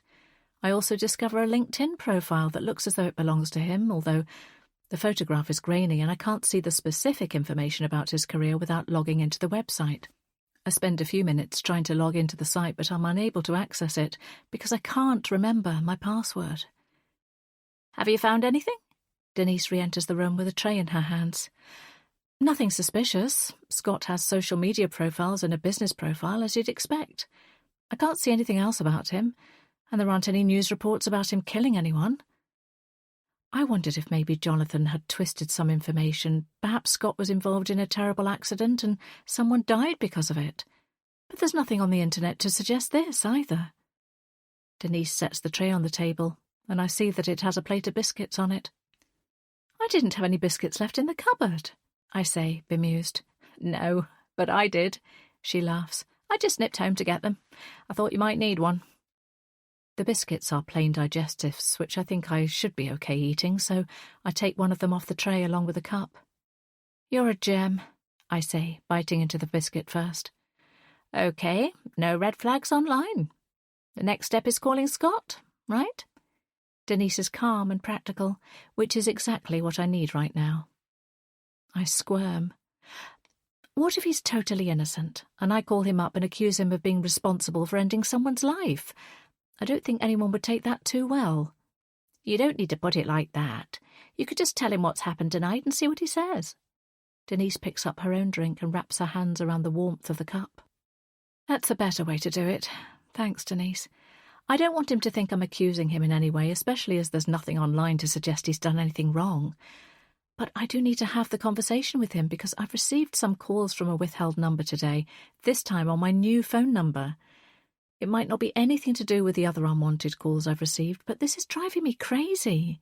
I need to get to the bottom of who is doing this. That's it. You've got to check it out, and he will understand that. Will you stay with me while I make the call? Of course I will. Swallowing down the last of my biscuit, I square my shoulders and prepare myself. I rehearse a few lines in my head, then pull up Scott's number. I just need to see how he responds, because Denise is right. I'm sure I'll know instinctively if he's being sincere or if he says anything that sets off alarm bells about the situation. The phone rings and rings. I don't think he's going to answer, but then the call connects. Am I about to find out the truth? Chapter 30. Nancy. 14th of December, 1998. The ragged pieces of paper scatter to the floor like ink-covered snowflakes. I snatch at them, trying to scoop them up. I want to press them back together, to make them whole again. But I know that I can't. It's impossible. The damage is done, and my hopes and dreams are now torn into tiny, unreadable scraps. What have you done? I cry, sinking to my knees. This needed to happen. It's for the best. You know it is. JJ's words are monotone and emotionless. He remains standing, an immovable statue. After Todd knocked him out, JJ's behaviour has become steadily worse. I felt so guilty that JJ was hurt. When he came to, JJ was disorientated. I looked after him and made sure he was okay, but ever since, he's kept accusing me of putting Todd up to hitting him. I swore to JJ that I'd never do that, but he's become more paranoid whenever another guy talks to me, and more possessive over me. A few days after he hit JJ, Todd spoke to me after our maths class. He said I deserved better than how JJ was treating me. But I didn't listen to him because I was so worried about JJ. And now this has happened. I had such romantic notions of JJ and I being like Heathcliff and Cathy or Romeo and Juliet, two star-crossed lovers who were meant to be together. I hadn't thought about the fact that the couples invented by Bronte and Shakespeare may have shared an intense love, but they also met an untimely end. My tears begin to flow, and they build into sobs, the kind of guttural sound that my body has never made before. It's not just the paper that's been ripped and ruined, it's all the effort and energy I had poured into writing the words that are now no more. I spent hours weaving those sentences together, sentences that represented the life that I was trying to grab hold of. But now it's all gone. The future that was shimmering so tantalizingly close is no more. I feel like my brain is on fire. The dream I had chased for so many years has been taken from me. Come on, he snarls. Don't be such a drama queen. He stamps angrily at the carpet of white paper, grinding the pieces into the mud and burying them. I fly at him then. I'm not in possession of my mind or my senses. All I know is that I can never, ever forgive him for what he has done, from what he has stolen from me. My fists hammer at his chest. He catches my wrists in his fingers, trying to make me stop, but I don't. I kick, I spit, I attempt to scratch. I'm like a mad woman possessed. A fire has taken over me, and I don't know how I'll ever cool down from it. Stop, he roars, throwing me backwards. I fall, landing amongst the mud and my tattered dreams. I'm shocked out of my rage, landing back to reality with a bump. Is this what my life is going to be like from now on? Have I not only lost the opportunity of going to university, but also found myself at the feet of someone who is prepared to do whatever it takes to get what he wants? You're not going. You're staying here with me, he says sharply. The words are like daggers to my heart, ripping through any feelings I had for him. How can JJ do this to me? He's watched me working on my university application for weeks now. He knew how much it meant to me, how much I wanted to go. Yes, he's had his doubts, but we talked endlessly about how to continue our relationship. I thought that I'd convinced him that university wasn't going to be the end, but just the beginning of what we could become together. Does he not understand that when he tore these sheets of paper up, he was tearing up our relationship as well? He can't seriously expect me to stay with him and to love him when he has so callously destroyed the thing I wanted most in the world. As the cold seeps into my dress, I try to work out a plan. I realise he's deliberately done this tonight because he knows the application deadline is tomorrow. It's just before midnight. I won't be able to get a new form until school opens tomorrow, and even if I do manage to do that, I will have so little time to fill it in that there is no way a new application could be as strong as the one I spent hours perfecting. He wants me to give up. He wants me to stay here and make myself small. He doesn't want me to reach my full potential because he's scared that he will no longer fit in my world. But if he truly loved me, he'd support me in this, and we'd find a way forward together. JJ reaches out a hand to me and pulls me up from the ground. I'm shocked to see tear streaks down his face and there's fear in his eyes. He's reacted in the only way he knows how, in anger. That's all he was taught growing up. I don't want to hate him, but I know if I stay with him, that is what will happen. As I look him in the eyes, I nod. I need him to think that this is it, that he has won, that I'm agreeing to the version of the future he wants me to live. But he has not won. I will not let him. I won't give up on my dreams without a fight. I just have to plan my next move carefully, because things can't carry on like this. And I need to escape JJ before it's too late. Chapter 31. Nancy. Now. Are you asking me if I've murdered someone? The room suddenly goes very still and very silent. I don't want to ask you this. It's just, I don't understand why Jonathan would make something like this up. Because he's crazy, and he's trying to come between us. Scott is understandably upset. This is going worse than I thought it would. When I phoned Scott, I ended up asking him to come over to my house because I decided that I wanted to have this conversation in person so that I could see his reaction in person. Denise insisted on hiding out in my kitchen in case it turned out Scott was a wrong 'un and things got difficult. She promised she would leap into action if I needed her. He cheated on you, didn't he? Scott doesn't pause to wait for an answer. So he has lied to you before? I'm not saying I believe him. I stand my ground.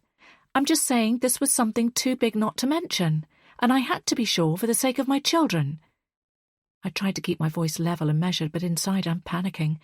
Scott's reaction is more emotional than I was expecting. What does this mean? Is this a sign there is something going on? Or would any innocent person react like this if they were accused of murder? Nancy, we've just spent a whole week with each other. Have you seen anything to suggest I could do such a thing?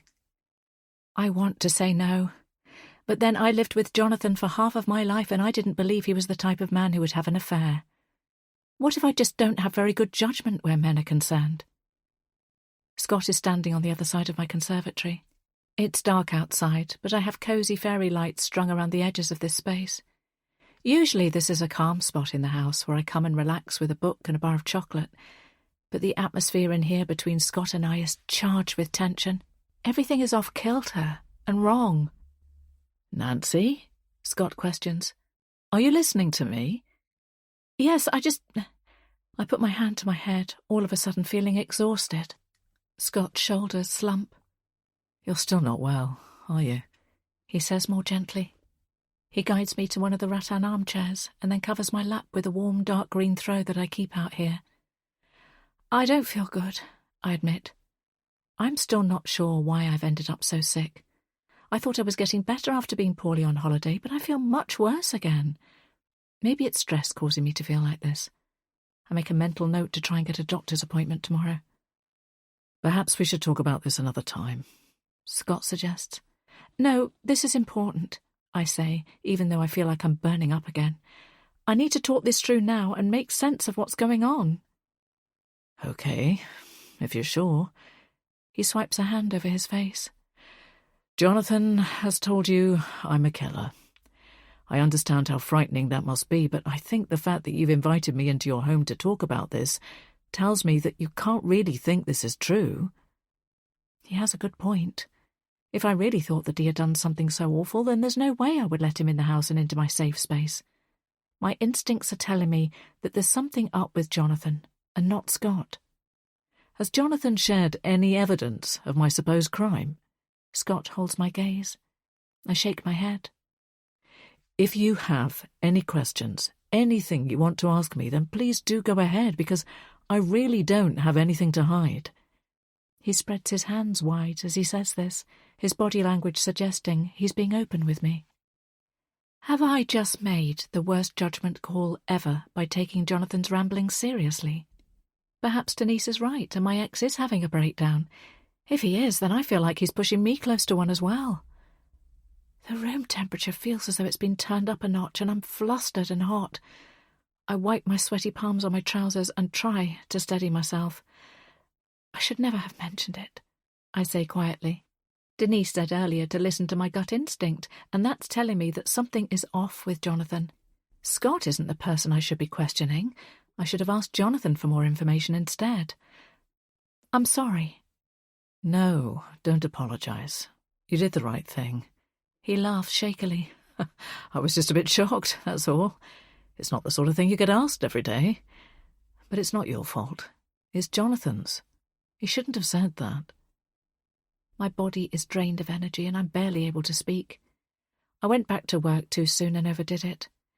And the conversation with Jonathan and Scott had been too much for my battered brain and body. Are you sure you believe me? Scott asks, crouching down beside me. I look into his brown eyes and I can't quite decipher the emotion flashing in them. I'm tired and confused, but I nod slowly. You need to get to bed, Scott says. Let me help you upstairs, and then I'll let you have some space. I bet you're regretting speaking to a stranger in a bookshop now, aren't you? I say sheepishly. The hint of a smile tugs at Scott's lips. No, quite the opposite. He kisses me on the top of my head and then guides me upstairs to my room.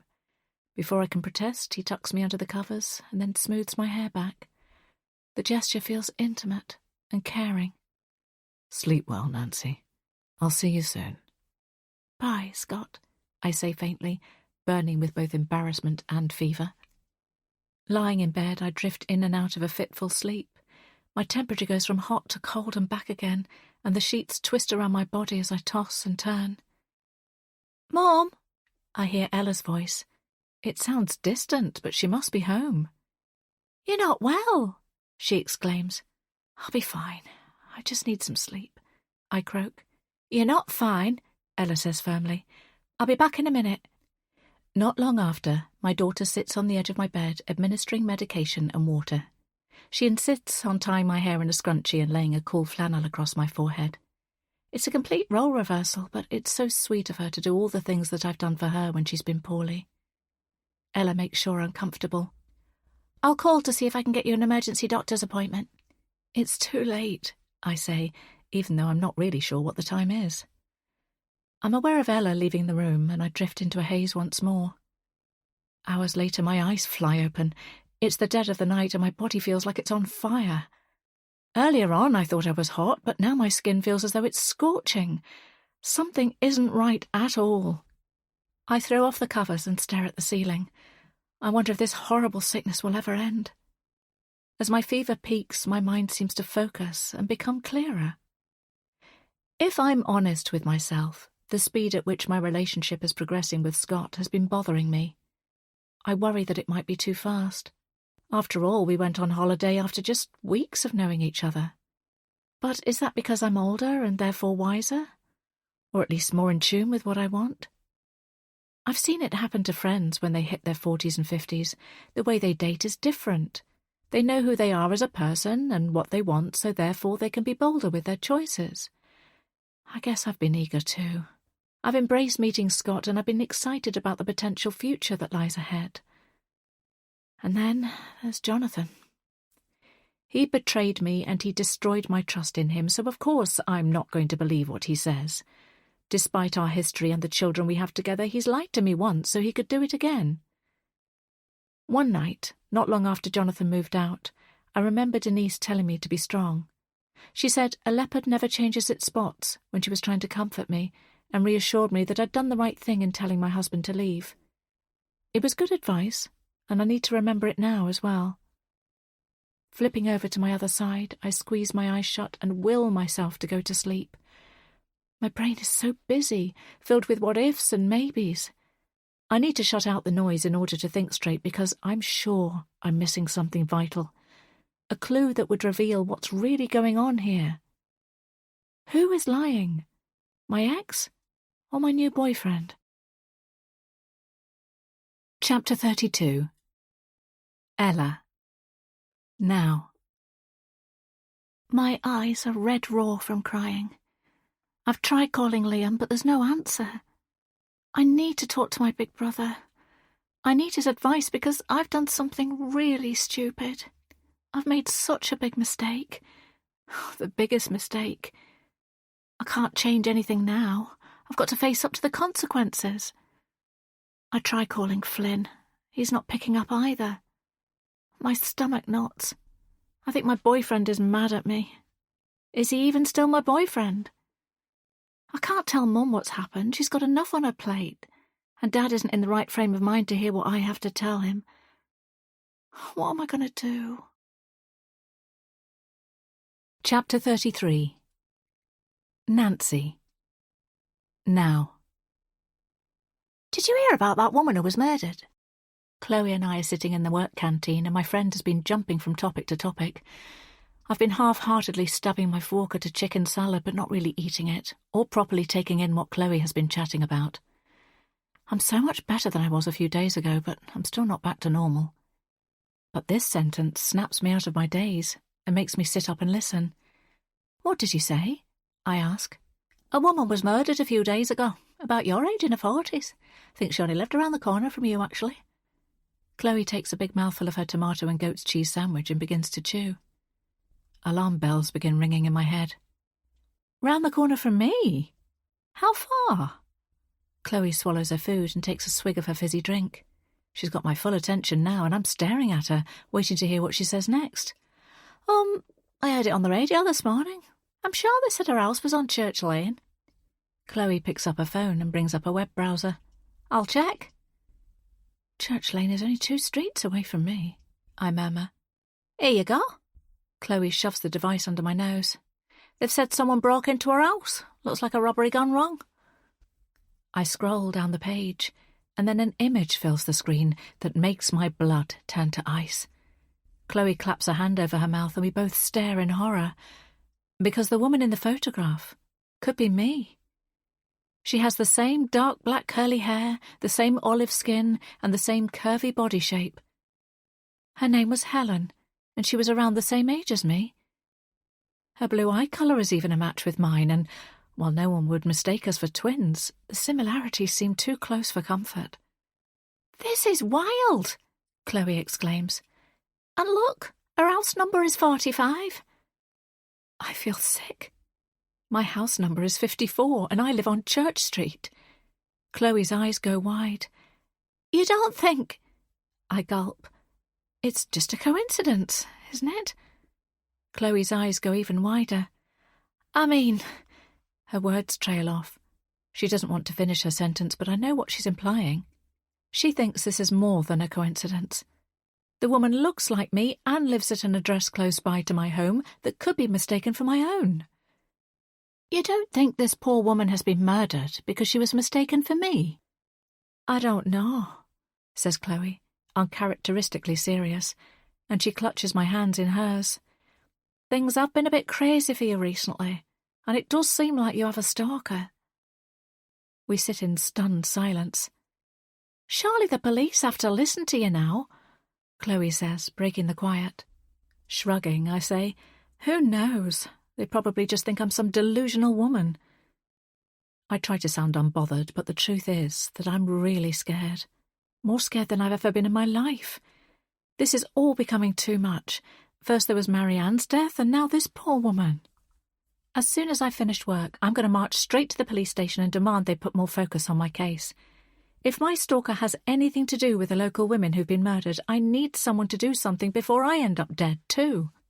If the police don't listen to me, then I'll take matters into my own hands. I need to look at more than just a security system to protect me and Ella.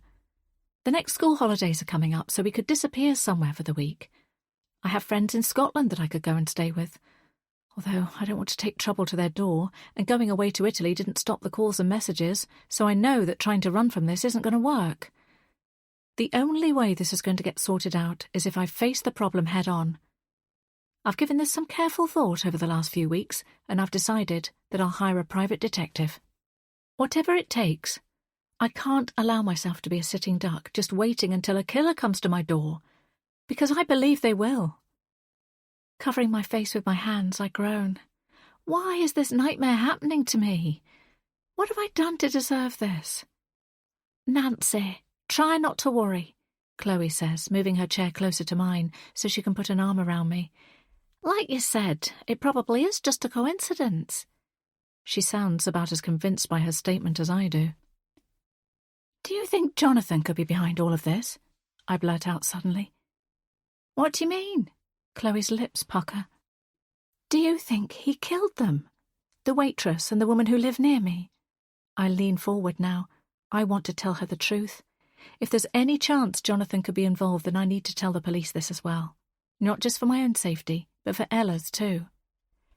No! Chloe's response is immediate. Jonathan is jealous and devastated that you're moving on, that's for sure, but I can't see him orchestrating some kind of revenge killing spree. Are you being honest? I press her. Chloe looks at me strangely then. Nancy, I know all of this is getting to you, but Jonathan is about as likely to stab someone as I am. Have you seen this report? Her death sounds brutal. The words hang in the air between us. I don't think Jonathan has got a violent bone in his body. Chloe takes another swig of her fizzy drink. I would place bets he has nothing to do with it. Chloe and her husband used to spend a lot of time with Jonathan and me. For years we went on double dinner dates and spent so many Sunday afternoons together, especially in the summertime when we'd set the world to rights over drinks and barbecue food. Jonathan also used to train for marathons with Chloe's husband. I'm guessing that Jonathan and Matt still see each other regularly, but neither of them know Jonathan in the same way that I do. Nancy, Chloe says in a tentative voice, I really think you should speak to Jonathan and just give him a chance. Listen to what he has to say. Chloe was blindsided when I broke up with my husband. She's always been an advocate for Jonathan. In the early days after our split, she would often urge me to hear Jonathan out. I'm sure it was because she wanted us to get back together and for things to go back to normal, but there was no way that could be the case, and after a while she stopped mentioning him to me. Really, it was a testament to her friendship that she and Matt supported Jonathan through the split as well as me. They tried to mediate as best they could, and when that didn't work, they carried on being there for us both. I'm sure Chloe dropped as many home-cooked meals at Jonathan's door as she did at mine in the early days of our breakup. Recently, Chloe has been supporting me as I try to restart my life. When I told her I wanted to start dating again, she was fully invested in helping me to find a new boyfriend. She went shopping with me, revamped my wardrobe, and gave me a full glow-up. Then she took the photos that went on my dating profile and set the whole thing up because I didn't have a clue how it all worked. Brad obviously didn't show up to our date, but as the result of that night was me meeting Scott, I still credit Chloe with being my fairy godmother, setting me on the path to my new romance. I cover her hand with mine. Thank you for being such a good friend, Chloe. You know how much I appreciate you, don't you? She nods, uncharacteristically speechless. But I just don't want to discuss Jonathan anymore. I know you and Matt are still friends with him and have his best interests at heart too, but the only way I can protect myself is to have as minimal contact as I can with him. Chloe opens her mouth as if to say something, but then thinks better of it and just nods. Thank you for understanding. It still breaks my heart to see the two of you apart, Chloe says quietly. But I'm here for you, in whatever way you need me to be. Tears spring to my eyes then. I squeeze her hand in mine. Thank you, I whisper back. At that moment my phone beeps loudly, making us both jump. Who is it? Chloe questions. I pull up the new message and a wave of nausea washes over me. It's him again. My voice falters. The weird old stalker. I nod, pushing the phone towards her so Chloe can see what it says. Not long now, and it will all be over. OMG! Chloe cuts herself off mid-sentence when our manager enters the canteen. She reduces her volume and says, That's just too weird. Nancy, you have to go back to the police and get them to take this seriously before this gets out of hand. I know, I mutter. I hoped all of this would just go away, but now I'm wishing that I'd gone back to the police sooner. Promise me, because this could be connected to the two murders. You can't risk your safety any longer. I don't want to, but I know that Chloe is right. Do you want to call them now? They might be able to trace the number and work out who was sending the messages. I sigh.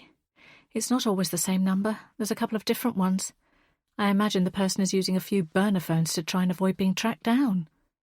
All the more reason to get the police involved, Chloe presses. I just want you to be... I don't hear the end of her sentence, because I'm aware of a shadow falling over our table.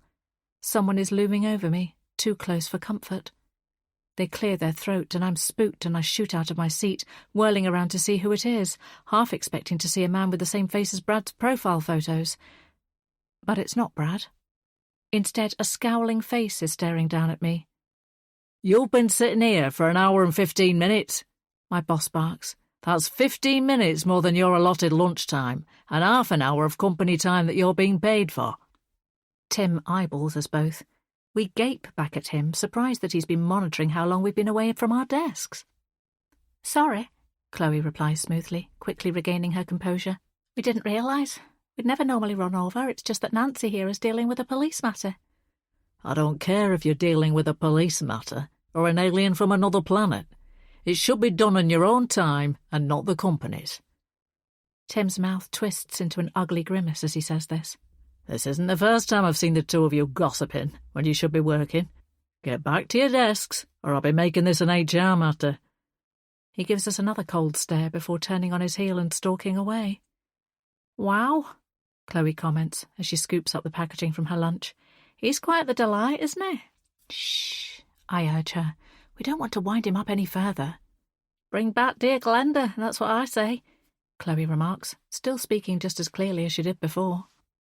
It was obvious that Tim wasn't going to be the same kind of manager as Glenda. He's come in bullishly, clearly wanting to change things up and put his own stamp on the role. He's already been rubbing all the staff up the wrong way.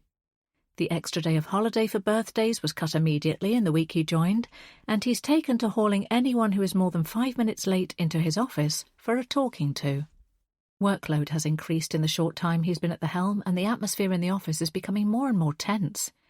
It couldn't have come at a worse time for me with everything else I have going on.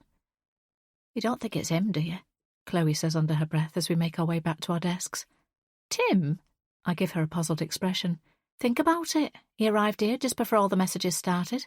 We don't know anything about him, and he's got a habit of creeping up on people. It gives me the chills." I know what Chloe means. Tim hasn't exactly endeared himself to me either, but just because he's a job's worth and an authoritarian manager doesn't make him a stalker or a killer.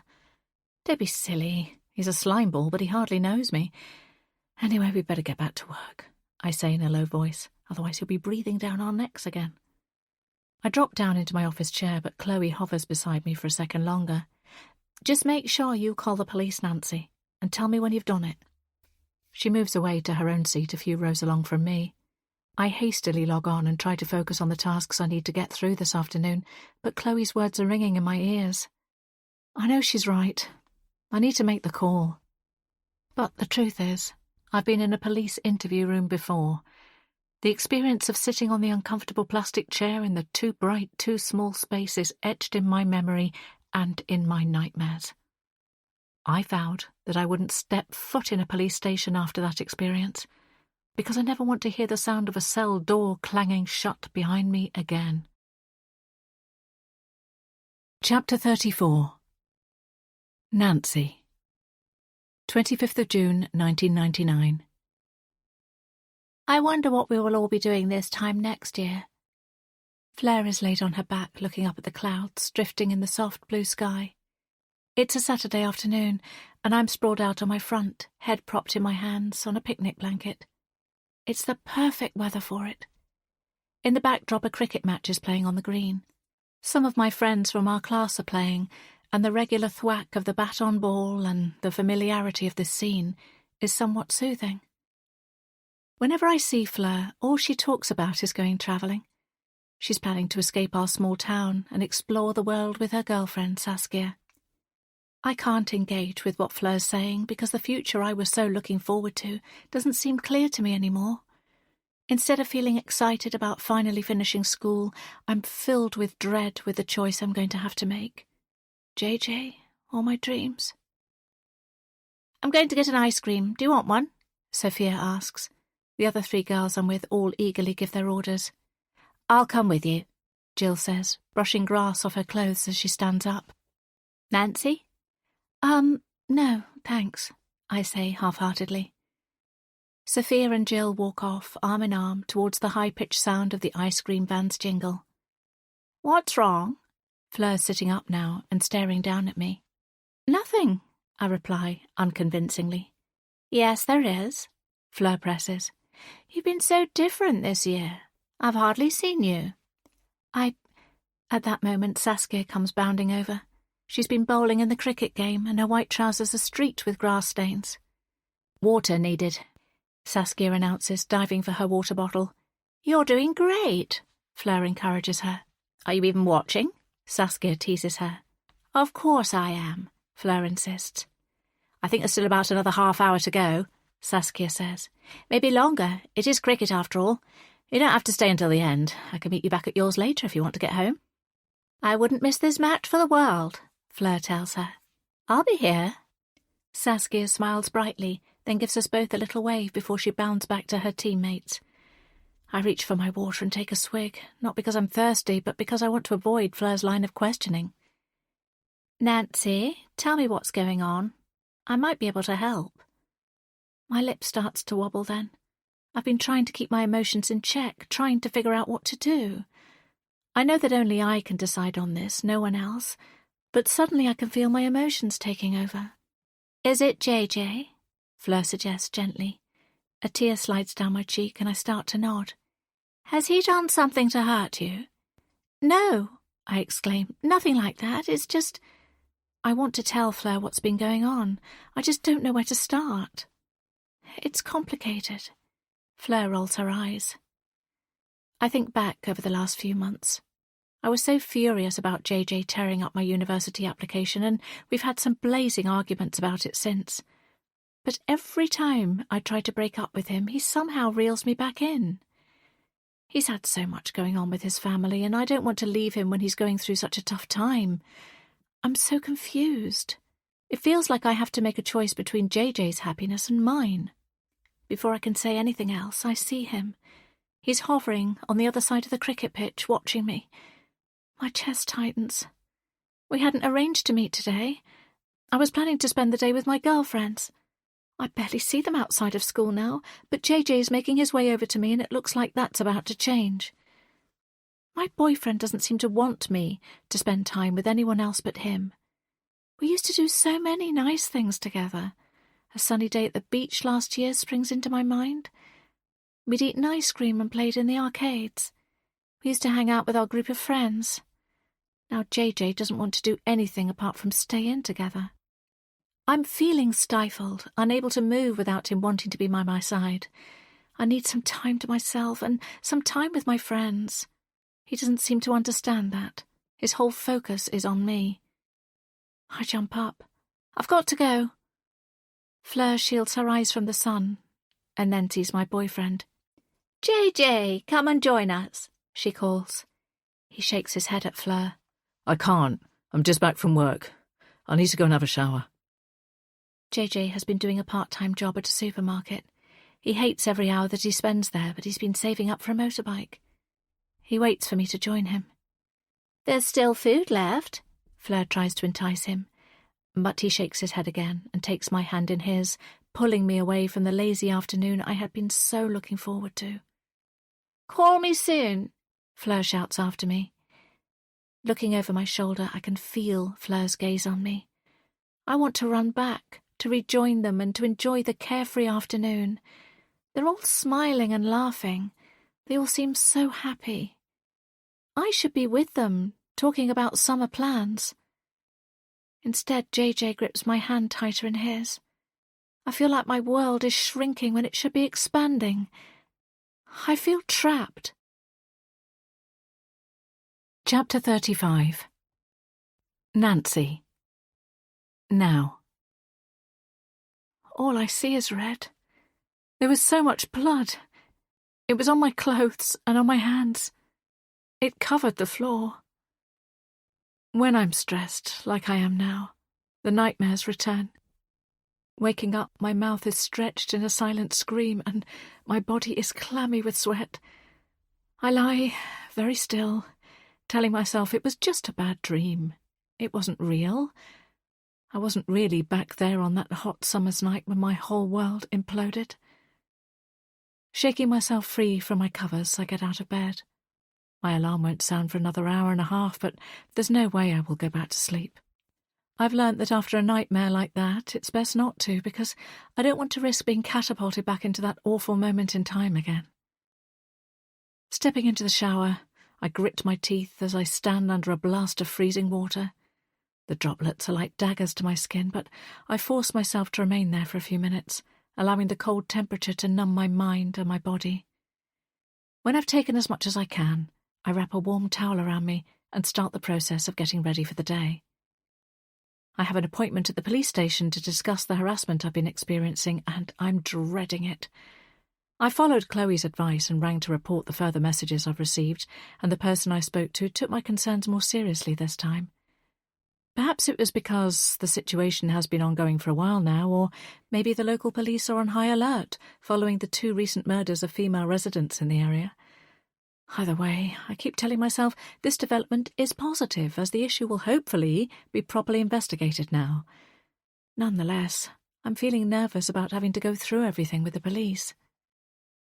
To make things worse, I had to email Tim to say I have an emergency appointment this morning. I promised to be at work as soon as I was done, and I added that I would, of course, make up the time. Tim will be furious that I'm not in the office on time, but this is important. My safety, even my life, could depend on this conversation with the police. There's no way I can eat any breakfast, so I leave my house early so that I can beat the rush hour traffic and be at the police station with plenty of time to spare. There aren't many cars on the road. Most people are still just waking up, so my journey into town is smooth. I arrive in the car park and switch off the engine. My chest is tight with anxiety. Leaning my head back on the headrest, I close my eyes in an attempt to calm myself, but all I see is the scene that haunts my nightmares. I open my eyes and quickly exit the car. I found the only way to distract myself from my troubled thoughts is with movement. I pull on my gloves and hat and walk in the direction of the common, a stretch of grass and woodland at the edge of the town. Some fresh air and a nice walk will put me in a better frame of mind before my appointment at the station. I've got at least 20 minutes, so I set off at a brisk pace. Usually, whenever I go for a walk, I give Liam a call. But it's before 9 o'clock, and the chances of him being out of bed are slim. Most of his lectures seem to happen after 10 o'clock, and his accommodation is so near to the university that I'm pretty sure he rolls out of bed about 10 minutes before they start. I make a mental note to try to get hold of him later on in the day to check in on him. There's a cold chill in the air. I'm glad that I've wrapped up warm. As I stride along a well-trodden path, I force myself to take deep breaths and to relax my shoulders. After 10 minutes of walking, it occurs to me there aren't any dog walkers around at the moment. Often there are lots of dogs and their humans on this spot of land, but today all is quiet. In the distance, I can see another lone walker on a path that leads up a sloping hill to the left of me, but otherwise I'm alone. I walk a few more paces and then stop in my tracks. There's barely anyone around. I've walked far enough away from town that even if I shouted at the top of my voice I wouldn't be heard. Normally I wouldn't think twice about going for a walk on my own in these circumstances, but now I'm questioning my choice to do this. What if my stalker is nearby? This would be a perfect opportunity for them to attack me. I want to scream. I hate that I'm even having to think like this. I should be able to go for a walk when I want, at whatever time of day, without being scared that someone could be watching me and intending harm.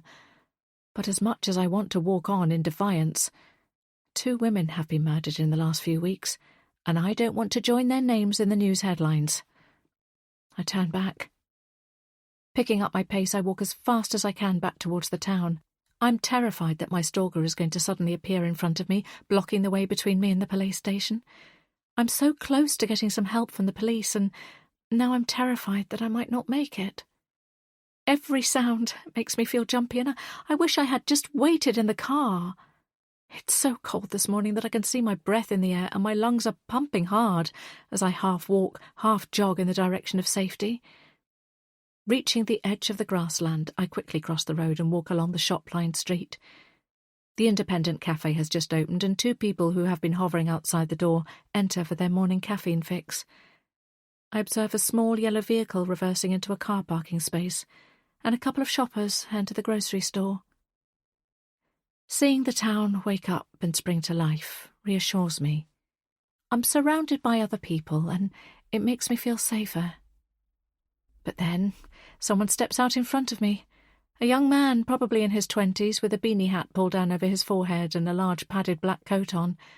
I have to stop abruptly to avoid colliding with him. He stares at me with hard grey eyes. I step back and yelp, covering my mouth with my hand. I have no idea who my stalker is. It could be anyone walking past me in the street. It could be the person standing inches away from me. The young man gives me a puzzled look and then steps to the side. He continues walking in the other direction without a backward glance. He must have thought my behaviour was odd, but at least he's walking away and I'm not in any danger. I remember the poor guy from the car park who I was wary of as well. Will I ever find out who is behind the messages? Or will I forever be wondering if the stranger walking towards me is my tormentor? The police station is just at the end of this street, so I hurry towards it and practically hurl myself through the double doors. I clatter into the reception area, and the woman sitting behind the desk looks over at me quizzically.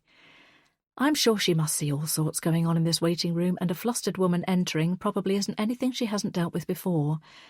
But it's important to me that I make a good impression, as I want the police to believe what I'm saying, so I slow down and fix a smile on my face as I approach her. "Hi, I have an appointment with Detective Smith at 9:15 a.m, I tell her. She nods. "Take a seat, he'll be with you shortly." 20 minutes later, I'm still perched on the edge of the uncomfortable plastic chair and feeling nervous. I was hoping that I'd be almost done with this conversation by now. I certainly don't want to stay here any longer than I have to. Tim is really going to have it in for me when I finally arrive at the office. I try to keep patient. I know the detective is a busy man, so I'm grateful for any time I have to speak with him, although the longer I'm sitting here, the more nervous I feel. The woman behind the reception desk alternates between typing furiously on her keyboard and answering the phone in a clipped voice. I hope she hasn't forgotten to let the detective know that I'm here, and I start to wonder how much longer I should wait before going back to the desk to inquire if I can be seen any time soon. I'm just about to do that when the internal door swings open, and a thin man with old-fashioned spectacles and an intelligent air about him enters the room. He must be Detective Smith. He makes me think of a modern-day Sherlock Holmes, and I pray that he will be able to help solve my problem. "I'm sorry to keep you waiting," he says in a sincere tone. "Come this way." He holds the door open and waits until I've stepped into the corridor before guiding me to a room just a few paces along. Again, he opens the door for me and lets me pass ahead of him. His office is a low-ceilinged room with just a small window. There's not much natural light, so instead there's a bright overhead light on. I can already feel a headache building. "Please, sit down." Detective Smith points to a plastic chair, much like the ones in the waiting room. I'm guessing the police budget doesn't stretch to nice seating. Either that, or it's a tactic to purposefully make the people they're questioning uncomfortable from the off. "Thank you for seeing me," I say, keeping my voice as steady as I can.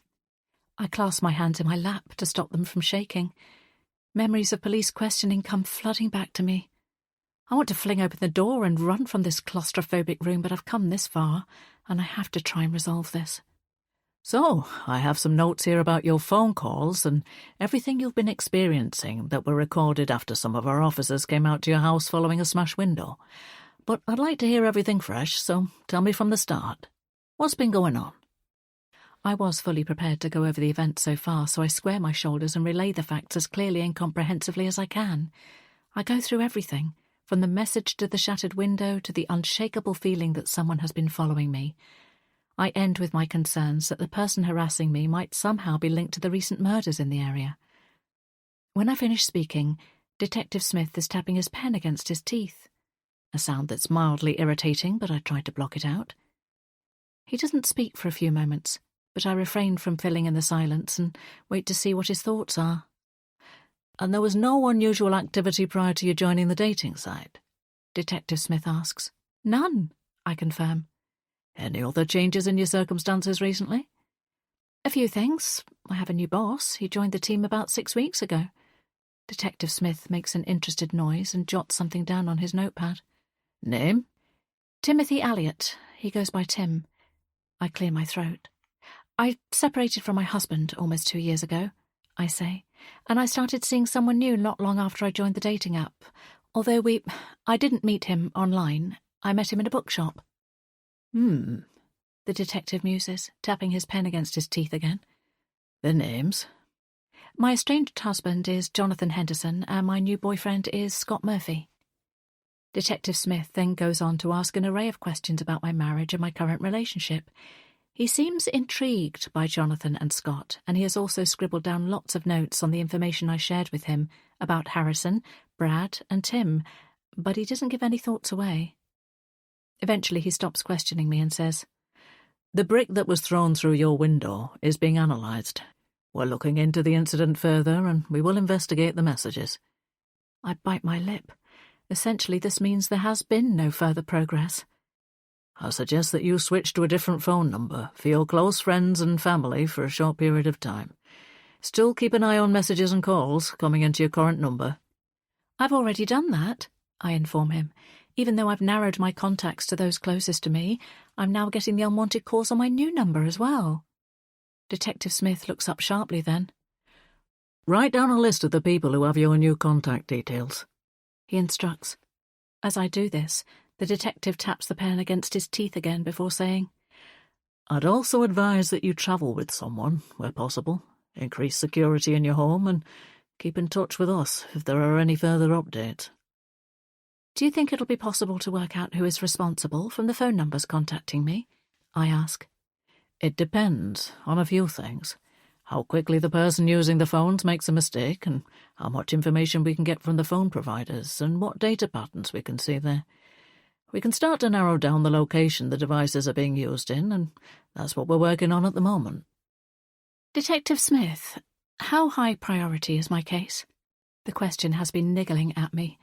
My fear is that I'll be dead before they've worked through the paperwork ahead of my case. Detective Smith gives a wry smile. "In truth, much higher, because of the deaths of the two local women. The information you've given me about the similar address you shared with the last victim, and the fact you were in contact with Marianne the night she died, increase your connection to all of this. It's still plausible that what is happening to you is not being caused by the same person, but we have to keep open-minded at this stage. As there is a possible link, you have my word that this will be a focus for me and my team." I appreciate your honesty. My mouth is dry as I take in the seriousness of the situation. He leans back in his chair. "If you have any new concerns at all, please call us immediately. I'll arrange for a police officer to be in the local area so we can keep surveillance on your house, particularly at night time. If anything more alarming happens, which I hope that it won't, then we can step up measures. I'll be assigning a support officer to you so that you can have someone in a hurry if needed, and they can come to your home to talk through any questions you might have." "Thank you." "Stay safe, Nancy, and I will be in touch as soon as we have any more information."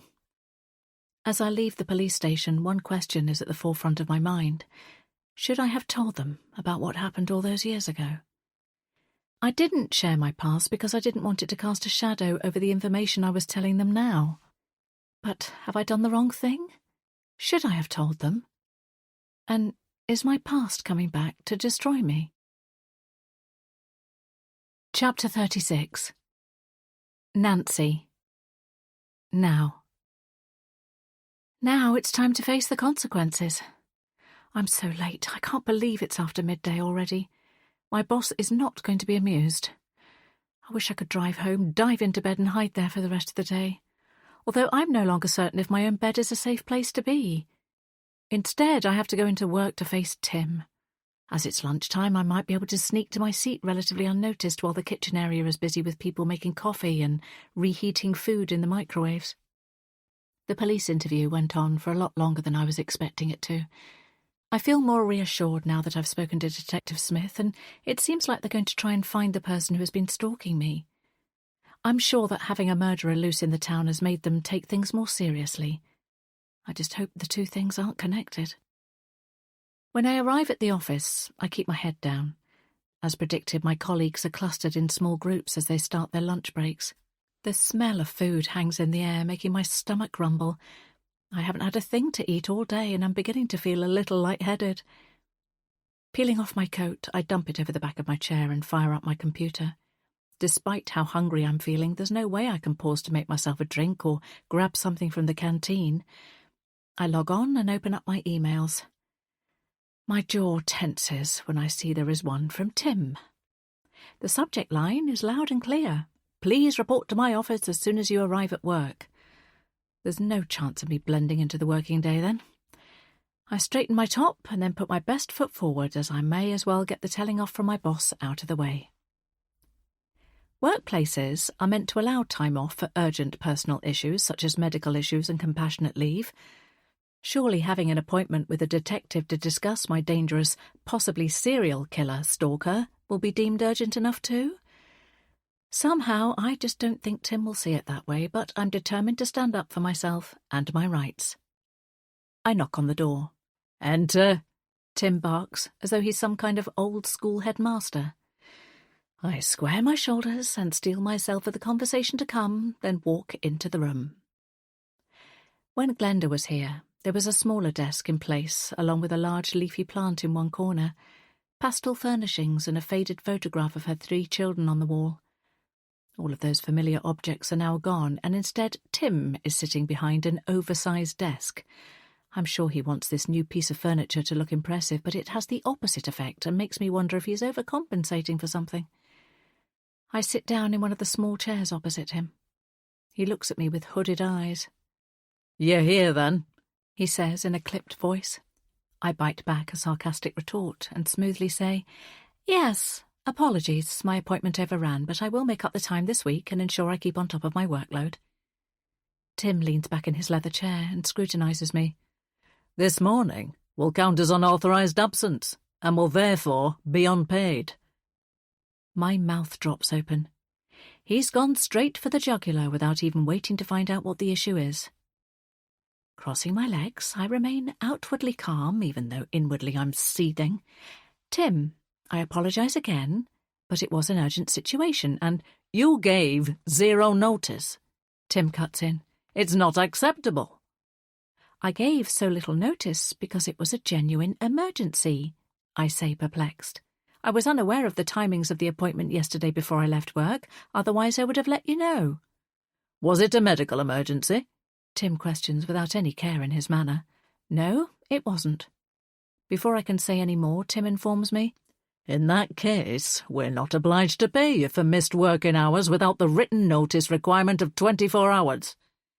"So you would rather I didn't make up the time, then?" If Tim is going to play dirty, then I will too. "What?" Tim looks perplexed by this question. "If I'm not going to be paid the hours, then I won't be able to complete the work I was going to catch up on. So what do you propose I do? Should I send the tasks to you instead?" It's probably not wise of me to wind him up, but after the way he's behaved, I feel he deserves it. It's clear he hasn't quite thought this through and wasn't expecting me to be so bullish in my response. "If you're unable to keep up with your workload, then we can, of course, put measures in place to monitor your performance," he finally says in a smooth and slimy voice. I want to rage at him, but if I do, he will certainly have me fired and out the door before I can do anything about it. Tim has only worked here for 5 minutes, and he's bowled in with the intention of making everyone adhere to the rigid rules he's setting. He doesn't seem to care that I, and many others, have given years of their lives to this company, or appreciate the expertise and knowledge that we have in our roles. He hasn't actually listened to our thoughts on what is already working well for the business and what could be improved. He's just assumed that he knows best and wants to squeeze as many working hours out of us as he legally can. It breaks my heart that the fun, hard-working, dynamic team I've been part of is being ground down so quickly by this Jobsworth, who doesn't really have any clue about what he's doing or how to properly manage a team. I'm not going to back down now, even if he is threatening HR measures, because I know this job and this company like the back of my hand, and I don't want it to be torn apart by this weasel of a man. Look, Tim, I stare him in the eyes. I've worked here for a very long time, and I love this company. I've never had an incident like this happen before in all my time working for the business. As a long-standing employee, I would have appreciated a little bit of support and, at the very least, a chance to explain. Go on, then. Explain. Tim arches an eyebrow at me. I had an appointment with the police this morning, I start to say. Tim immediately looks horrified. Not as a suspect, as a victim of crime. They are investigating at the moment, and the matter is complicated, which is why I was there for a number of hours.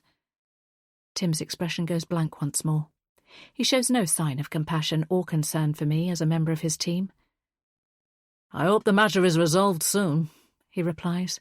"If you require further time off, then make sure you email me in writing in advance." "Is that all you have to say?" I say aghast. "Nancy, so far I have observed someone who swans off on week-long trips without a moment's notice, gossips endlessly with colleagues and spends far too long on their lunch breaks. You may love this company because it's given you an easy ride over the last 2 decades, but it will not continue under my watch. I expect punctuality and commitment." He pushes his chair back and stands up, indicating the conversation is over. I remain seated. "I feel you are disregarding the effort and extra hours I put in on our top strategic project last month. You haven't spent time getting to know me or anyone else on the team properly, so I'm not surprised that you're unable to appreciate the brilliant work we've all been doing." Tim turns puce, but I continue.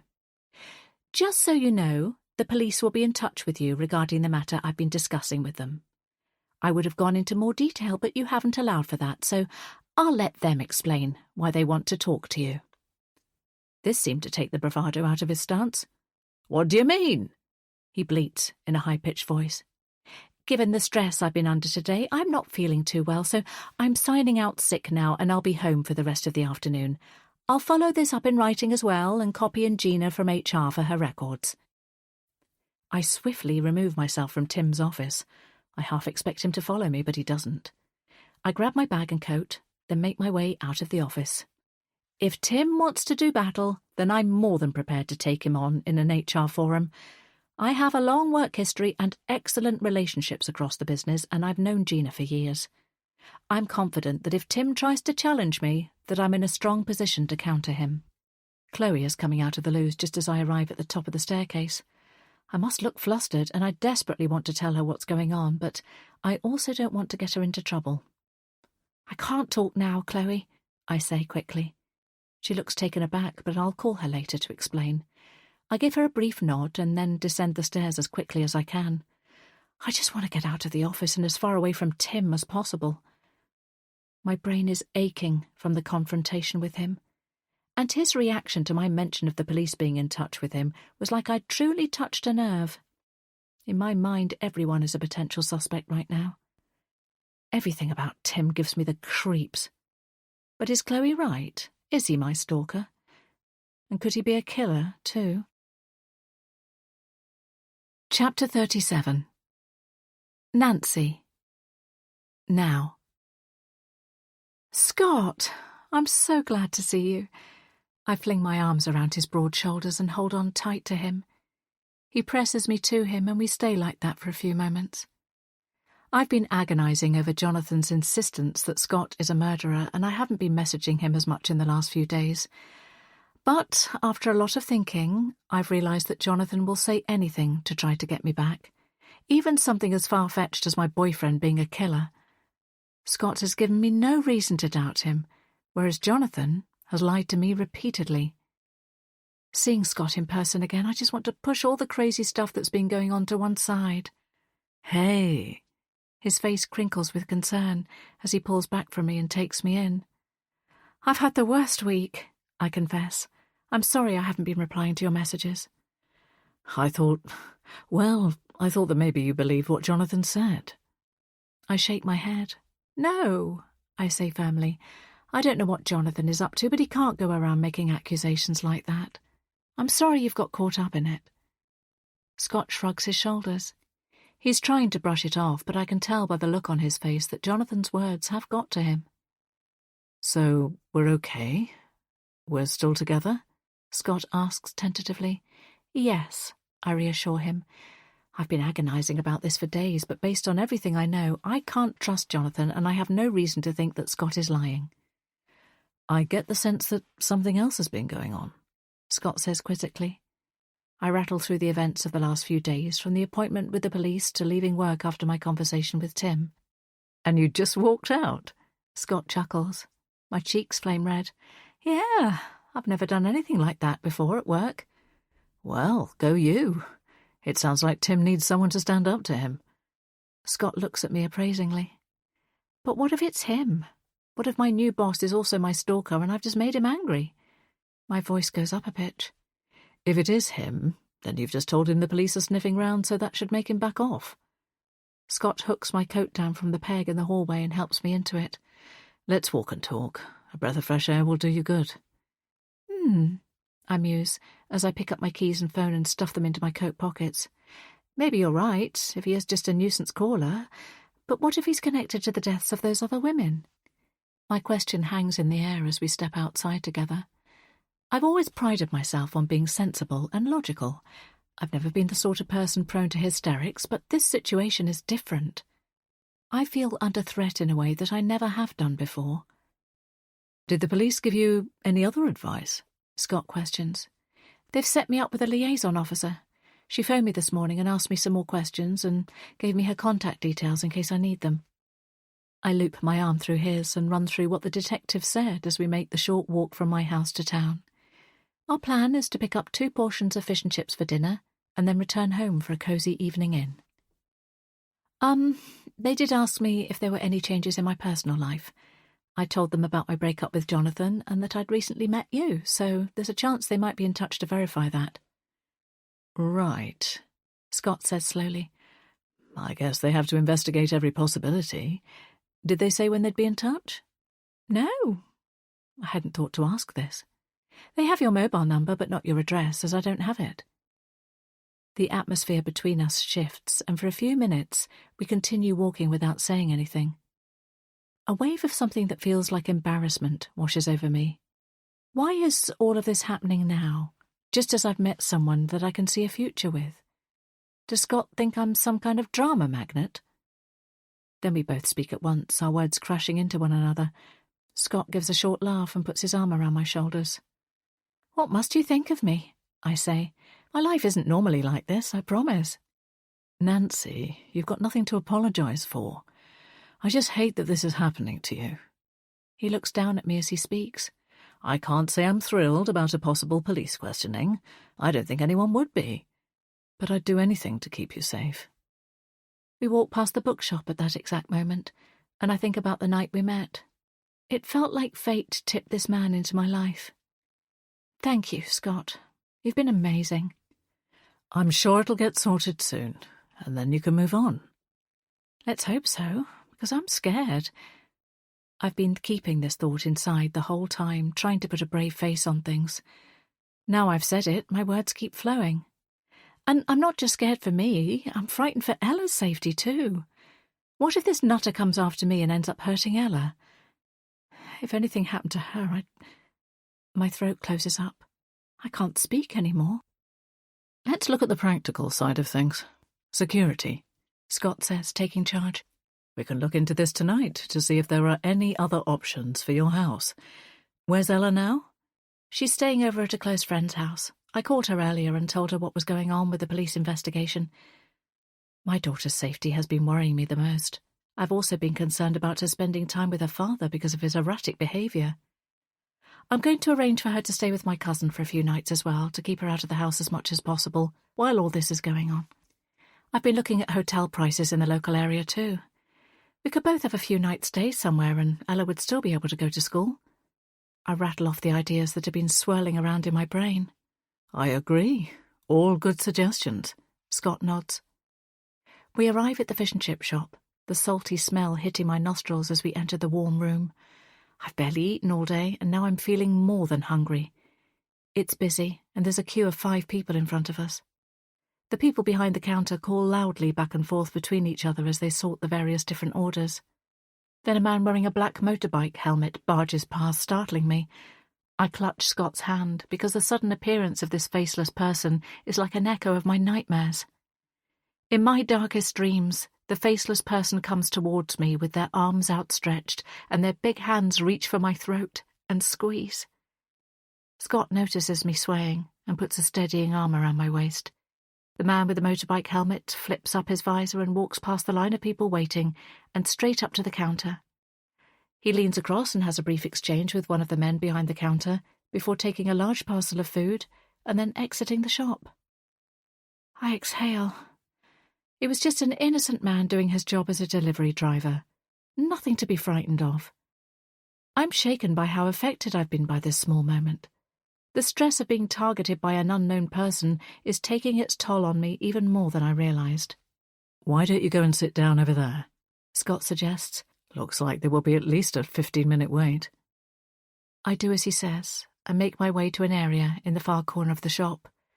There's a bar stool with a cracked blue leather seat at the high-top table running along the shop window. I raise myself onto the seat and plant my elbows on the narrow table. It's slightly tacky with grease, but I'm just glad to be sitting down and to have a moment to myself to straighten out my thoughts. Gazing outside, I watch as passers-by move up and down the street. It's a fairly busy road, with a popular local bar opposite the fish and chip shop, as well as a number of nice restaurants a little further along.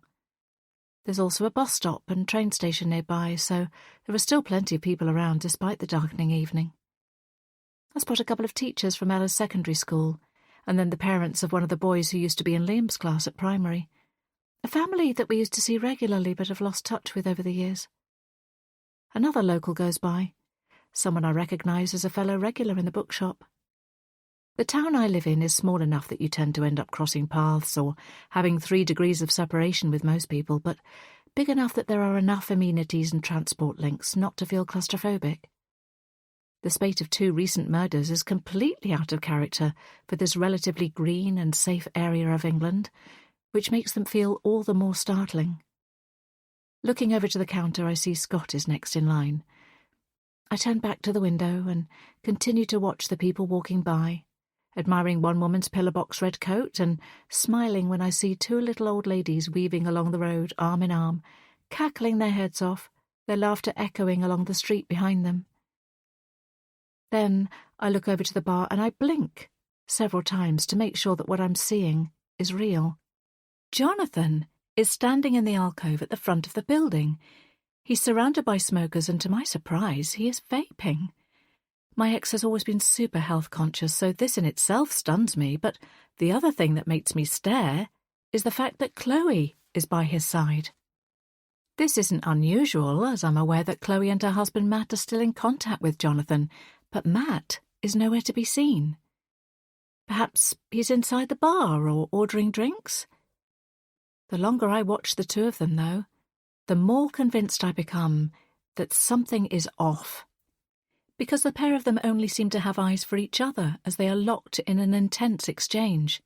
Chloe then touches the top of Jonathan's left bicep in a way that seems overly familiar and not in keeping with the way they used to behave when we were a friendship unit of 4. I can't turn my eyes away from them. Jonathan's face is slightly turned away from me, so I can't quite decipher his expression, but Chloe is in full sight of me. She looks captivated by something Jonathan is saying, and she's standing far too close to him. Is she several drinks in, or is there something else going on?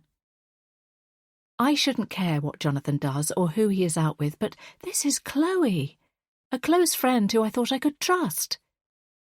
This could be completely innocent. Chloe is probably just being a listening ear for Jonathan. I want to believe this, but there's something about their body language and how close they're standing to each other that gives me goose pimples. A burly man with a pint of beer in his hand accidentally knocks into Chloe, jostling her even closer to Jonathan. She's standing on tiptoes now, half leaning against him, and whispering in his ear. What are they talking about? Finally got the fish and chips, Scott says, his voice making me jump as he appears beside me. I hope it's worth the wait. Recovering myself, I turn to him. Thanks for queuing up to get it. It's the modern-day equivalent of hunting for my food, Scott jokes.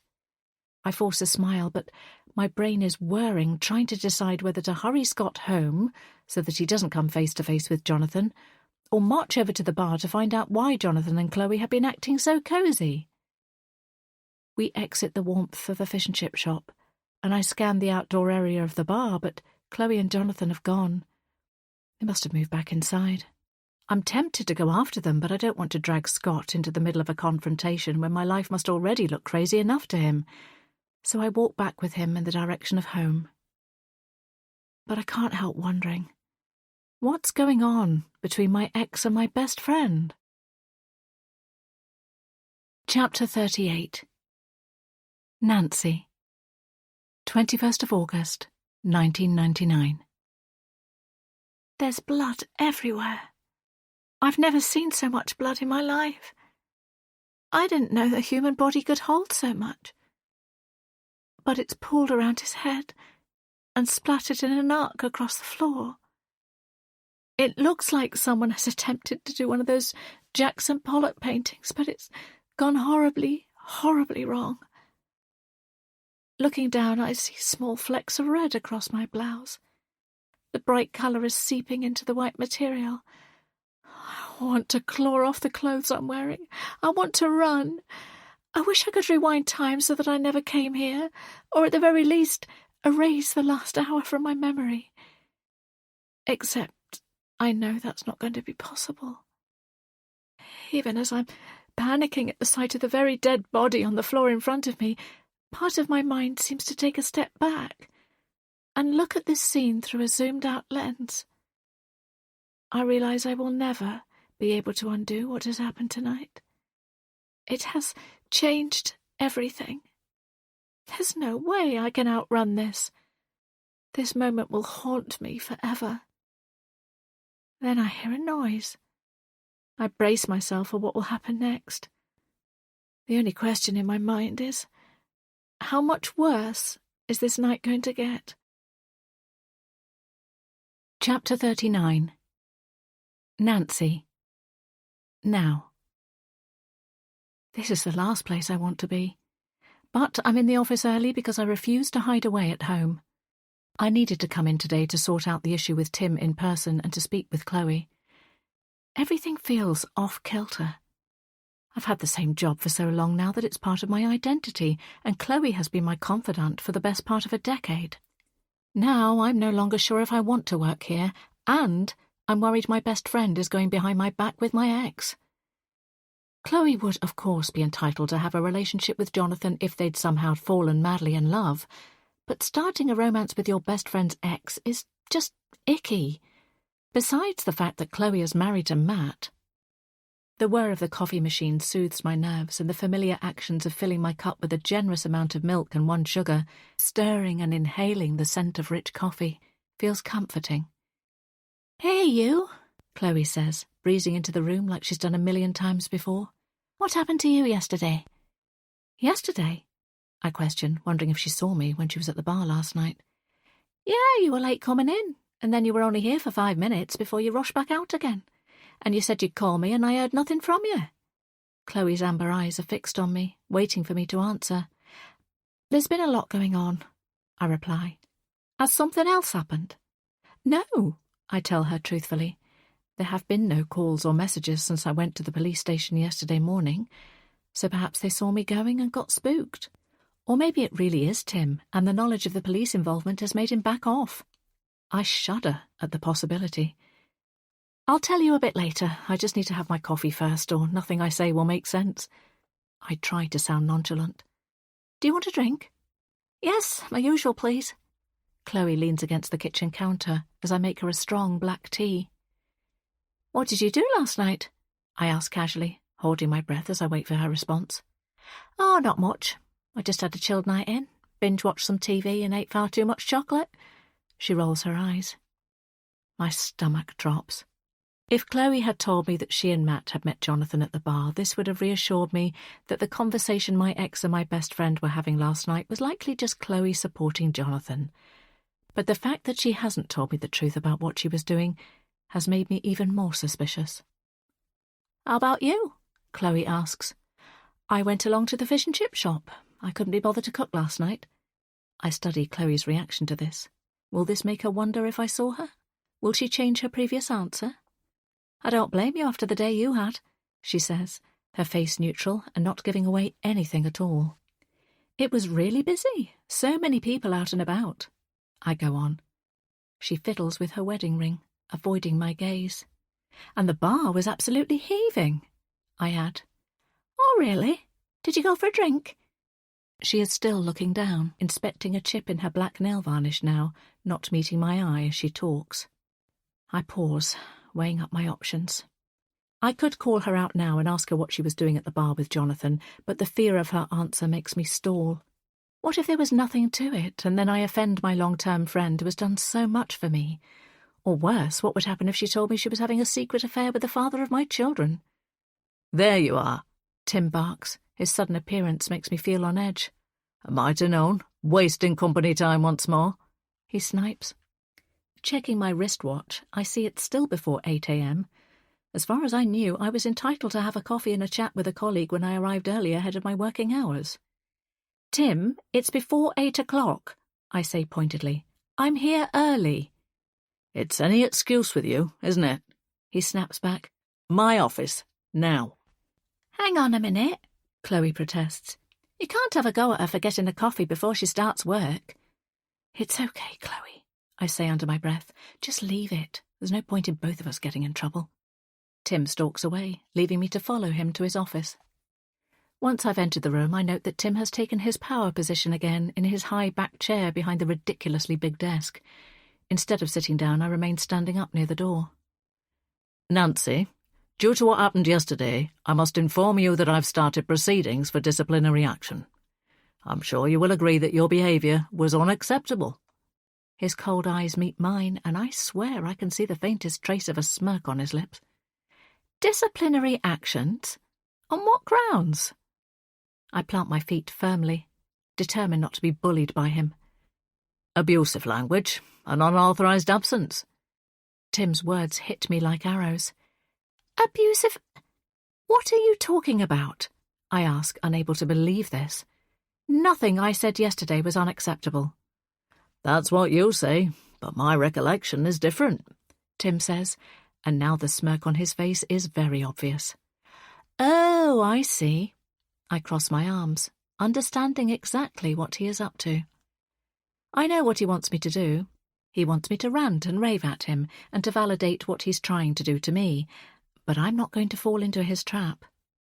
I stick my chin in the air and reply defiantly, Well, in that case, it's the word of someone who's been working here less than a few months against a respected and long-standing member of staff. His face falls at this. There's no point in continuing this discussion now, not when your behaviour is dishonest, I tell him. I'll further this with HR. I move towards the door. Where are you going? He demands. To my desk, of course. Tim looks taken aback. Unless you're firing me, I question him. He remains tight-lipped. Well, are you? It would be good to have clarity on this. I push. Tim must realise he can't just fire me without going through the proper HR channels, despite his lack of management experience. No, but I expect you to work your proper hours today, he says, trying to regain the upper hand. Oh, I will. To the second.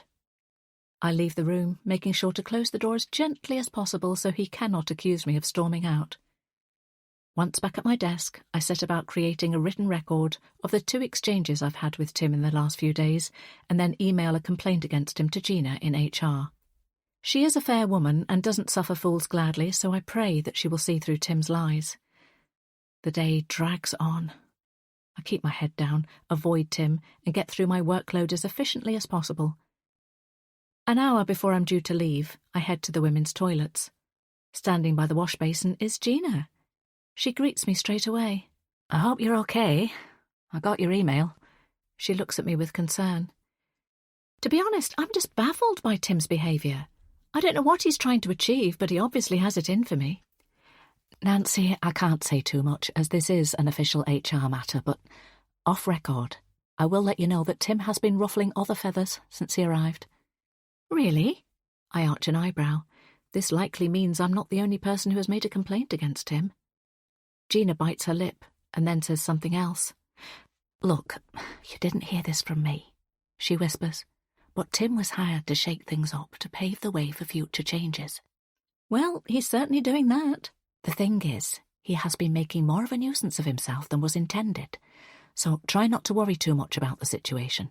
I'm sure it'll get resolved. I let out a sigh of relief. Thanks, Gina. I appreciate it. Although I'm starting to wonder if this might be a sign that it's finally time for me to move on. After all, I've been here so long that I would have done less time for murder. The second these words leave my lips, my stomach somersaults at the thought. "We wouldn't want to lose you," Gina says.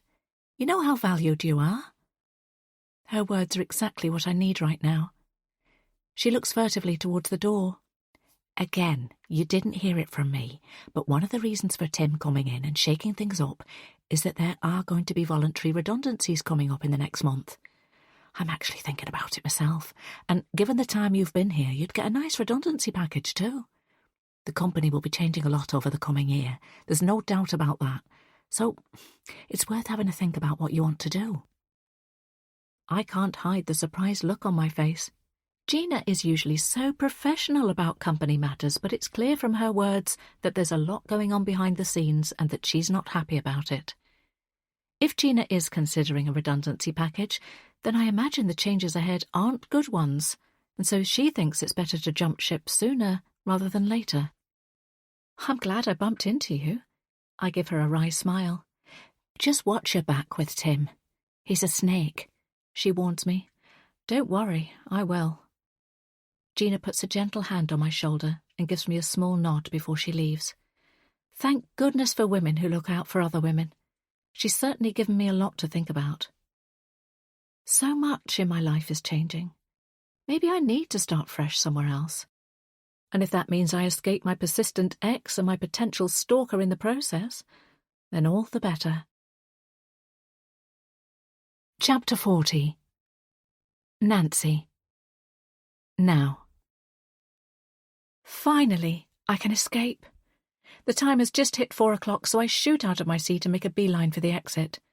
Tim has no idea how many extra hours I've put into my role over the years, but if he's going to play nasty, then there's no way I'm giving him any more time than necessary to work. I wave to Chloe on my way out, and only stop once I'm outside. There's a text message from Scott on my phone.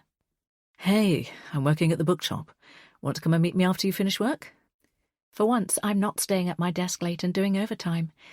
I feel a sense of freedom at leaving my office when I'm actually meant to, and I have the whole evening ahead of me, so I decide to go and meet my boyfriend at our favourite place. Making my way to my car, I feel hyper-aware of everything around me. I've parked in the more expensive car park that's nearer to my office. Paying the extra is worth the peace of mind at the moment, as it means I'm safely in my vehicle with the locks on within a few minutes. As I fire up my engine to leave, I see a police car in my rearview mirror. Given Tim's behaviour towards me, I'd be delighted if the police arrived at the office to question him. It would serve him right. 20 minutes later, I pull into the small car park just behind the bookshop and enter the building via the back door. This entrance takes me straight into the bookshop itself, whereas the front door leads into the coffee shop. I know that Scott will be in the coffee shop and likely not quite at the end of his working day. He will undoubtedly have expected me to finish closer to 5, so I'm going to have a little browse along the shelves before finding him. I pause by the notice board. Recently there's been an increase in the number of events hosted by the bookshop as well as more social groups organised. I've been to a few of the author talks and really enjoyed them. I've even ended up pitching in with the setup of a few of them. I keep meaning to join one of the groups as well. There's a book club, of course, but also other groups like Knit and Natter, the local history club and a writing group. I take a screenshot of the details of the next book club meeting and decide it's time to join. If nothing else, it might take my mind off everything that's been going on. That's when I see it.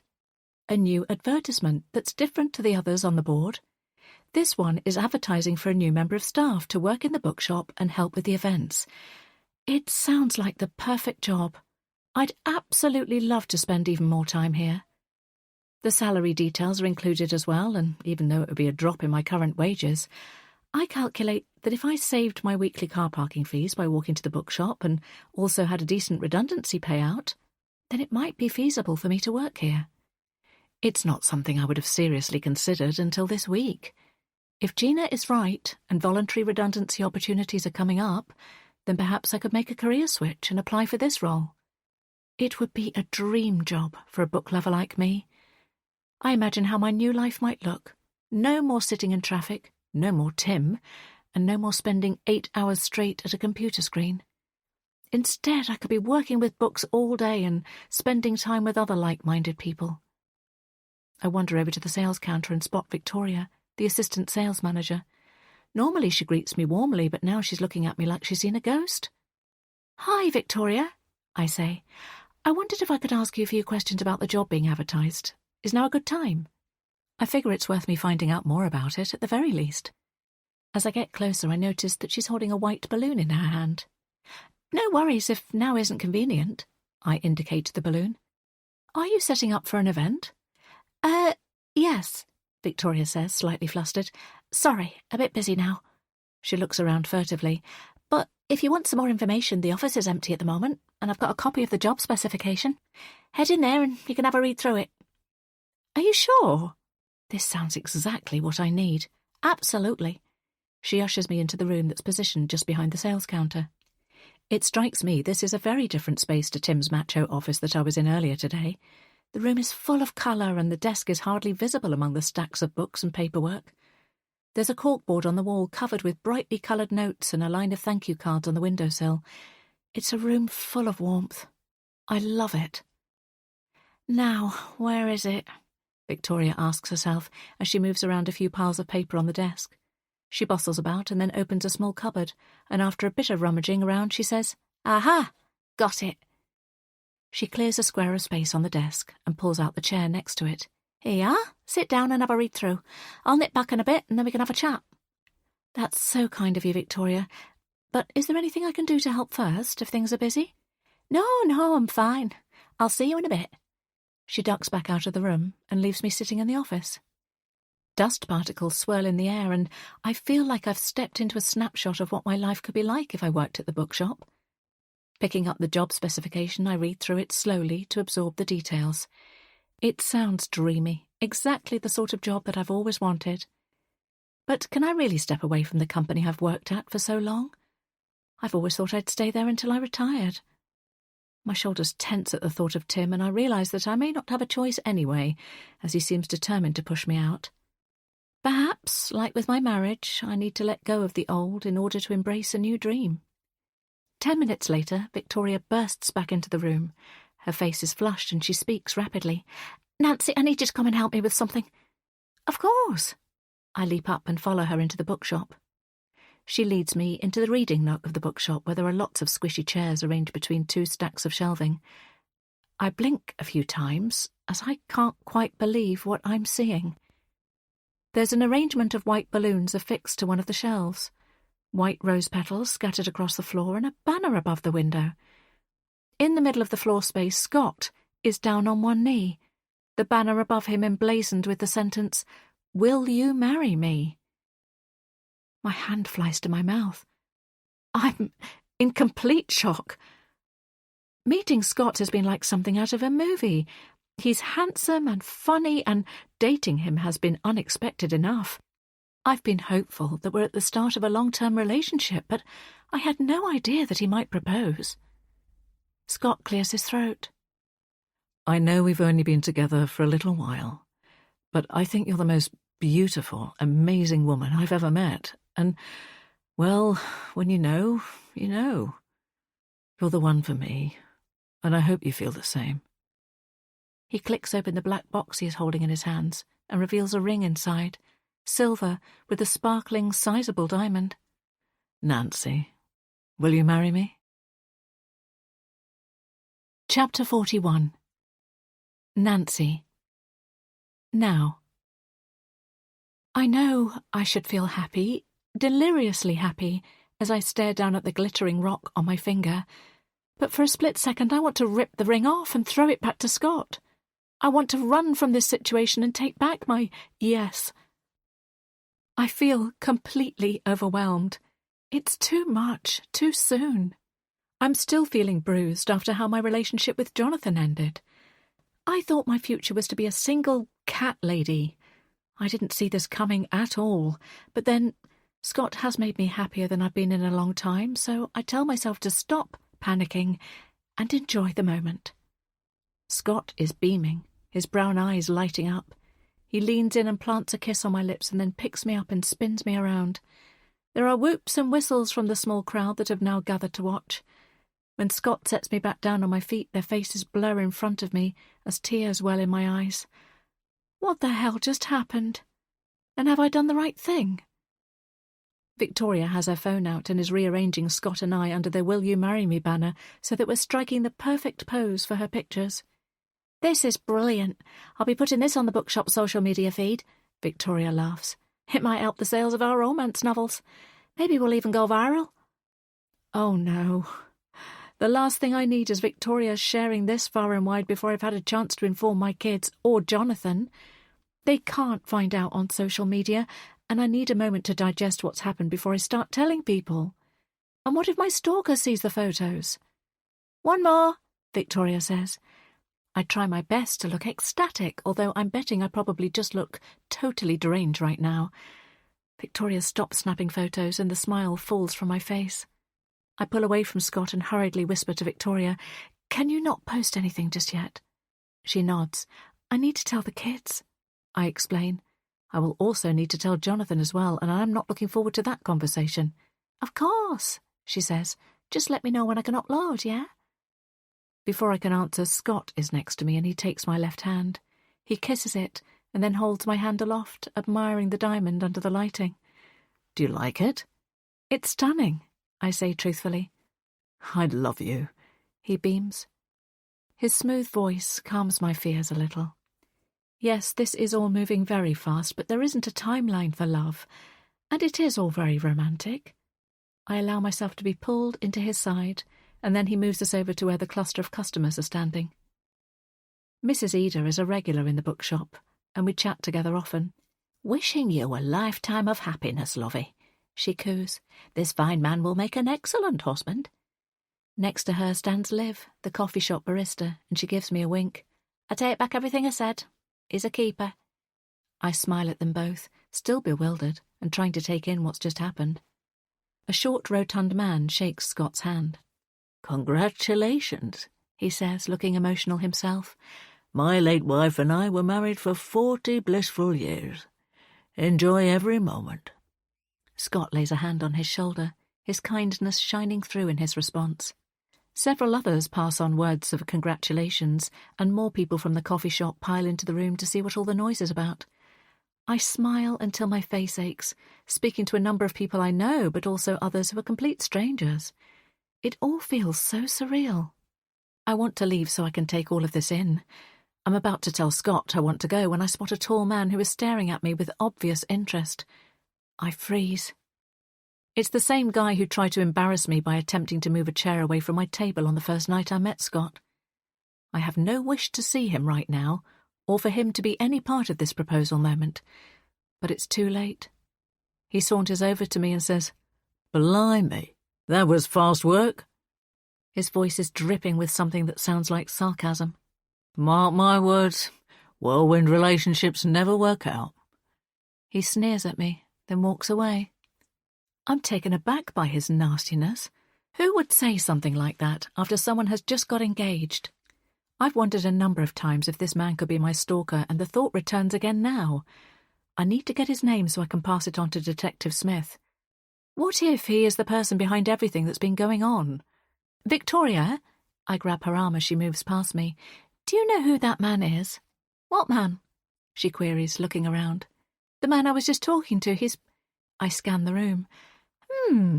I can't see him now. He was literally right here.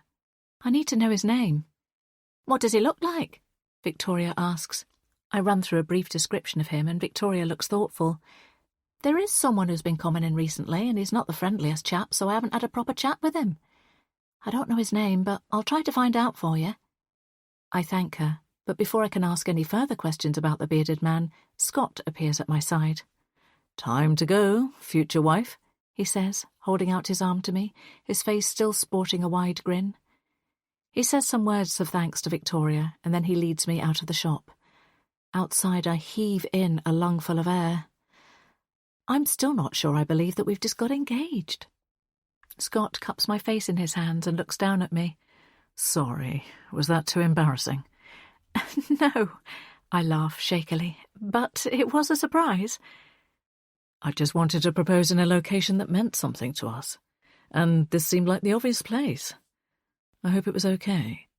"Being proposed to in a bookshop is the stuff of every bookish girl's dreams," I reassure him. As I say this, I can't help thinking back to the day Jonathan proposed to me. We were in the middle of a big hike in the Lake District, back in the days when I still accompanied him on his outdoor adventures.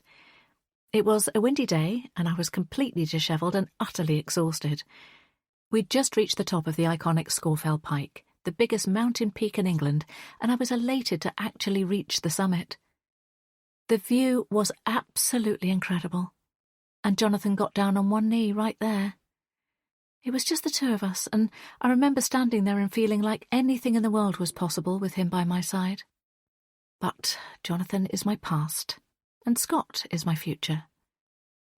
And I'm so relieved you said yes. He looks nervous. He'd seemed so confident just a few minutes ago. This reveal of his feelings feels more real than what happened inside the bookshop. I kiss him deeply and allow myself to enjoy the moment.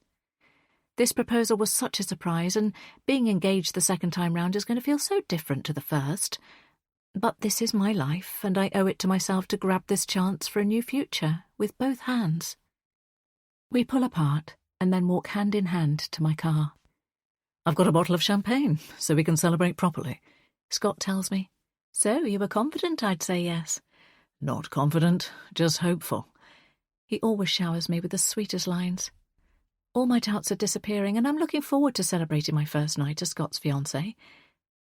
And then I notice my car. The front has crumpled in on itself. The bumper is hanging off, and the damage is extensive. There's no way I'll be driving it tonight, or maybe ever. "Who has done this?" I exclaim. What the... Scott strides forward and circles the car, inspecting it. The doors are still shut, so it doesn't look like an attempt to steal the vehicle. Scott moves back to me. My guess is that someone has backed into it and driven off. I stand there, with my hand to my forehead, unable to comprehend what I'm seeing. The momentary bubble of bliss that I was just feeling has been well and truly popped. Don't let this ruin the day, Scott says, as though reading my mind. I know it's a shock, but it's just a car. It was probably someone who reversed badly and didn't want to leave their details. I'll organise getting it fixed. You won't need to worry about anything. I believe him. I know he will get this sorted out for me, and I want to do as he says and not take this to heart. After all, it's an old car, and I'm not attached to it in any sentimental way. The likelihood is that it was an accident, but the person didn't want the hassle of paying up. As Scott calls the insurance company for me, I try to convince myself that this is just bad luck. It could have happened to anyone. But my instincts are telling me otherwise. The face of the tall, bearded man I encountered in the bookshop again springs into my mind. Is it just a coincidence that he is nearby and this has happened? Or could he have had something to do with this? I don't think this was a random incident at all. Someone did this deliberately. Chapter 42. Ella. Now. This is it. I'm about to meet my mum's new boyfriend. It's strange to even think about her being in a relationship with someone who is not my dad, and I know it's going to be even stranger having this new person in my life. I put one foot in front of the other and descend the stairs, knowing that each step is bringing me closer to a different kind of family dynamic. "Ella!" Mum cries when she sees me. "Come here." She waves me into our living room. A male figure moves from the sofa and stands beside her. As I take him in, my first reaction is shock. This isn't the kind of person I expected her to be dating. I thought he might perhaps be balding or have a smattering of grey stubble, but I couldn't have been more wrong. He looks like he's younger than her, not by loads, but he's definitely not the older man that I assumed he would be. Hi. He extends a hand towards me and I shake it briefly, dropping the connection hastily. I'm Scott, he tells me. Nice to meet you. I'm Ella, I respond, narrowing my eyes and properly taking him in. Scott has a sweep of dark hair and a mischievous twinkle in his eyes. He's dressed trendily and clearly works out. This wasn't what I expected, but I go with it and keep my smile fixed on my face. I've heard so much about you, Scott says. I hope we can become friends. I find the suggestion of us becoming friends a bit odd, but it's probably his way of making it clear that he's not trying to become my new dad or something. So I nod politely and I don't say anything. I can't wait for you two to get to know each other. Mum beams. flicking her attention between the two of us. Her eyes are bright and her cheeks are flushed. I wouldn't have expected my cautious mum to have got swept up in a new romance like this, but I can tell that she's in deep from the way she's looking at Scott. It's a bit unsettling how fast things have been moving between them, especially the pair of them going on a trip together after only a few weeks of knowing one another. But I'm going to do my best to be happy for them, however weird the situation might feel to me. Scott then makes small talk, asking me about school and exams. He seems interested in my answers, although I'm sure his aim is just to make a good impression in front of my mum. I ask him a few questions back about his work, but his responses are short and don't give much away. He's charming and handsome, but I get the niggling sense that he's trying a bit too hard. I can't put my finger on what it is, but something doesn't feel right as we're talking. It's almost like he's a bit too polished. "Let's sit down," Mum says after a while, indicating to the sofa and the two armchairs. "We've got something to tell you." She's acting jittery and her voice keeps pitching high and low. My stomach does a funny kind of lurch. Why do I feel like I'm about to receive some information that I'd rather not know about? Scott sits down next to my mum and takes her hand in his. I flip through the possibilities of what they might say. Surely she's not pregnant, is she? It's then that I see the champagne bottle on the table and the two thin glasses half filled with liquid. I stare at my mum and Scott's hands clasped together and fill in the blanks. I now know what she's going to say. "We're engaged," she blurts out, slipping her hand out of Scott's grasp and flashing the shiny diamond in my direction. "Isn't it wonderful?" My mouth falls open. I've only just met this man and he's already my mum's fiancé, my new stepdad. I just didn't see this coming.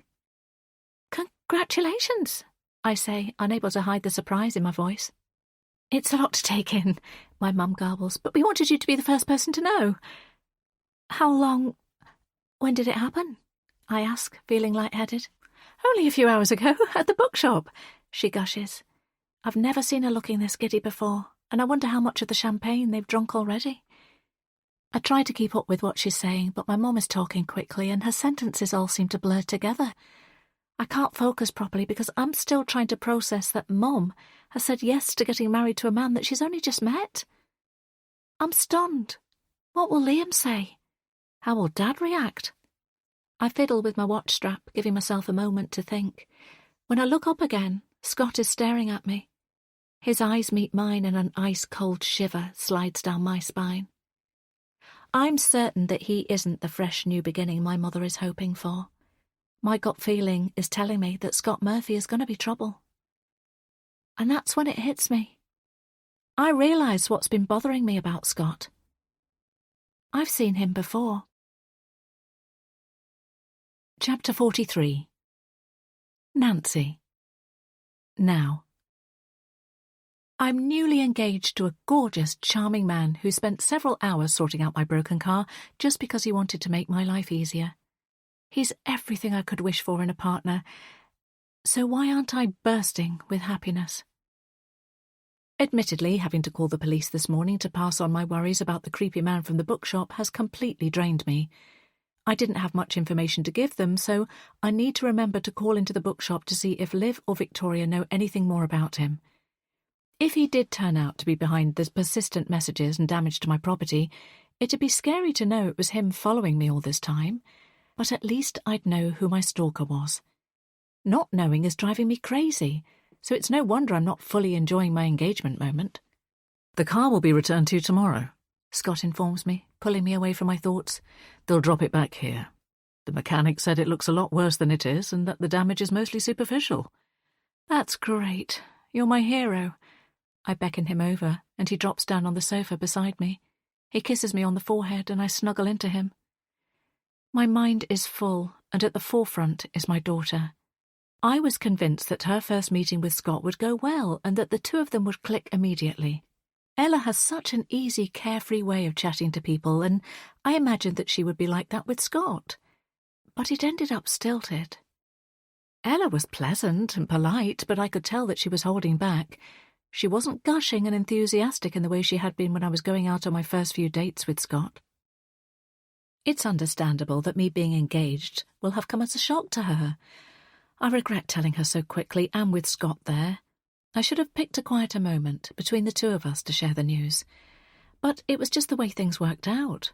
We'd already arranged for Ella to meet Scott that day, and I wanted to tell her as soon as possible in case any photos did go up online.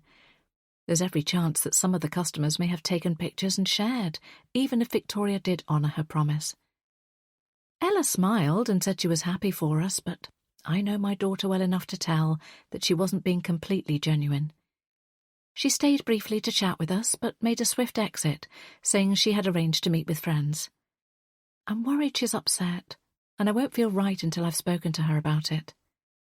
At the moment, I'm asking Ella to keep me informed of exactly where she is at all times. We have a family tracker app that shows me the locations Ella and Liam are in, which I insisted on for peace of mind a few years ago. I hadn't been looking on it much because they're both sensible, but since my window was smashed, I've been checking the app obsessively. Scott's fingers lazily trace a pattern over my arm. By the way, the police spoke to me. I thought you ought to know.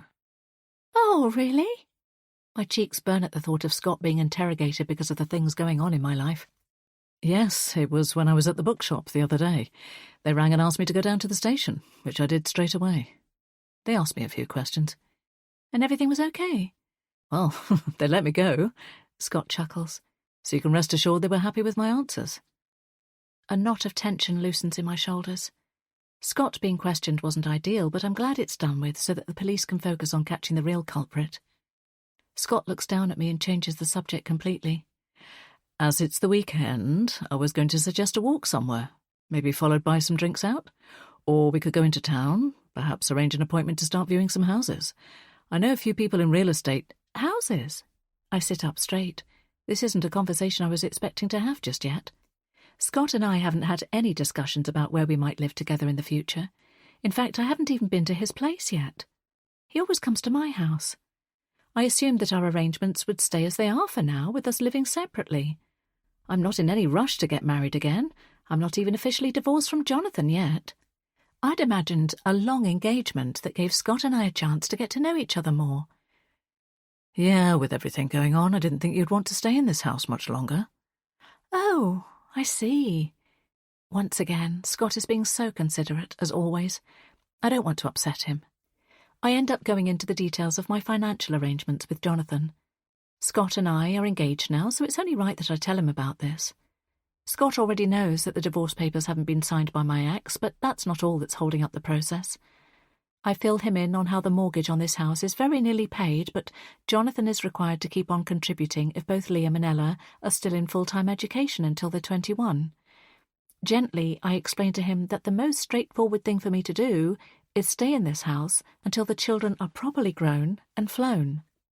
I admit that I've been feeling unsettled here since the window was smashed, but I'm praying the police will get to the bottom of it all soon. Very soon. And then things can go back to normal. Scott's face clouds over. So basically you're trapped here for a few more years, and Jonathan still has a hold over your finances? Not completely, I say carefully, but he is still involved, yes. Scott doesn't say anything. I have to consider what's best for the children as well. I go on. Even though they're older now, I still want them to know they have a home with me. It's important that I make this clear.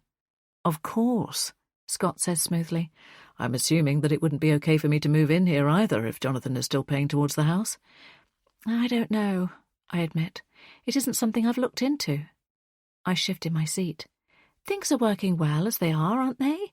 We don't have to make any decisions right now. We could see how things progress in the next few months and perhaps evaluate our options next year. Scott stiffens at this. But we're getting married. We can't live separately if we're husband and wife. We're both pulling in different directions, and the sensible part of my brain can't help thinking these are the sorts of things we should have talked about before getting engaged. My divorce isn't fully sorted out yet. It'll take some time, and it would be nice to enjoy our engagement for a bit. I smile at him to try and let him know that this isn't a negative reply, just different to what he has suggested. Right. Scott stands up.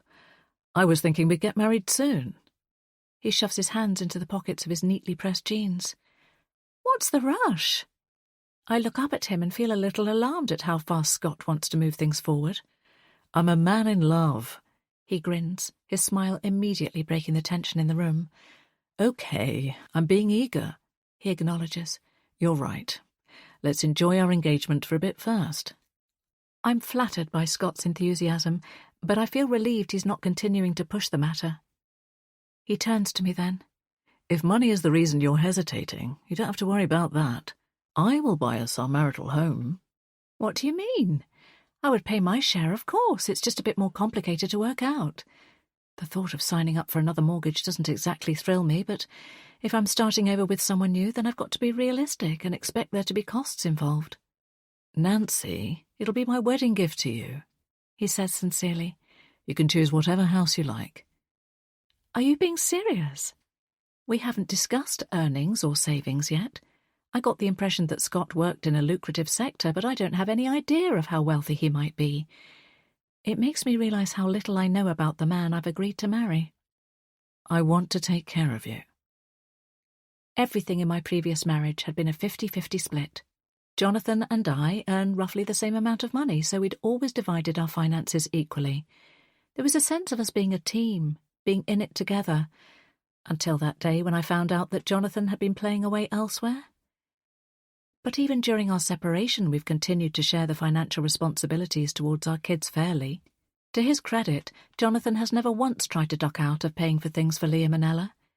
He hasn't been one of those fathers who pays the pitiful bare minimum in child maintenance.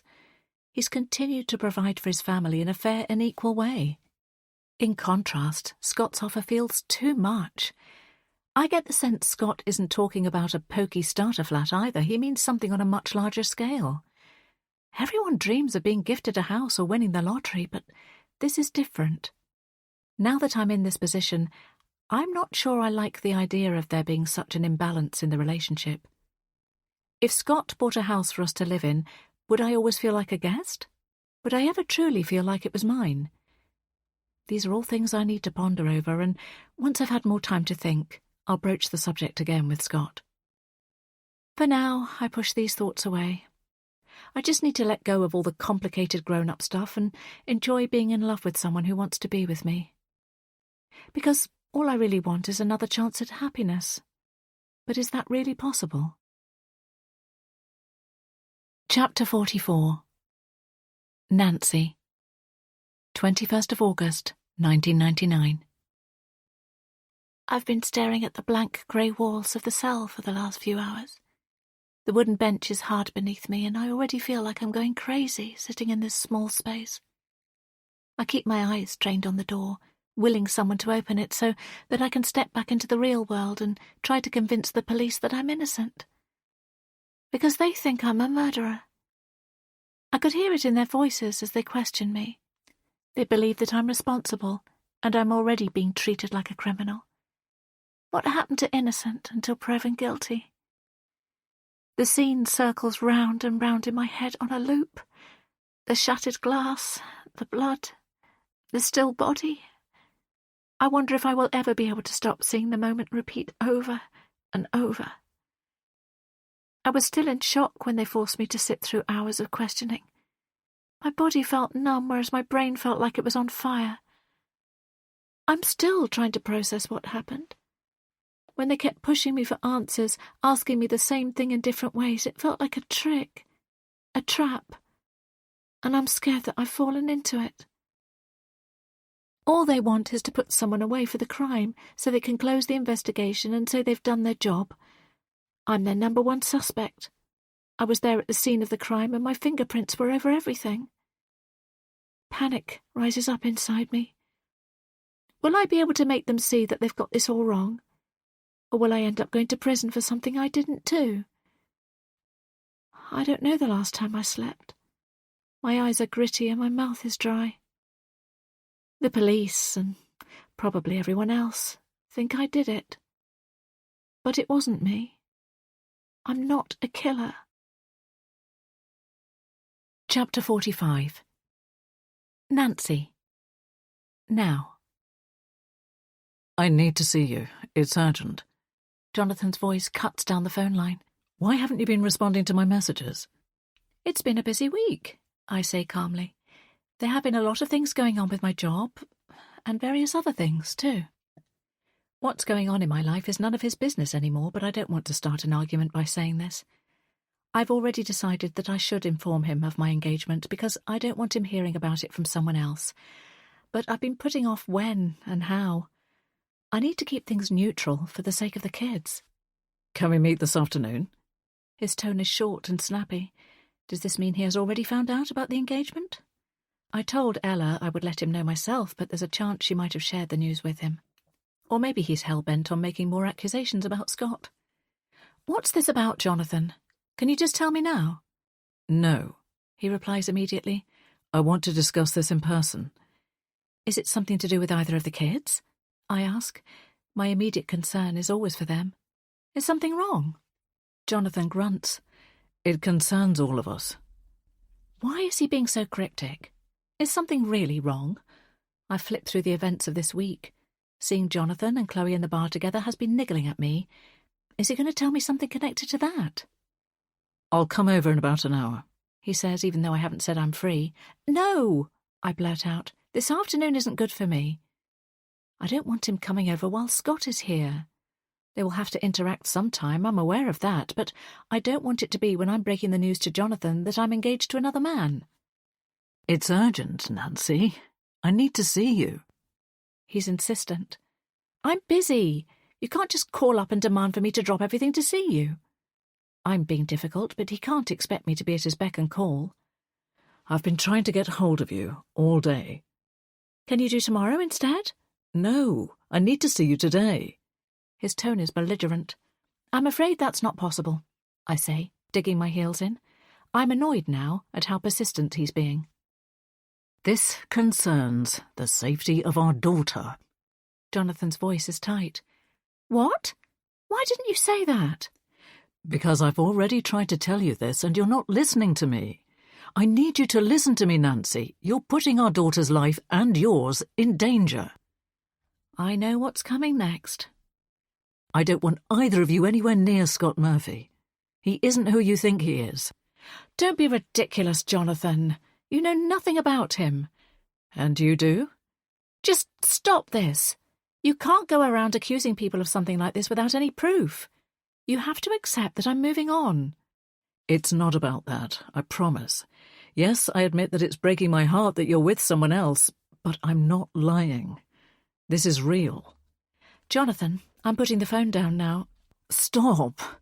There are things you need to know. If you don't speak to me, then I'm going to the police.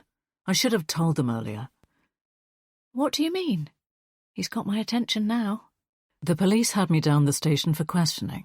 Can you imagine how difficult that was, Nancy? Being in that police station, with my life being scrutinised? I bite down on my lip, hard until it stings. Reaching a hand to my mouth, I realise I've drawn blood. Memories of the past coming flooding into my mind. Memories of another time when the police were unpicking my actions. It was excruciating, Nancy. I'd never harm you. You know I'd risk my life for you. His voice shakes on the other end of the line. Yet you seem to think I'm behind this stalker business. No, Jonathan, I protest. The police just wanted to question those closest to me, to rule people out. It didn't seem like that to me, he retorts. I hear him moving around and then he says, Listen, Nancy, Scott is a dangerous man. He's the one the police should be looking into. You're making this up to mess with my life, I say exasperatedly.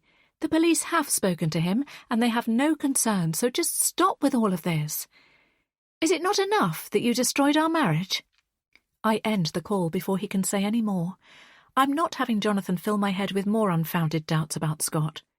I have no reason to think my new partner is anything but kind, supportive and generous. I'm not going to let Jonathan's words poison my newfound happiness. Was that Jonathan? Scott is leaning against the doorframe, his dark hair tousled and his brown eyes questioning. Yes, I nod, still feeling the adrenaline pumping through my body after the exchange with my ex. What did he want?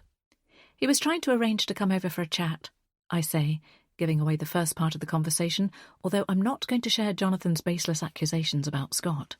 Scott crosses his arms. Does he often do that? We meet now and again to talk about things coming up for Liam and Ella, I say. We're co-parents, but that's the extent of our interactions. From my side, this is all completely true. However, Jonathan has, on many occasions, pushed for us to spend time with each other and clear the air outside of our co-parenting duties. I've kept him at arm's length, declining to speak with him unless it is absolutely necessary. As Jonathan still owns half this house, I guess he still feels entitled to come here. Scott looks at me for a response. Our agreement is that he has to ask my permission before coming to the house. I don't want it to sound like I'm defending Jonathan. I'm just being truthful about the situation. Apart from when he was skulking around the other night, Scott reminds me. I can't imagine why Jonathan would be hanging around near the house. Scott says he saw him, but he's never met my ex in person before, and he's only seen one photograph of him, so there's a chance that he could have been mistaken. It's clear that Scott is mentally adding all of these things up as reasons for me not to continue living here. I'm expecting that he's gearing up to dive into the subject again, so before he can, I swoop in with a question of my own. I've been thinking, it would be nice to have an evening at your place. I'd love to see where you live and spend some time with you in your home. I watch his face carefully as he answers. My place is just a basic bachelor pad, Scott says. There's hardly any room, and I just use it as somewhere to lay my head down. I'd still like to see it. Scott shrugs. It's nothing special. I'd rather treat you to a night in a hotel. The apartment I currently have isn't a proper home. But I'd love for us to start looking for a house of our own. It would be weird for me to move in here, into the space that you shared with your first husband, and I'd like to have a fresh start for our marriage. I hadn't thought about it like this before, and I can understand why he wouldn't want to move into this house, given that it was where I lived with Jonathan throughout our married life. I'm not asking to move into your apartment. I attempt to laugh light-heartedly, but it comes out forced. It would just be nice to experience you on your home turf. I don't want us to be ping-ponging back and forth from each other's places. We're engaged now. We should live together too. Scott looks so eager as he says this. What's the rush? I laugh. Scott doesn't say anything, and a silence stretches between us. I realise he really does want us to start looking for our own place soon. I couldn't move until Ella is settled at university, I say carefully. She wants to study performing arts, and I don't want her to go through any more upheaval when she's doing her most important exams. Just at that moment, my phone rings, Ella's name flashing up on the screen. I avert my eyes from Scott and answer. Mom? My daughter's voice comes through loud and clear. I forgot my overnight bag. Can you bring it over to Jess's house for me? Of course, I reply. I'll be with you soon. Thanks, Mom. I love you. Love you too, sweetie, I say, and then she's gone. I know that in a few years' time Ella will be at university and Liam will be about to graduate and ready to do his own thing. But until that time comes, I want to enjoy these last few years of Ella's childhood and Liam's first steps into adulthood. I need to take something to Ella. She's at a friend's house, I say. I understand how important your children are, Scott says, encircling his arms around me. I get that you want to support them, and I know you'll be worth the wait. Nancy, I love you so much. Scott's whole demeanour has changed in a matter of minutes. I lean into him, relieved that he seems to understand that moving in with him isn't as straightforward for me. My main takeaway from these conversations is that, however wonderful Scott is, things between us need to slow down a little now, and we need to take the time to properly get to know one another to see if what we both want for our futures is truly compatible. I have to make sure that he is right, not just for me, but for my family too. Nancy, there's something I want to ask you, Scott says, pulling away but still holding me by my upper arms. Has Jonathan ever done anything to scare you? No, I shake my head. He's never been violent or anything like that, if that's what you mean. Why? Scott looks thoughtful. He's constantly trying to get your attention in a way that makes me think that things aren't over for him. He has continued to protest that he didn't have an affair, but I don't believe him. I saw a photo, and I found some red lingerie in our bed that didn't belong to me. The evidence was there, however much he denied it. Wow, I'm sorry to hear that. That must have been awful. It was, I say simply. It was the worst time of my life. Scott scans my face, and I can tell there's something more he wants to say. What are you thinking? I want to ask you, do you think Brad is a real person? I frown. Of course, he arranged to meet me. But then he didn't show. Scott points out. What are you suggesting? As soon as the words are out of my lips, I understand what Scott is thinking. Have you ever thought that Jonathan might be Brad?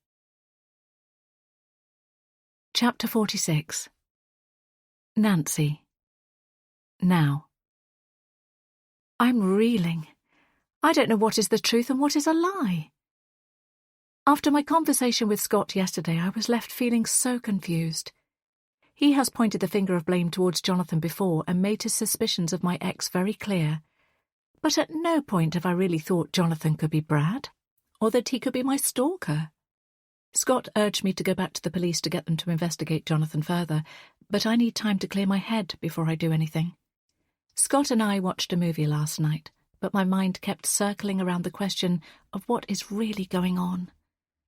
Scott didn't stay over. He offered to stay over, but I needed some space, and he's away again for work tomorrow, so I kissed him goodnight and told him I would be okay. As I waved at him from my doorway, I saw a patrol car stationed outside my house. It's been there every evening since I went to the police station, and I found its presence reassuring. Today I'm working my way through a big stack of laundry. It's gotten out of hand, as there's been so many things distracting me from basic chores lately, but just looking at the pile is making me feel overwhelmed. It's a pretty accurate representation of my mind right now. Everything is a big, tangled mess. There have been so many shifting dynamics in my relationships over the past month. I'm pretty sure that Chloe has been lying to me, my boss is trying to get me fired, and Jonathan seems intent on ruining my new relationship. And while Scott has added so many positives to my life, he's massively complicated things as well. And then there's the fact that there are 2 women dead in our local area. I'm terrified that my stalker is responsible for their murders, and that I'm next on their list. But I keep telling myself I'm finding connections because I'm anxious. I heard a bunch of women at work talking about the deaths the other day, and they were concerned for their own safety as well. I guess it's only natural when something like this has happened nearby to jump to conclusions or be more paranoid about your own situation. I shove a bundle of clothing into the washing machine and fiddle with the dial to put it onto the correct setting. Then I set about loading the dishwasher. I've a mountain of household chores to tackle today, as well as a lot of life admin, but at least I will keep myself occupied. Checking my phone, I see the voicemail symbol at the top of the screen. I click into it and listen to the messages that have been piling up. The first one is from Gina. She's asking me to call her. Her tone is clipped and professional, so I'm guessing it's to do with the complaint I've logged against Tim. I sigh, knowing I will need to face this conversation soon. The next message is from my dentist, reminding me of an upcoming appointment, and this is followed by a note from Victoria asking me to contact her about the job. I haven't got round to doing my application yet, and the deadline is looming. I want to go for it, but it feels too much to think about right now. Although I know I should submit the application, given that things are currently so precarious at work. It's always good to have a plan B. I almost don't click through to the final message, but when I do, I find it's from the police. It's one of the officers on the case asking me to call and supplying a direct number. I know I should call back straight away, but I need some mental respite from anything to do with my stalker, so I put my phone on charge and decide to deal with it later. Once the kitchen is cleared, I make myself a cup of tea. Standing at the sink, I stare out at the garden. A small bird is hopping from one branch to another. Watching it twitter on its perch is somewhat soothing. My muscles untense a little as the kettle boils, and it unlocks a few thoughts in my brain. I just need to do a few ordinary activities today, and then things will feel more normal. I switch on the radio, and then take a few moments to pet Betty, who has been meowing at me for attention. Once she's satisfied, I mentally flip through my to-do list for the rest of the morning. Scott helped me to install even more security both at the front and back of my house, but despite this, I'm still not feeling as safe here. I browse on my laptop and order a few more items. Some floodlights for the garden, another bolt for the front door, and also a personal safety alarm for me and Ella for when we're out and about. As the day wears on, I manage to accomplish a number of tasks. I sit down and tackle my overflowing personal inbox and make sure I'm on top of Ella's school admin. I thought that when she moved from primary to secondary that the amount of communication from the school might lessen, and to some extent it has, except the information I now receive is more high stakes, involving invites to careers advice, details about exams and deadlines for university applications. By mid-afternoon, I've also batch-cooked spaghetti bolognese and a casserole, two of Ella's favourite meals during the colder months of the year. My daughter is due to be home this afternoon, and I find myself checking my rose gold watch every so often. I can't wait to have her back with me. It's all been a bit chaotic with her staying with my cousin some nights and with friends on other nights. I take my old phone out of the drawer and switch it on. There are no new messages from anyone. Then I take a look at my current phone and see there's nothing to worry about on this device either. Relief floods through me, and I begin to hope that the person behind the unwanted messages has lost interest and decided to stop. I fire off a quick message to Liam to see how he is and asking him to call me when he's able to. Scrolling back through our message exchanges, I see it's been 3 days since I last heard from him. That's a little longer than usual, as we normally send messages at least every other day and call each other a few times a week. I'm sure he's just caught up with uni work and enjoying himself. Several times I've considered taking Ella to go and stay somewhere else. I thought about going to Manchester to be near Liam or going off on a spontaneous trip somewhere. But this is a crucial time for her at school, as she'll be taking exams next year. I don't want to make things more unstable for her than they already are. As I haven't received an anonymous message for a while and the damage to my car could have been accidental, I try to convince myself that everything is returning to normal. The police are also more involved, and with a patrol car sitting opposite the house every night, I've arranged for Ella to be home tonight. Ella arrives just before 3 p.m. Her friend's mother drops her at the bottom of the drive and I run out to thank her. Mandy, Jess's mother, knows how worried I've been about Ella's safety. She's been so kind having my daughter to stay and ferrying her to school with her own children. We have a brief exchange and then I step back inside, eager to spend time with my daughter. "Did you have a good sleepover?" I ask. "It was good," Ella says, although Jess's little brother Finn got a new drum kit for his birthday, so things were a bit noisy. I laugh at this. "All okay otherwise?" Ella nods, already raiding the cupboards for food. I study her movements to see if there's any sign of her acting differently now that she's aware of my engagement. "There's some apple pie in the freezer. Want some?" "Ooh, yes," Ella responds enthusiastically. "Sit down and I'll do it for you." Ella plops down in a chair at the kitchen table. I pull some cream out of the fridge and then put the oven on to warm the apple pie. "I'm sorry about springing my news on you like that," I say softly. Ella looks at me. "Oh, that's okay. You were excited." She's being very grown up in her response, but there's a tremor in her voice that tells me she's feeling emotional about it. "I should have told you on your own," I say. "The truth is, it was all a bit of a surprise to me as well." "Oh, really?" Ella looks interested now. "Yes." I place the carton of cream and 2 spoons on the table. "Let's have a proper look at the ring, then," Ella says as she catches a glimpse of it on my finger. I oblige and hold out my hand to show her.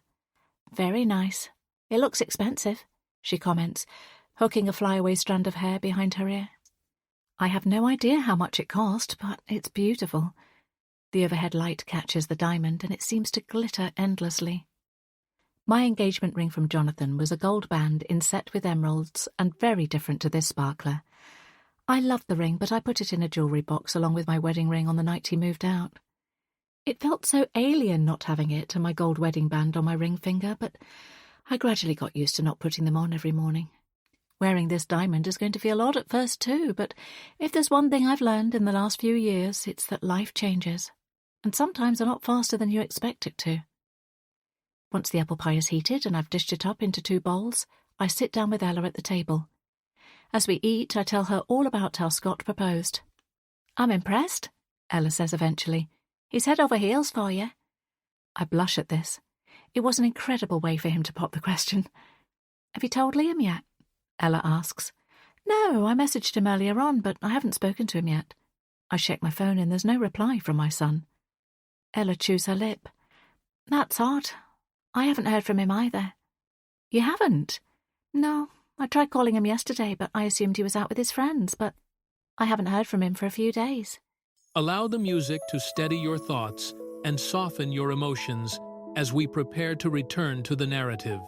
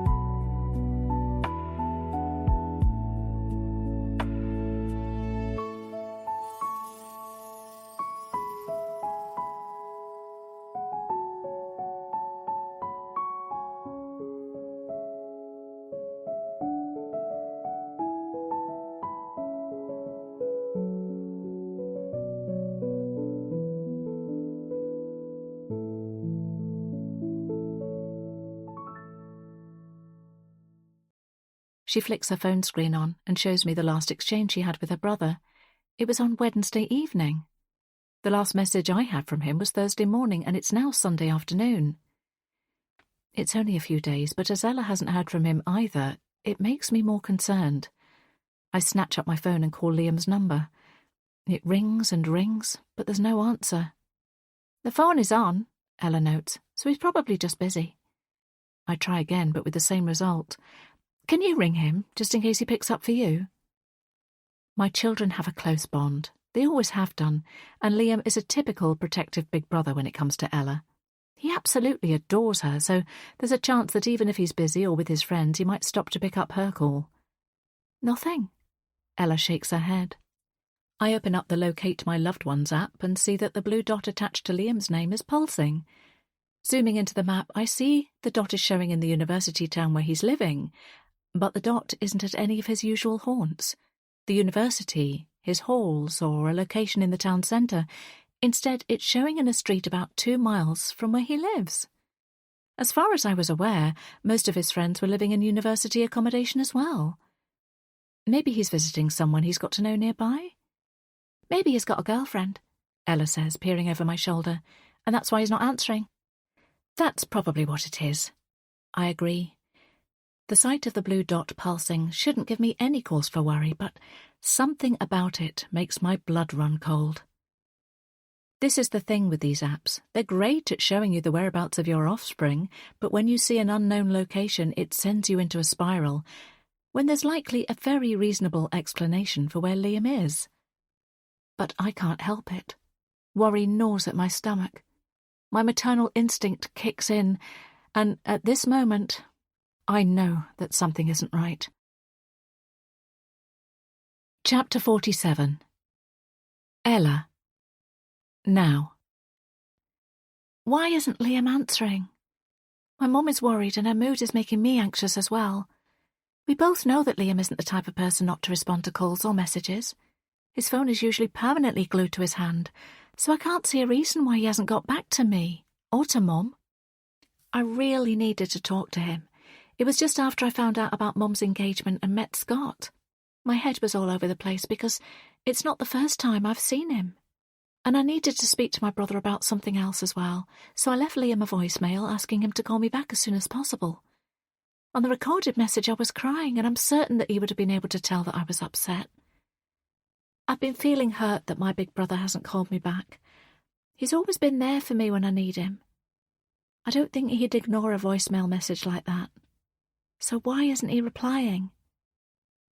Maybe he's lost his phone again or someone has stolen it. That could explain the location on the Locate My Loved Ones app.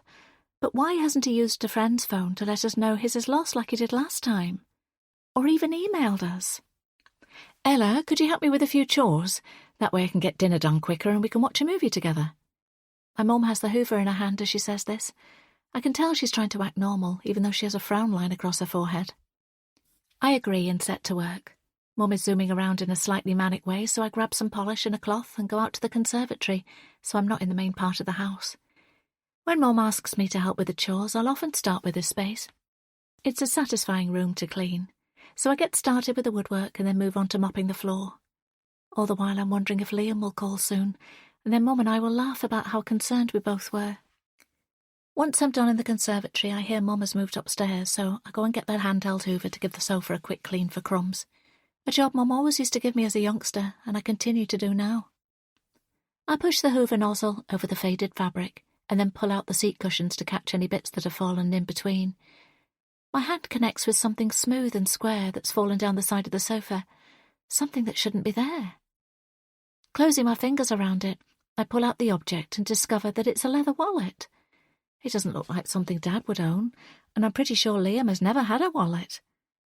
I flip open the cover and find that some of the slots are filled with bank cards. Sliding one of them out, I see the name on the card is Joel Jenkins. I don't know anyone called Joel Jenkins, and I haven't heard Mum mentioning a friend by this name, so why is this here? As I found this in my house, I'm okay with snooping some more to get to the bottom of it. I slide out a few more cards, all with the same name. Next, I open the zip and find a driving licence tucked into this compartment.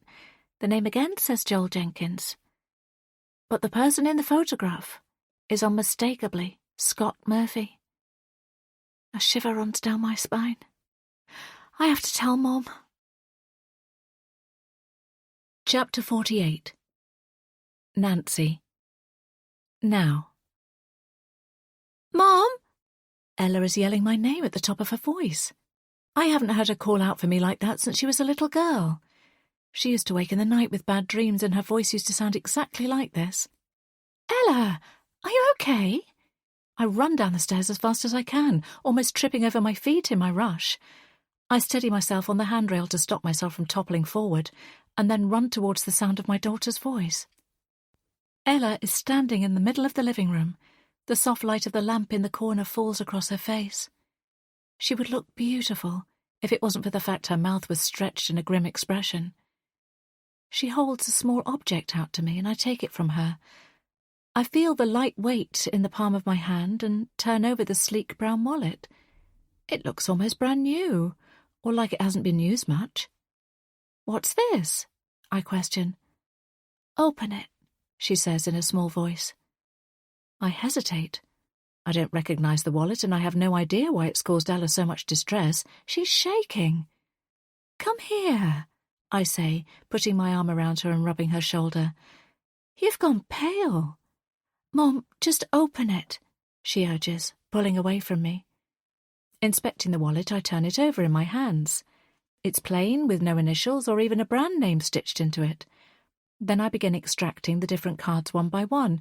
All of them are credit cards, and they all have the name Joel Jenkins on them. I shiver. The two J's at the start of the first name and surname jump out to me. A name like this always reminds me of JJ, who got his nickname because he was called Joshua Jones. Do you know who this is, or why it's here? My heart races. Could it belong to the person who smashed the window? Has the stalker somehow got into our home? I look around wildly as though expecting someone else to appear in the room. Who else has been in here? It can't be one of Ella's friends if she doesn't recognise the name. The only other stranger I can think of who's been in the house is the window fitter. I force myself to slow down and breathe. Open the zip compartment, Ella says softly. I do as she says and tug out the only card in this section of the wallet, and I see Scott's face staring back at me, except the name Scott Murphy isn't written next to it. Instead, it's Joel Jenkins. My mouth falls open in disbelief. I don't understand. My voice fades out and I drop the wallet on the floor. The cards scatter across the floor. It can't be Scott, I say eventually. There must be an explanation, a reason why... Mum, it's his face with a different name. Whatever is going on, he's been lying to you about something. Ella's face is ashen. No, he must be looking after the wallet for a friend, or... I clutch at alternatives, but I can't find any. My brain feels scrambled, trying to process the possibility that the man I've agreed to marry is a fraudster. What a fool I've been. There's something else, Ella says. Her face is ashen now. When you introduced me to Scott, Joel, whatever his name really is, well, I think I've seen him before. There's a tremor in Ella's voice that tells me there's something about this that bothers her. When? Where? I've seen him quite a few times. In the cafe, at the train station, hanging around outside this house and near Dad's flat. I've seen him regularly, often enough that I recognised him. He lives in the area. It's not unusual to see people going about their business in the same places as you. I'm still trying not to jump to conclusions. Has he ever spoken to you? I ask. No, Ella says, but I've seen him staring at me. I feel sick. Mom, do you believe me? Yes, of course I do. I rub my forehead.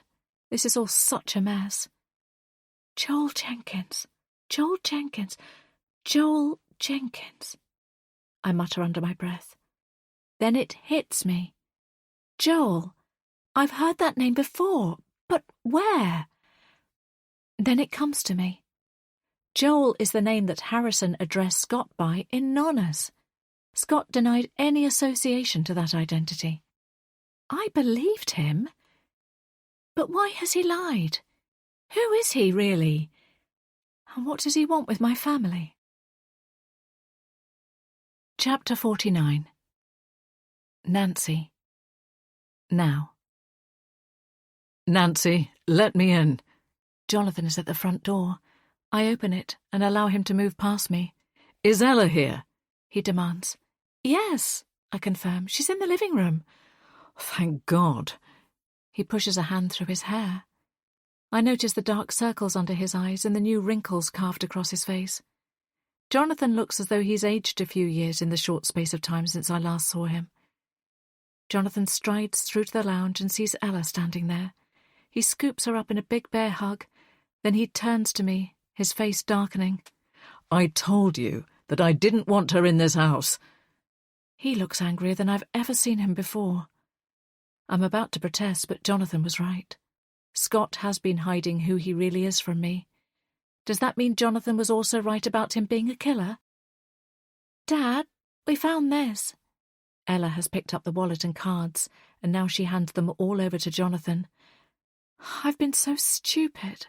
I berate myself out loud, the reality of the situation hitting me.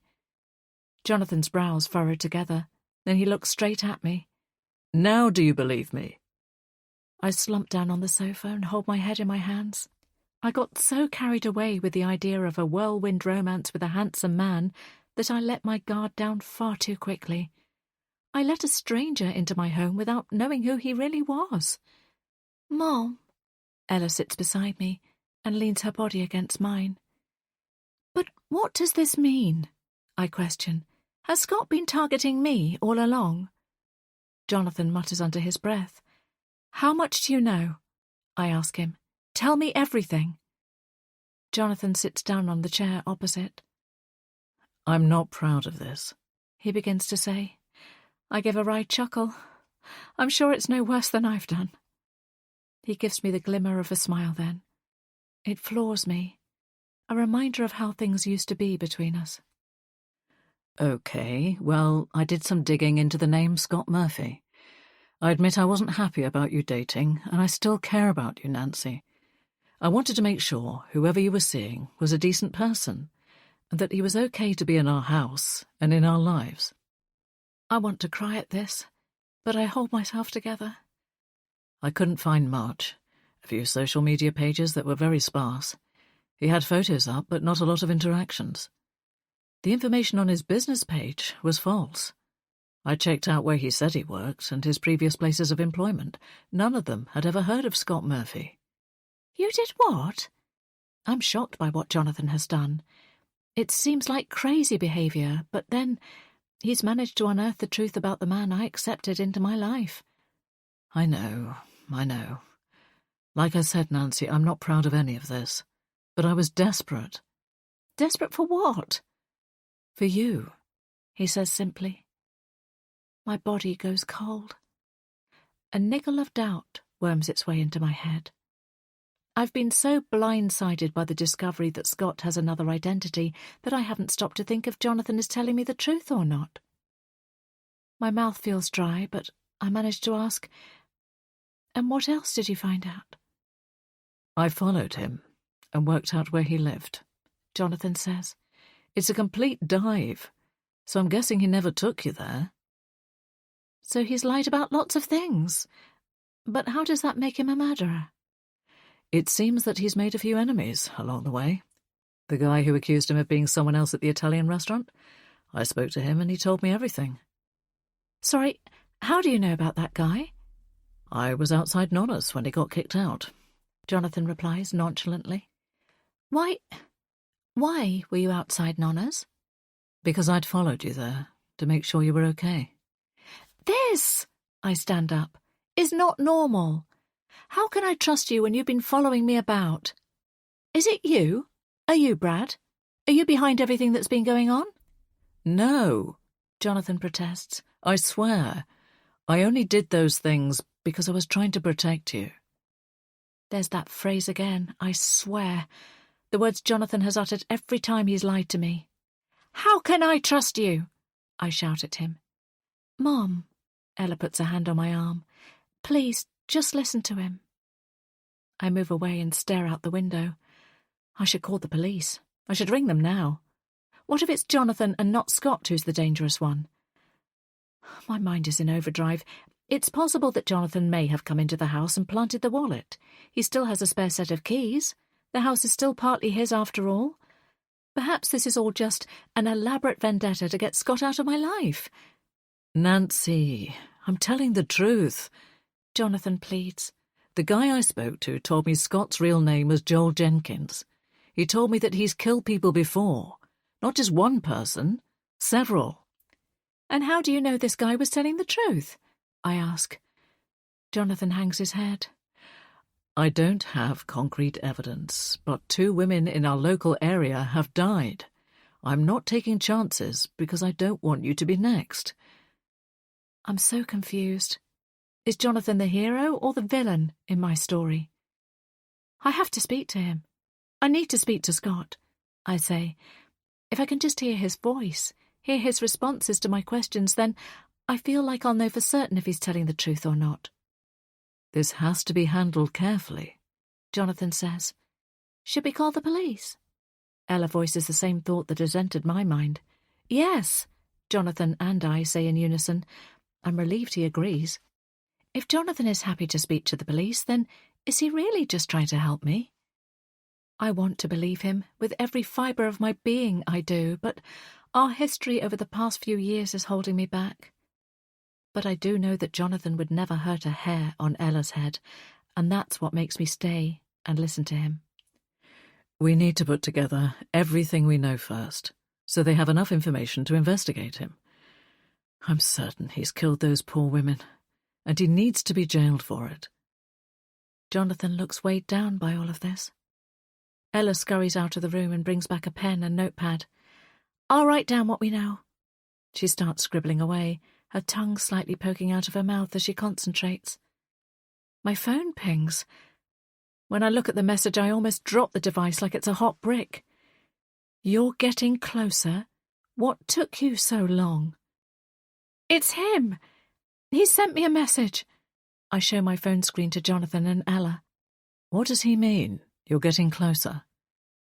I don't know, I say dully. Without further thought, I bring up Scott's number and hit the call button. What are you doing? Ella exclaims. It rings and rings, but there's no answer. He's meant to be at a work conference today, I say. Do you know where? Jonathan asks. I shake my head. Scott hasn't shared the details of his life with me, and I know this is a huge red flag. Have you heard from Liam in the last few days? Ella asks her father suddenly. No, Jonathan replies, his forehead creasing. Haven't you? Ella bites her lip. He hasn't been answering mine or Mum's messages. Jonathan looks at me sharply. How long for? Almost 3 days.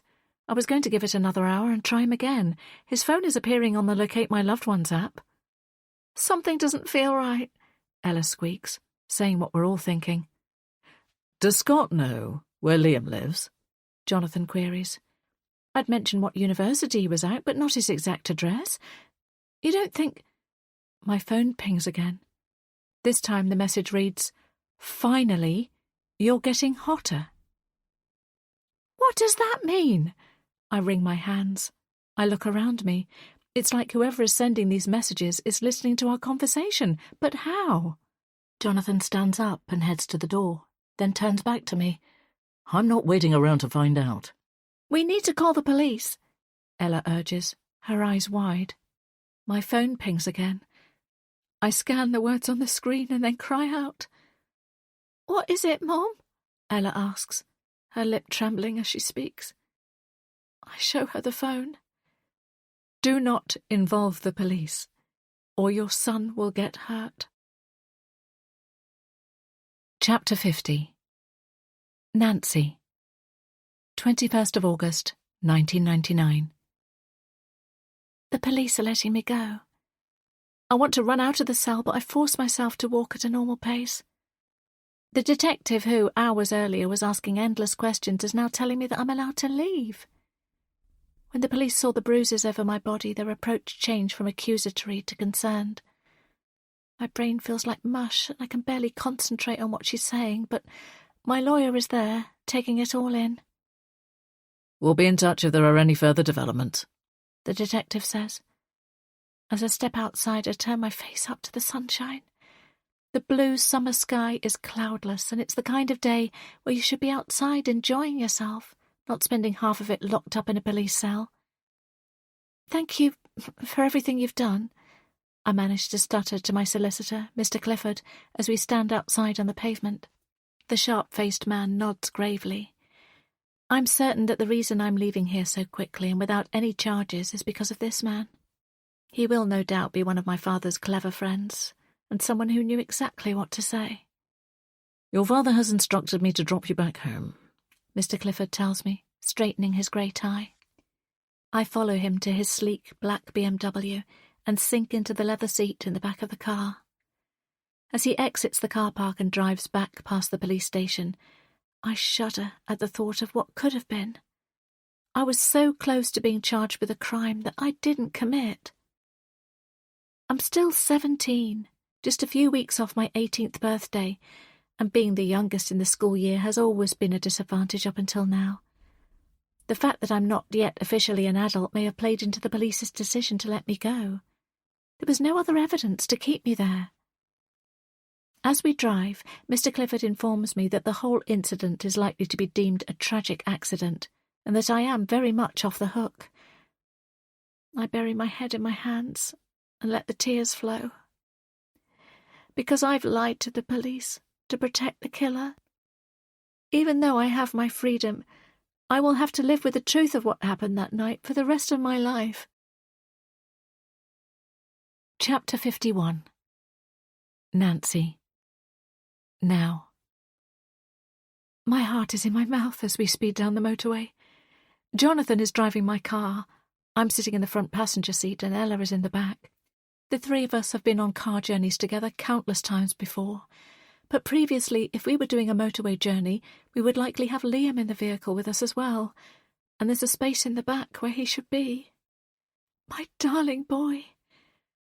I picture his face. He still has a smattering of freckles across his cheeks, which come out more when the sun has been shining. His floppy brown hair always falls across his forehead, and recently he's been sporting light stubble on his jawline. He's on the brink of manhood, but he will always be my baby.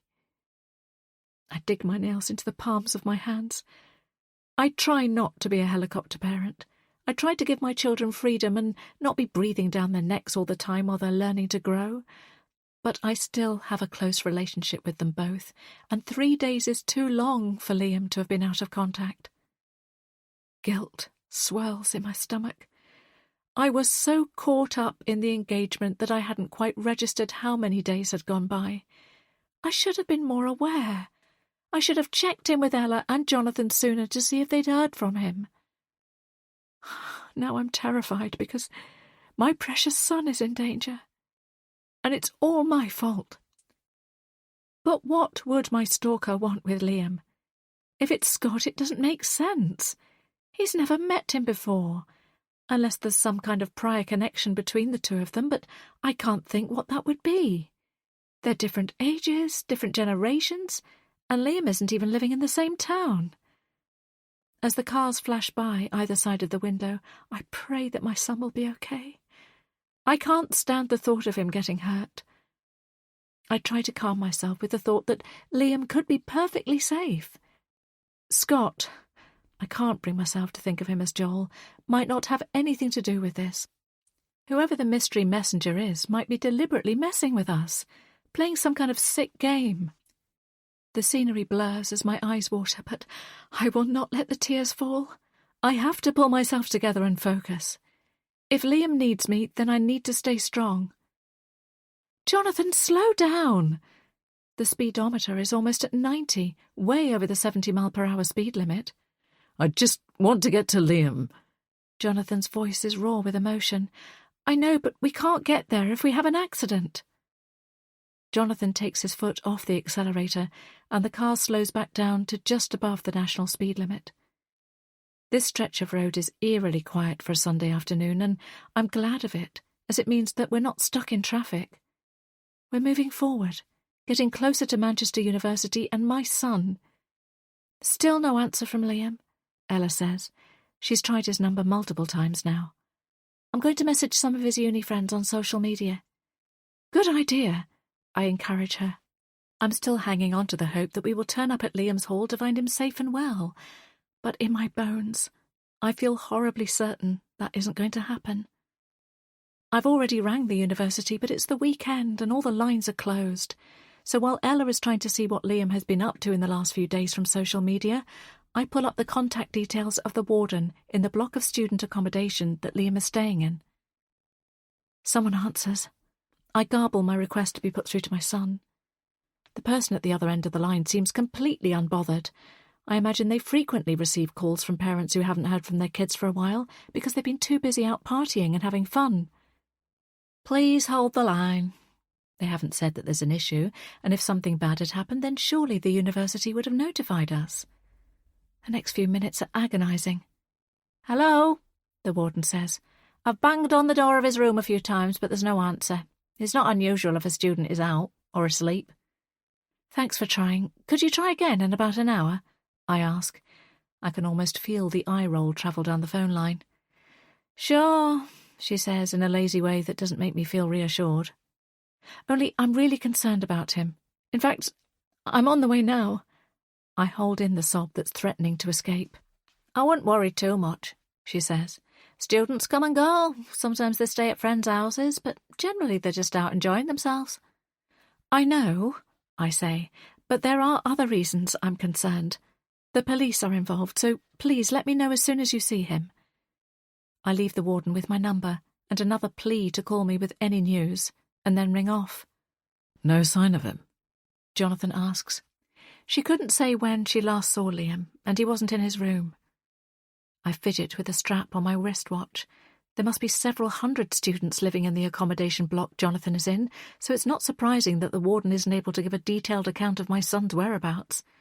Besides, it's not her job to track the students. I'm sure she has enough to do with letting in youngsters who've lost their keys and making sure kitchen parties don't get too noisy. I lean my head against the cool glass of the window. What's going on? We're an ordinary family. We've never had anything like this happen before. I just can't make sense of it. Why is someone targeting me like this? My whole adult life was normal, happy and uneventful up until the moment Jonathan's infidelity was revealed. But even after this, our separation hasn't been explosive in any way. It's been quiet, painful and emotional, but nothing untoward has happened. The last time my life was tumultuous was when I was a teenager, around the same age that Liam is now. I try not to think about that time.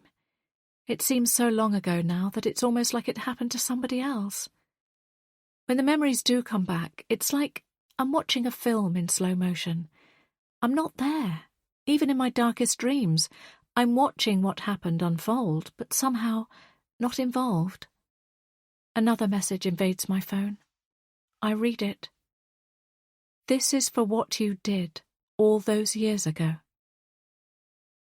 It's like the person sending the messages is reading my mind. Has someone found out about the secret I've been keeping since I was 17? Jonathan moves the steering wheel to change lanes, but the car swerves erratically. The truck behind us blasts its horn, the sound filling my ears. I grip my seatbelt. Swivelling my eyes towards Jonathan, I see he's doing battle with the steering wheel, which seems to have seized up. I can't move it, Nancy, he cries, as we veer diagonally across one lane and then another. We narrowly miss a motorbike. Jonathan slams our own car horn repeatedly, letting the other motorists around us know there's a problem. There's something wrong, he yells. The brakes aren't working properly either. I watch in horror as we hurtle towards a black SUV, but it surges forward and we only clip the rear bumper.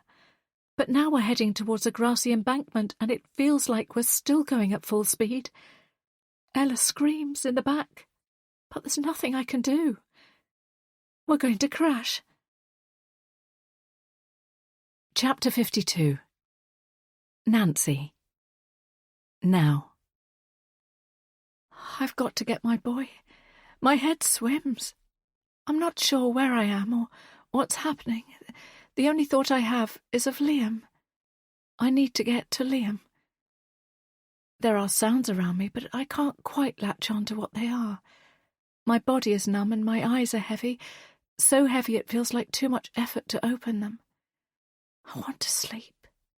I'm so deeply tired, but my mind is fixed on Liam. I have to get up and find my son. Nancy!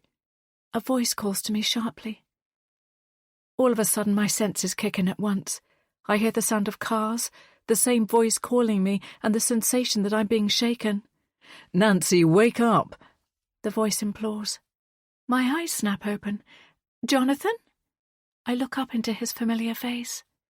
His glasses are bent. He has a bruise on his cheekbone and a gash across his forehead. What happened? The car was out of control. We crashed, he tells me. It all comes flooding back to me. Ella? I widen my eyes, bracing for his answer. She's fine. All fine. What about you? Does anything hurt?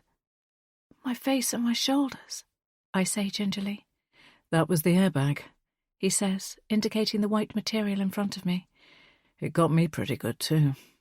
He points at his damaged glasses. Are you okay? I ask, taking him in.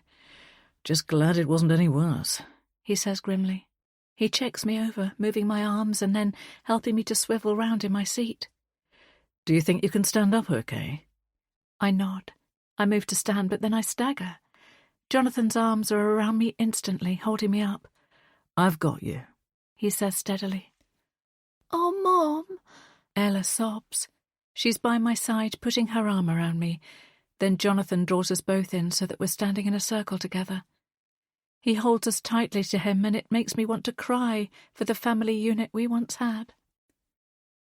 Hey there, is everyone okay? Raising my head, I see a woman who looks to be in her 60s walking towards us. She's wearing a smart beige trench coat with a tartan scarf, and a pair of sunglasses are perched on top of her neatly blow-dried hair. Yes, thankfully, we're all fine. Jonathan nods, although I realise the cut on his head is bleeding even more now. Thank goodness, she responds. There was something wrong with both the steering and the brakes, but the brake pedal miraculously engaged just as we were heading towards the bank. Jonathan explains. We were so lucky we didn't hit anything. You really were, she agrees. It doesn't bear thinking about. We all stand silently for a moment. The gravity of the near miss washes over me. What happened to the car? Why did it stop working like that? Then I recall the damage that was done to it. I trusted Scott when he arranged to get it fixed, but could this accident be down to him? Did he deliberately make the vehicle unsafe? I shudder at the thought. I'm Moira, by the way. Is there anything you'd like me to do? The woman inquires. No, I say in a rush.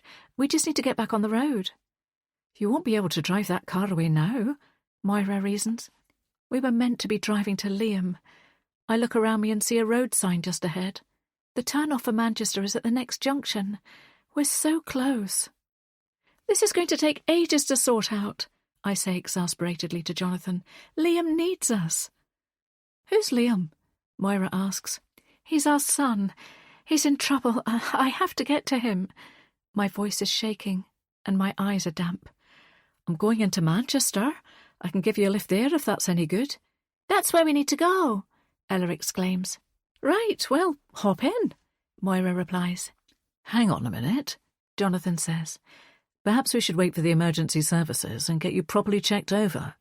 I'm okay, I protest. You look okay, but what if the accident has caused internal damage? We should get you and Ella to the hospital to... He sways slightly as he says this. Jonathan! I take his arm and gently lower him to a sitting position on the grass. His eyes look glassy. I'll be okay, he says. No, you don't look good. You need to stay here until an ambulance comes. My tone is firm now. Moira hands me a wad of wet wipes and I use them to clean up Jonathan's face and try to stem the flow of blood. Ella, you stay with your dad, I turn to her, and I'll go to Liam. Ella looks torn. But what if Scott's there? I'll call you as soon as I'm with Liam, I say decisively. My whole body is aching from being slammed into the airbag in the car, but I'm already sprinting towards Moira's small blue hatchback. I can see Jonathan isn't happy with this arrangement, so I'm leaving before he tries to stop me. I hear the screech of a siren in the distance. It's likely the police or highway officers responding to reports of a crash. I have to get out of here before the emergency services arrive, otherwise I could be stuck here for ages or sent to the hospital. Moira, can we go? I ask. The kind woman nods, understanding my need for haste, and she gets in the driver's side of the car. I'm coming with you. Ella runs after me, climbing into the back seat. Dad told me to. I hate the thought of us both getting back into a car and onto the motorway after what's just happened, but it's the only way we can leave this spot to get to Manchester. Just be careful. Look after each other and keep your phones on, Jonathan calls to us as I close the door of the blue car. Moira pulls away, and I keep my eyes on Jonathan for as long as possible. I wish he was coming with us, but every second we wait is a second that Liam could be in trouble. Moira makes small talk, but I'm only able to give brief answers. My head is throbbing, and my chest is tight with anxiety. Eventually, she says, I've got children of my own, and sometimes they really put you through the ringer, but I'm sure everything will turn out okay. I hope you're right, I say softly, staring out the window at the grey clouds and falling rain. For the rest of the journey, the car is silent. I'm willing the car to go faster with every fibre of my being. Moira, you're an angel. Thank you for helping us, I say softly as we get nearer to our destination. It's a pleasure, dear. Glad I could be of assistance. Now, where do you want me to drop you? My plan was to go to Liam's halls first, but that was when we had our own car. Now my instincts are telling me to go straight to where his phone is currently located. Opening up the Locate My Loved Ones app, I see the blue dot is still in the same place. Liam's phone location hasn't moved all day, and that in itself feels off. I reel off the address to Moira and then sit back and close my eyes for a moment, blocking out the cars speeding either side of us. Here we are, Moira says after 15 minutes. Are you sure this is where you want to be? Flinging my eyes open, I look around us. The sky is beginning to darken as the early winter evening sets in. Ahead of us are 3 looming grey tower blocks. The streets leading up to them are strewn with litter, and there's a rusting windowless car parked on a grass verge. I check the phone location once more, and Liam's blue dot is tantalisingly close, about 20 metres away, but I'm as surprised as Moira by the surroundings. This isn't student accommodation, and the buildings here have seen better days. Why would Liam have come here? Yes, this is it, I say as brightly as possible. I can't thank you enough, Moira. Glad to be of help. You take care now, she says as we exit the car. Do you want me to wait? She asks. No, you've done enough. Thank you, I say, waving her off. I can see Moira looking warily about the place as she reverses and then pulls away. I turn to face the tower block. Where is my son? Chapter 53. Ella. Now. I'm scared. Where is Liam? What hasn't he been telling us? We all thought he was having the best time at university. He told us all about the friends he was making and the girl he likes. They all sounded like other students. I thought that he was enjoying life and that things were good. So why is his mobile here?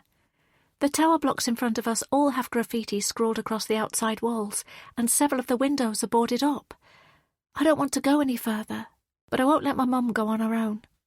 My skin has goosebumps, a mixture of the cold and a feeling that something bad is about to happen. I glance over at my mum. I really hope that whatever is going on with Liam isn't connected to the secret I've been keeping.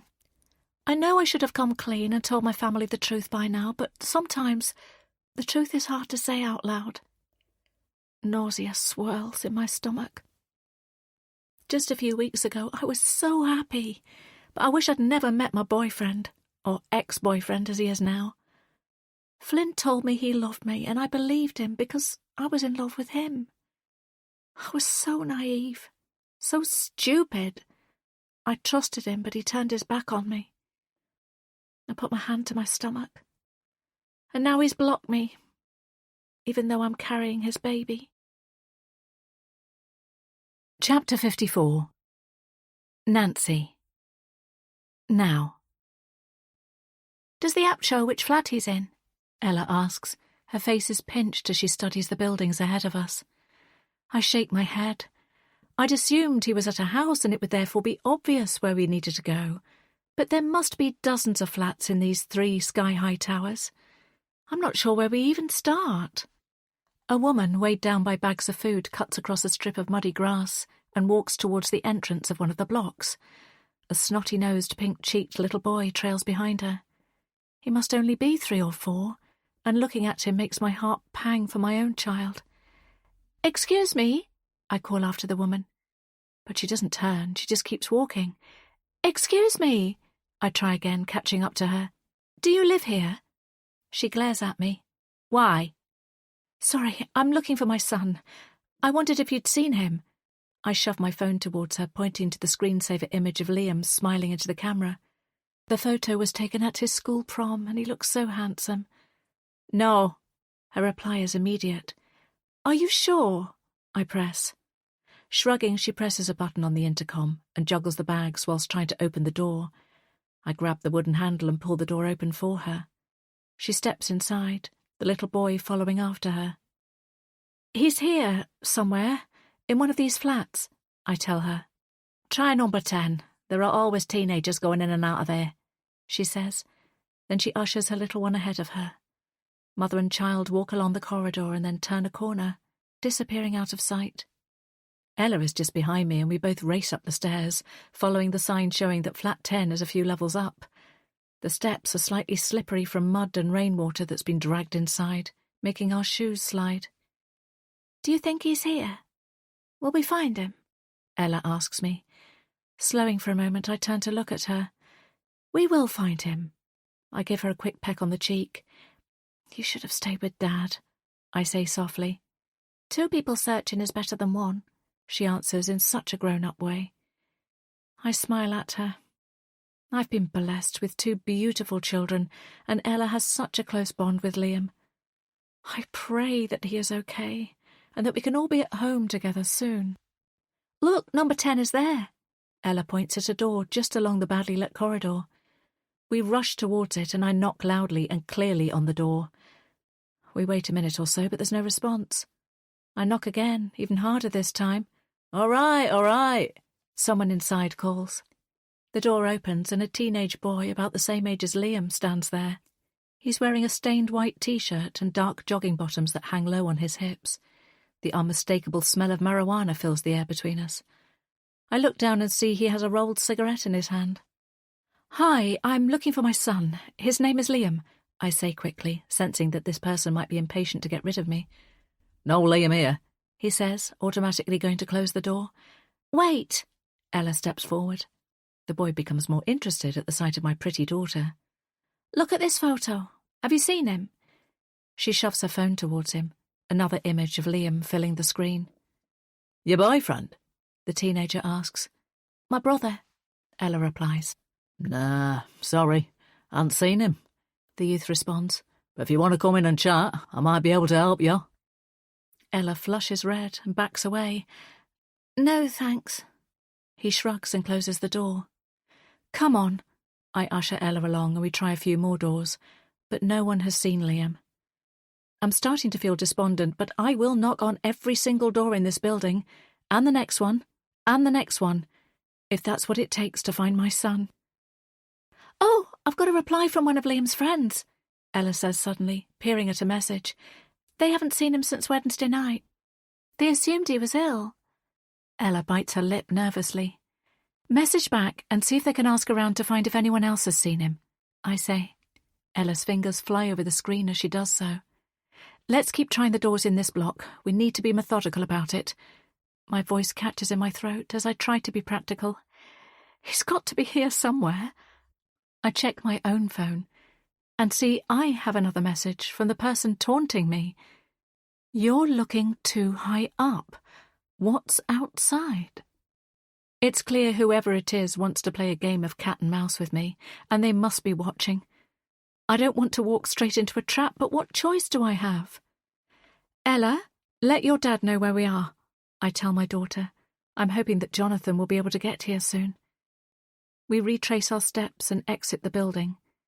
The message seemed to indicate Liam wasn't in any of the flats, but where could he be outside? Ella and I walk around the small car park, peering into the vehicles and calling Liam's name. There's no sign of anyone. I even check in the carcass of what used to be a Mini. It's completely dark now, apart from the glow of lights from the windows above us, and adrenaline is pumping through my veins. I wish that Ella hadn't come. I should have insisted that she stayed with Jonathan. "Ella, I'm going to order you a taxi to go to the university," I say. "You can go and look there and I'll carry on here." Ella opens her mouth to protest. No arguments. Clicking on the app, I start organising a taxi for my daughter. I walk along to the end of the car park as I do this, and then along the length of a row of garages. Just as I'm about to click the green button to pay, I hear a sound. I'm not sure what it is at first. It could be a fox or a cat. Then I hear it again. It's a cry, and it's unmistakably human. I'm sure it's coming from the far end of the row of garages.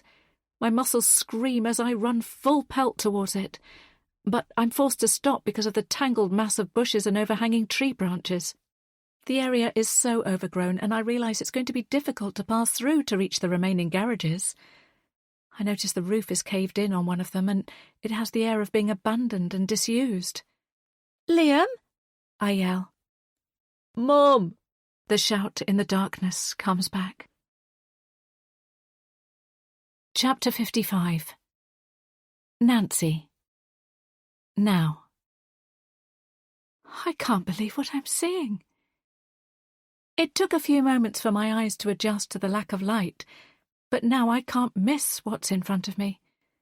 There's a person in the middle of the room, bound to a chair. And it's Scott. Scott!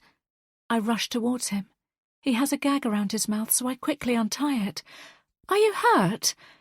Are you okay?" Scott looks at me blankly, his expression unreadable. I inhale sharply.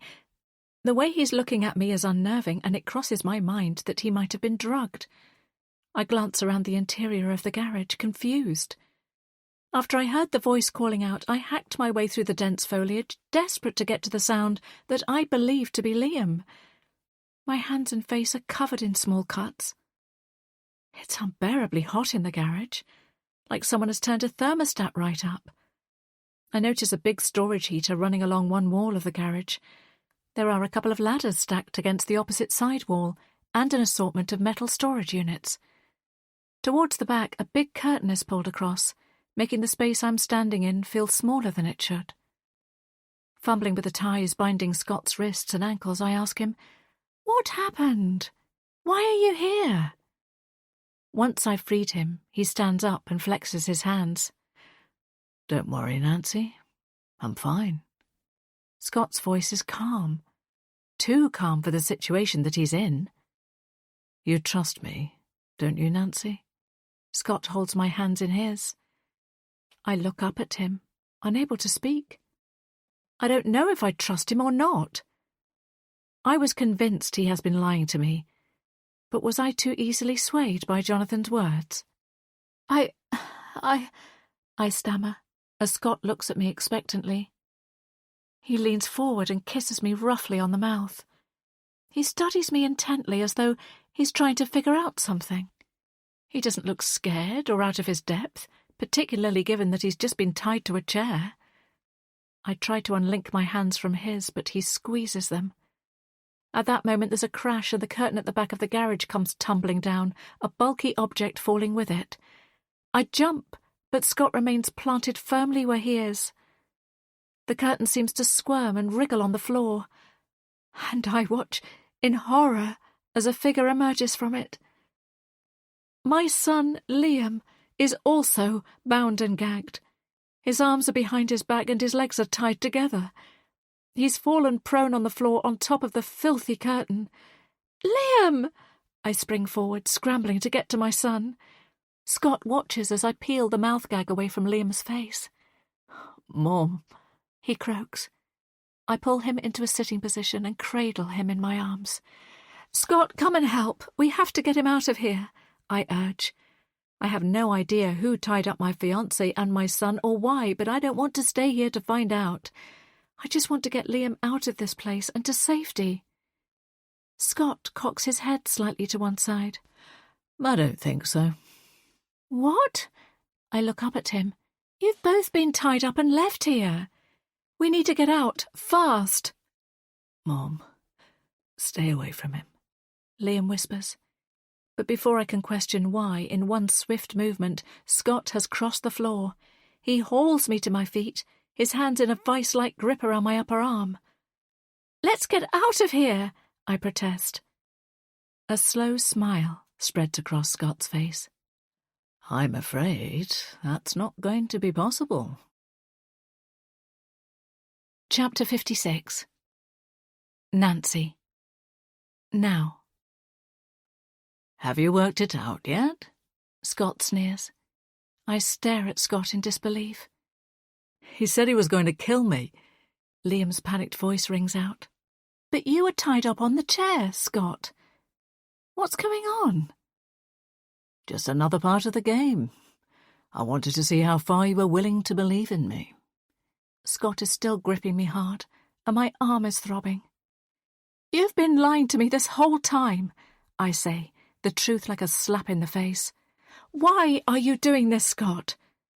I'm shocked that he has gone to these lengths to trick me.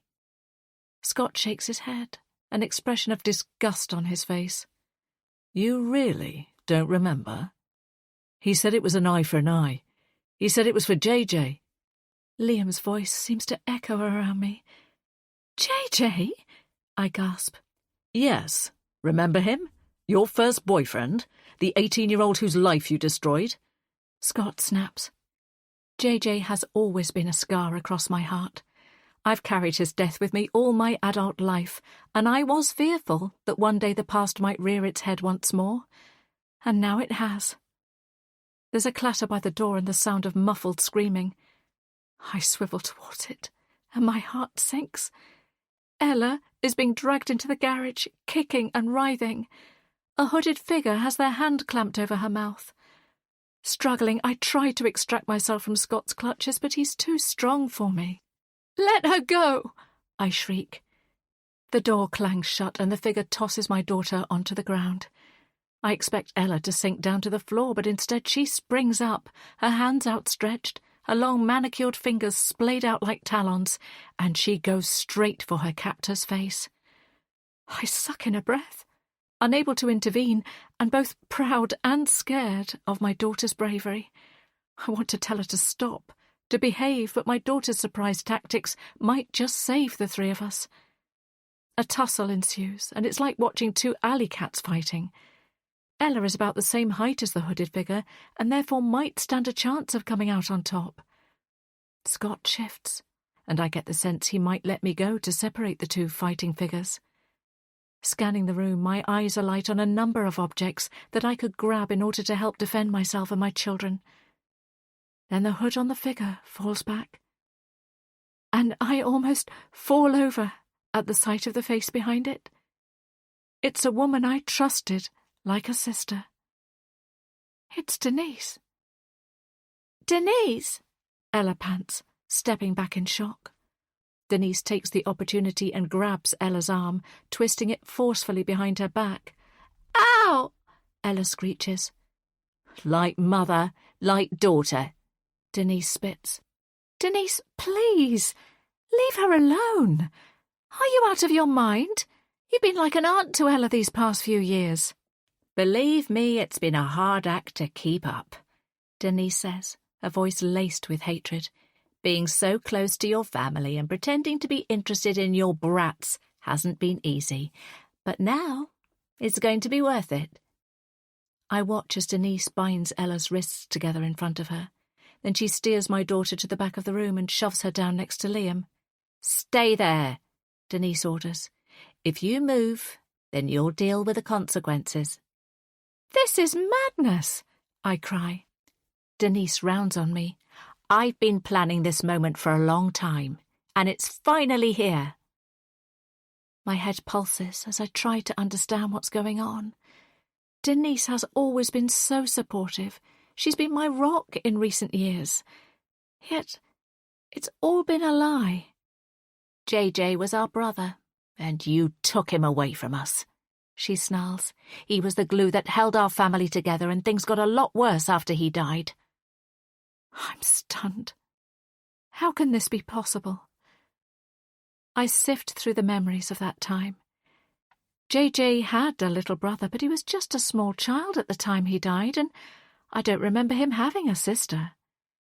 His family was messy, complicated, and JJ always sought solace at my home. There were parts of his life that he didn't share with me. Glancing over at my two teenagers, I realize I need to keep Denise talking.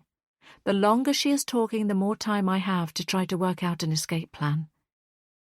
JJ didn't have a sister, I say, looking straight at Denise. As I do, the deep brown colour of her eyes nearly makes me double over. Why hadn't I noticed it before? They're the exact same shade as JJ's used to be. JJ was my brother, Denise says defiantly. I lived with our father and he lived with our mother, but we saw each other most weekends. Well, whenever he wasn't holed up at your posh mansion. And he was my older half-brother, Scott fills in. I was only 6.5 when he died. He brought me up when my own mother couldn't. He was my safety, my guardian. We were so close. He even persuaded our mother to name me Joel, so that we could both have the initials JJ, because my dad's name was Jenkins. I looked up to him. He was my everything. After he went, my life was hell. I go by Scott now because being called Joel Jenkins is just too much of a reminder of JJ. As a parent, I can't help but feel a pang of sorrow for Scott. Even as a teenager at the time, I realised JJ's mother was unreliable and that she was never a proper parent to him. But I wasn't aware of the extent of her neglect, or that JJ had so much responsibility on his young shoulders. I'm so sorry that you lost JJ. I loved him too. Enough! Denise screams. You never loved him. You were prepared to drop him because he didn't fit into your plans. You are the reason he is dead. I promise you, I didn't kill him, I say, keeping my voice even. I need them to believe me. The police only took me in for questioning. They ruled that it was a tragic accident. Except it wasn't, was it? You and JJ had been arguing for a while. He told me that he thought you were going to dump him. He said to me he didn't know how he could live without you. Whatever the police decided, his blood is on your hands. Denise is inches from my face now. No! I choke out a sob. The old feelings of guilt are rising up inside me. I never wanted to hurt JJ, and I certainly didn't want him to die. There's more to that night that Denise and Scott don't know about, but I vowed I would take that secret to my grave. I understand that. You can never understand what it was like for us, Scott growls. I don't want to hear any more, he says, and looks at his sister. Let's get on with it. Denise smiles darkly. This is even better than I planned. Denise laughs, the sound echoing around the space we're in. I was going to take your son's life in exchange for JJ's. Then you'll understand what it was like for us. But I've had to live a lifetime of pain because of your actions. So it's only fair I compensate for that by taking your daughter's life as well. No! Let them go, I cry. They have nothing to do with this. They have everything to do with this. Denise walks towards where my children are. You got to carry on, have a family and live your life. JJ didn't, and we didn't either. You still can, I say desperately. You can both walk away from this and start again. I try, but knowing that nothing I say is going to change their minds. Too late, Scott replies. My eyes flit to Ella, and she holds my gaze for a few seconds and gives me a determined look. I know my daughter will do whatever she can to fight back. But her hands are tied. Will she be able to do anything to try and save herself? Liam looks terrified. I hate to think what he's been through and how long he's been here for. My boy is a gentle, sensitive soul who is usually so full of positivity and light. He's completely out of his depth in this situation, and his young face looks grey. I know he doesn't have the strength to defend himself, so I have to do whatever I can to protect him. Denise moves into the depths of the garage and disappears into a shadowy corner. I tense, bracing myself for whatever is about to come next. Then Denise re-emerges and I see the object she's holding in her hand glinting under the overhead light. It's a large knife, the blade sharp. I howl then. Please don't hurt them. I'll do anything. Anything. Scott's lip curls. There is nothing you can do to stop this from happening. I thrash and buck as much as I can, twisting and turning to try and escape Scott's clutches. But it doesn't work. He keeps his hold on me with one hand and smacks me over the back of the head with the other. I'm momentarily stunned, and my knees buckle. Scott's steely grip is the only thing still holding me upright. When my eyesight comes back into focus, I see Denise advancing towards Ella. "Ella! Liam! I love you both!" I sob. Denise is so close to Ella now, the knife inches from my daughter. I have to stop her. "Denise, there's something about the night that JJ died that you don't know about," I call out. She stops in her tracks, just like I prayed she would. "I've never shared this with anyone," I continue. Denise spins on her heels. "What is it?" "Information about the cause of JJ's death," I say slowly and deliberately. She scrutinizes me. "I knew there was more to it. Tell us." I shake my head. "Let Ella and Liam go, and I will." Denise narrows her eyes. "Don't try to negotiate with me." "You're going to want to know this?" I try to keep my cool, but inside I'm panicking. The words were out of my mouth before I'd thought them through. I don't want to share this secret, not when I've kept it for so long. But my children's lives are in danger, and it's the only thing I have to bargain with. In a flash, Denise has pulled Ella into a chokehold with one arm, while she brandishes the knife with the other. "Tell me what happened," she says sharply. Her meaning is clear. I thought that I could get the upper hand with my words, but Denise is the one holding the knife, and therefore all of the power. I tremble from head to foot. The blade is so close to Ella's skin. One wrong word from me, and my daughter's life could be taken. I swallow hard. But before I can answer, there's a massive crash. The dilapidated wooden garage door has been kicked in, and Jonathan steps into the room. Chapter 57. Nancy. 20th of August, 1999. The night of the party. "There's something I need to tell you."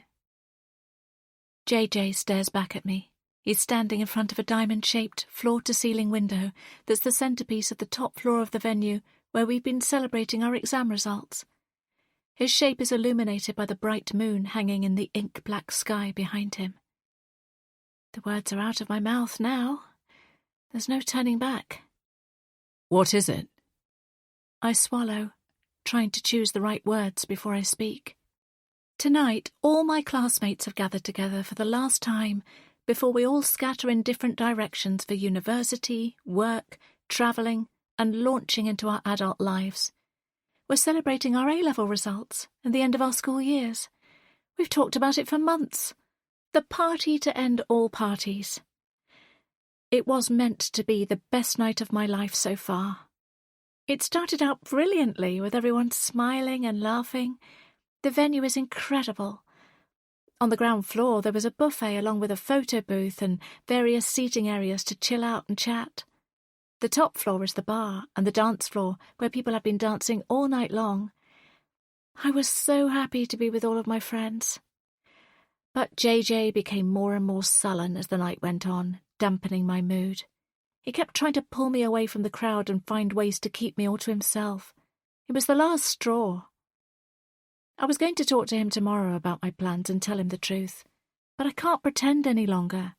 He's ruined the evening and I want to get this off my chest, because I'm finally going to break up with JJ. All night the music in this venue has been blaring so loudly that even now it's ended, my ears are still ringing and it's making it hard to think clearly.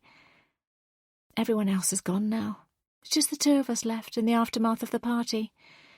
I've had too much to drink, but I feel tipsy rather than too drunk. And the alcohol has given me a confidence that I've been lacking in the last few months. I've accepted a university place, I say boldly. "Say that again." JJ's voice is hard. "How?" I redid the application. "You're a liar." JJ screams at me. I knew he wasn't going to like the fact that I'd submitted the application even after he had torn the first one to pieces. "I'm going, JJ." I'm sorry, I know it's not what you wanted, but I'd regret it forever if I didn't take the opportunity. JJ stares at me for a long moment. Then he says quietly, No, you're not. JJ, you can't stop me. It's something I need to do. Please, can you try to understand that? No! His voice is rough with emotion. I love you, Nancy. JJ, this isn't love. You're obsessed with me. I don't want to hurt you, but I can't do this anymore. I think we should break up. I gulp down a sob. What? JJ's eyes are wide. We can still be friends. I know the words sound hollow. I don't really mean what I'm saying. I'm just biding my time until I can run free from JJ. I loved him at the beginning, but he suffocated me and I can't take it anymore. He advances towards me. The look on his face is unlike any expression I've ever seen before. His normally handsome face is contorted into an ugly grimace. JJ? All of a sudden his hands are on my arms. He slams me against a wall, pinning me there with his weight. Change your mind, he demands. Don't go. I shake my head slowly. It was a mistake. His hands go around my arms. I can smell the alcohol on his breath. You're staying here. You're not going anywhere. You're mine. A cold bolt of fear runs down my spine. His fingers squeeze me hard, and then one of his hands flies to my neck. The pressure on my throat is immediate.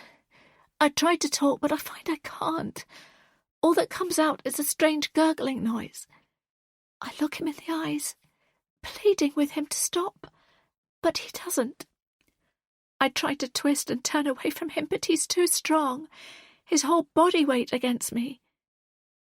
My vision starts to blur. The adrenaline pumping through my body begins to slow. I wonder if JJ's angry eyes are the last thing I will see. But then he's let go. I suck in a lungful of air and slide down the wall. My whole body is trembling. It takes a few seconds for my vision to return to normal, and when it does, I see JJ standing in the middle of the room. He's just below the disco ball that was full of light and promise earlier this evening. Standing opposite him is Todd. Are you okay? Todd glances across to me. I try to answer, but all that comes out is a croak. Before Todd swivels his gaze back to JJ, my boyfriend shoves him hard. Todd stumbles across the floor. They begin grappling with each other, both trying to get the upper hand. Watching them, I realise that Todd saved me. If he hadn't come into the room when he did, I could be dead right now. There's a glint in JJ's eyes that tells me if Todd doesn't win this fight, then I'm still in danger. Todd stumbles to the ground, and I think that JJ has got the better of him. JJ goes to punch Todd while he's down, but he swings his arm and misses. Todd rises up and shoves JJ hard. JJ flies back. He's going too fast through the air. Crashes into the diamond-shaped window. The glass shatters. And then I hear the sickening thud of his body hitting the ground below. JJ! I gasp. Todd and I both rush to the window and look down. JJ's body is on the patio below, broken and unmoving. I turn to Todd. Get out of here! Go! I can't leave you here, he says. You've done enough for me already. You saved my life. Now I'm repaying you. You were never here. I will never tell anyone. Just get out of here without being seen. Todd looks stunned. Take the back stairs. He gives me a final fleeting look, and then goes. I stare down at the body of my boyfriend, and I can't even begin to process the sadness that's welling up inside me. My hand goes to my sore throat. We loved each other. We really did. But JJ's love turned into obsession. And now he's dead. Chapter 58. Nancy. Now. Don't do this. Jonathan says calmly. He remains planted in the doorframe, his eyes trained on Denise. The police will be here any minute. If you harm a hair on my daughter's head, you'll end up in jail. And I don't think you want that. Scott's grasp on me seems to lessen a little bit, as he looks uncertainly between his sister and the doorway. It's obvious he doesn't want to be caught. No, they're not, Denise shoots back defiantly. You won't get away in time, Jonathan says confidently.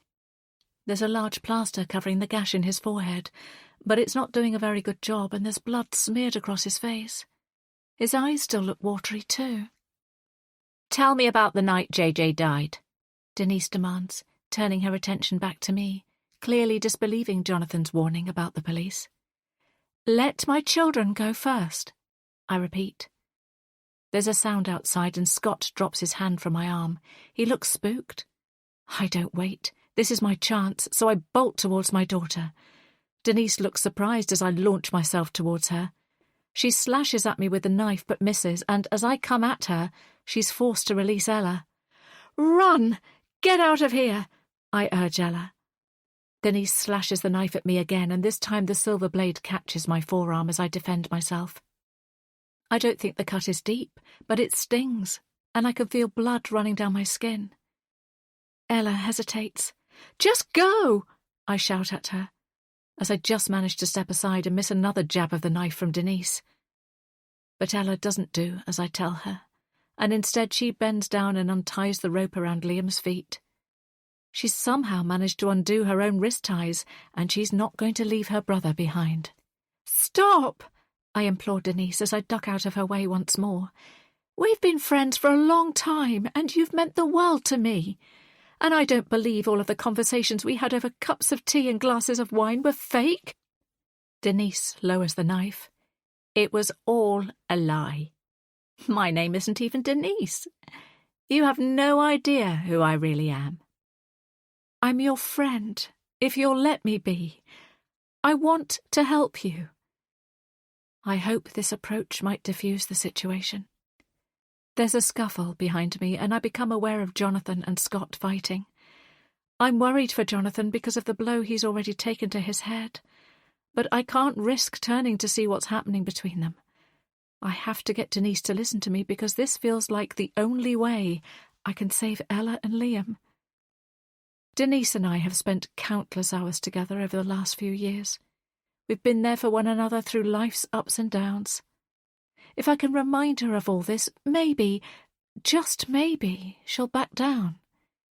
Denise's attention is completely on me now. Just beyond her, I see Ella has almost freed all of Liam's ties. Haven't you been listening? I despise you. I always have and I always will. But her words falter, and she doesn't sound convincing. I take a deep breath and keep going. Do you remember the night we went to bingo and I won? We spent the winnings on that enormous takeaway order and then we were eating it for days after. And do you remember how much we laughed on the walk home together? Yes, and how many times did I have to come running round to your house to be your shoulder to cry on? How many cups of tea have I made and bottles of wine have I poured for you? Denise shakes her head. I was just a convenience to you, just like JJ was. That's not true. Since you moved in, there's hardly been a day gone by that we haven't spoken. I've driven you back and forth to the shops, bought you gifts, helped you when your boiler packed up. Are you really telling me all of that meant nothing?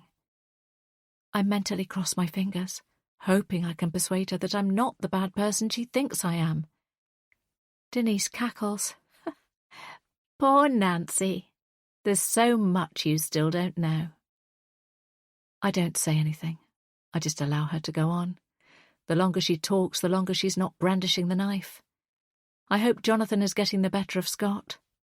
Scott is the younger man, but Jonathan is athletic and keeps himself fit as well, so he has a chance of overpowering Scott. But from the position I'm standing in, I can't tell who is getting the upper hand. You've had a difficult few years, haven't you? She looks amused. The shattered glass was scary, wasn't it?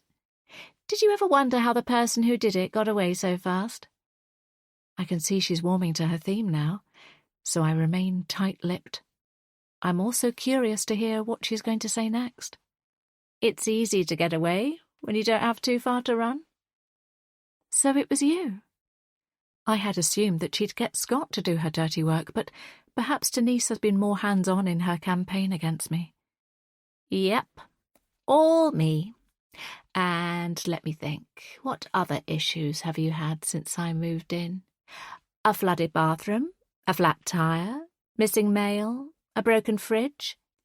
Are you saying you've been behind all of those things as well? Well, not just me. Scott's been busy too. Haven't you, brother? Spinning round, I see Scott and Jonathan break apart from each other after another clash. Then they circle round each other like caged fighters. Scott moves away and comes to stand near his sister. There's been plenty to keep me busy, he confirms. The last few months especially. The trip to Italy when I arranged for you to have a little bit of food poisoning was amusing. Then there was the killing of that waitress. It was a shame. She was so pretty and she put up a fight. The middle-aged woman who looked like you was much easier to kill. It was you? I gasp. Scott continues to list off more of his misdemeanours. I was delighted when you asked me to set up your security system because it meant I could connect to it as well. The proposal and tampering with your car kept things interesting too. You nearly killed us, I exclaim. I'm stunned by how many of these incidents have been down to the woman I thought was my best friend and the man I agreed to marry. Well, that was a risk we took, but we were hopeful you'd make it here for this little gathering. Denise looks amused. Oh, and then, of course, kidnapping your son. Has taken some arranging, but all those work trips were worth it. Everything from stealing his phone to tricking him to come here, and then using your family tracker app to lure you all here. It's all gone so smoothly. Scott gives me such a look of hatred that it almost floors me. It astonishes me how far they've both gone to make my life hell. 2 women have died, and I feel sick at the thought of it, because Denise and Scott saw them as pawns in his vendetta against me. And they've gone into so much detail as well. Stealing Liam's phone and using the tracker app to get us here. Denise smiles gleefully. It's been so much fun destroying your life, Nancy, and watching you spiral downwards. But that's not all. I don't really want to hear what she's about to say. It's horrible to think these people have been deliberately causing me and my family harm over and over and revelling in it. Which has been my favourite? She deliberates. Being Brad was a highlight. She waits for my reaction, but this time I hold it back, not wanting to give her the satisfaction of knowing how much her twisted games have affected me. But underneath the surface, I'm crumbling. I finally know who my tormentors are. It seems that Scott was the puppet and Denise was the puppet master, pulling all of the strings. But the best one has to be... She looks at me with pure spite. The breakdown of your marriage. Her words hang in the air, and it takes me a moment to digest the meaning of them. My marriage? My brain fights to untangle what she's done. I wasn't expecting her to say this. Yes, Nancy. Her voice goes up a notch. Loyal, devoted Jonathan didn't cheat on you. It was all a lie, and you fell for it. No, no, no. My hands fly to my mouth. She set me up. She made me believe Jonathan was lying to me. And she's right. I did believe it. Jonathan, I breathe. It was them. They tore our marriage apart. He looks at me, bewildered. Denise carries on. You made it too easy, Nancy. I put the red knickers in your bed and the photographs were fakes. It's amazing what you can do with technology these days. Jonathan didn't kiss the girl in that picture. All it took was me whispering in your ear, and you were easier to convince than I ever imagined." Jonathan roars. He lashes out, throwing a punch at Scott. It lands on the younger man's jaw. I hear the crack, and Scott goes immediately down. Then he runs at Denise. As he reaches her, he comes to his senses. Jonathan is an old-fashioned gentleman. He's always treated women with respect, and even in the state he's in and given what Denise has done, he can't bring himself to physically harm her. He glances at the rope that's now on the floor by Liam, and I can tell he's weighing up how to get Denise tied up. Except he looked away for a moment too long. Denise thrusts the knife towards him. Jonathan moves to dodge it, and at first I think he's been successful. But then I see the manic look on Denise's face.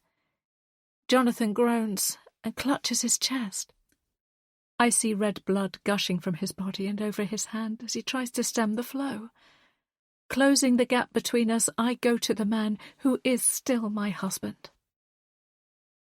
"Jonathan, I'm so sorry," I say quietly, tears tracking down my cheeks. I reach out to him to try and help, getting his blood on my hands. I'm aware of a flicker of movement out of the corner of my eye. Then I see the glint of silver. I'm in danger. My brain is telling me to move and get out of Denise's way, but my heart is telling me to stay here, right by Jonathan's side. "Run," he whispers to me. Even now, as hurt as he is, he's trying to save me. Why did I ever doubt him? How did I let trickery and lies destroy our marriage and tear us apart? "Dad!" Liam shouts, now free of his ties. My son stumbles towards his father. He's unsteady on his feet and not thinking about what he's doing. In horror, I can see exactly what is going to happen next. Liam is going to walk into the knife that has just speared his father. "Liam!" I warn him, pointing at Denise, who is already sizing up her next victim. My heart is turning inside out. I throw myself forward and try to topple Denise over, but she sidesteps me, still intent on getting Liam. But before my precious boy is harmed, the room turns to chaos as several people spill into it at once. They're all specially trained police officers, dressed all in black, and a police dog. As the room fills, Denise looks completely out of her depth. I can see her trying to work out her exit strategy, but she doesn't move quickly enough, and the armed police officers descend on her. I take the opportunity to seize both Ella and Liam, clutching them to me. "Just get them out of here," Jonathan rasps. Jonathan is down on the floor now, bent double. I want to stay with him, but I know he's desperate for our children to be safe, so I do as he says. "I'll come back for you," I say to him. Our eyes meet, and I see only love in his face. I can't bear to lose him now, not when there is so much to be said. Propelling my teenagers out of this hellish place, I find an ambulance with flashing blue lights has pulled up outside. The undergrowth I struggled to get past earlier has been completely flattened, so I hand my children over to the emergency services, and then I run back. The police already have a struggling Scott in handcuffs and are hauling him towards an awaiting police vehicle. But I don't even look at him. My only thought is for Jonathan. I rush to where he is lying on the ground. There's a police officer crouched over him now, and I can tell by her expression when she looks at me that things aren't good. The blood has drained from Jonathan's face, and he's a deathly pale. I drop to my knees and stroke his hair. "The kids are fine. You saved them," I whisper. "It's all going to be okay now. I promise." He looks up at me with a weak smile. "If I don't make it, Nancy," he says with difficulty, "know that I've always loved you, and always will." The police officer takes a few paces away and hurriedly talks into her walkie-talkie. I clutch Jonathan's hand. His eyelids flutter and then close. I watch helplessly as his breathing becomes shallower. Please don't die. Epilogue. Nancy. 6 months later. Give me the knife! Ella is laughing as she says this, but as soon as the words have left her mouth, she goes very still, and the grin slides off her face. I know it's because the memory of that night is flashing through her mind, just like it is mine. That one short sentence catapults us both back there. Ella is 17 now, just a little bit younger than I was when JJ died. I know that when you've gone through a traumatic event, it never really leaves you, but I'm determined to make sure that what my daughter experienced won't hang over her life like a dark cloud. As a family, we've all done a lot of therapy, but even after all these months, we still have moments like this. Moments where the nightmare comes crashing back. It's okay, I say, giving her an understanding smile. Do you want to talk about it? Ella's hair is piled up in a bun, and when she shakes her head, a midnight black lock comes loose and falls across her face. No, I want to enjoy today. So I take my daughter's lead and pass the knife over to her. She positions it, poised to cut into the birthday cake. Hey, Jonathan says, moving round the table to stand behind Ella. Shouldn't I get the job of cutting the cake, as it's my birthday? My eyes water seeing the two of them standing together. I'm so grateful for this moment, and to see Jonathan standing before me safe and well. His recovery has taken months, but he's finally starting to improve after the stabbing. He lost a lot of blood, but miraculously, he didn't have any major internal damage. For a while, I was terrified I was going to lose him, and after so much wasted time apart, I thank my lucky stars every day that things didn't turn out worse. Let's do it together, Ella suggests. Her light summer dress clings to her blossoming bump. Ella is just over 8 months pregnant now. She confessed she was carrying a baby on the night we found Liam, and Jonathan was stabbed. The ambulance crew were checking her over, and she started sobbing, scared that the tiny life growing inside her might be harmed. Being pregnant so young isn't the life I imagined for my daughter, but I know that Ella will be a brilliant mum. She's shown so much strength already, and she's determined to give her little one the best start in life that she can. Jonathan and I will support her, and I have no doubt that she will find a way to pursue her acting dreams. And I'm just grateful that we're gaining a new life in our family, and that we haven't lost anyone. Things could have turned out very differently. Every day since Scott and Denise tried to kill us all, I've held my family a little tighter. Don't forget to make a wish, I remind her. I'm pretty sure this is the reason why Ella volunteered to cut the cake in the first place. Even though she's no longer a small child, she wants to make a wish for a happy future. Just like she wanted to drop a penny in the wishing well in the park last week and send off a message in a bottle when we did a day trip to the beach recently. She's putting positive thoughts out into the universe and hoping that good things will return from it. All of us have devised different ways of coping with what happened, and this is hers. Jonathan covers Ella's hands with his own, and they slice into the dense carrot cake like two people cutting into a wedding cake. Hold it there, I say to them, and then snap a photograph. I use my old Polaroid camera because these days I no longer have a smartphone. I decided to take my life offline, and it's been very freeing. The square of paper reels out of the camera. The image is grey to begin with, and I watch as the colour seeps into Jonathan and Ella's faces, the photograph mimicking reality. Because life felt very grey for a long time, and it finally feels as though the colour has been returning to our lives.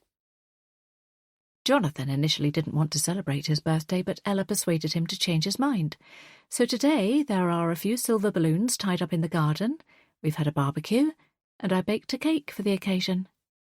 It's nothing big, but this is what Jonathan wanted, just the most important people in his life together for the day. The four of us are enjoying the simplicity of spending time in the garden in the early summer sunshine. My son carries over some plates and sets out 4 on the wooden garden table. Ella dishes out thick slices, and we all sit together, contentedly eating under the blue sky. A warmth spreads through me. It feels so wonderful to spend proper time together as a family this afternoon. It almost feels normal.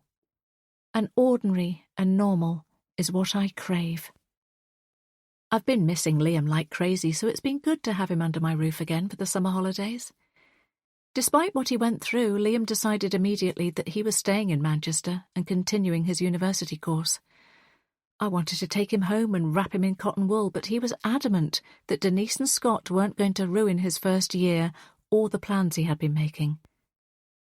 It's hard to wrap my head around the fact that two people wanted to destroy me, that they plotted their revenge for such a long time.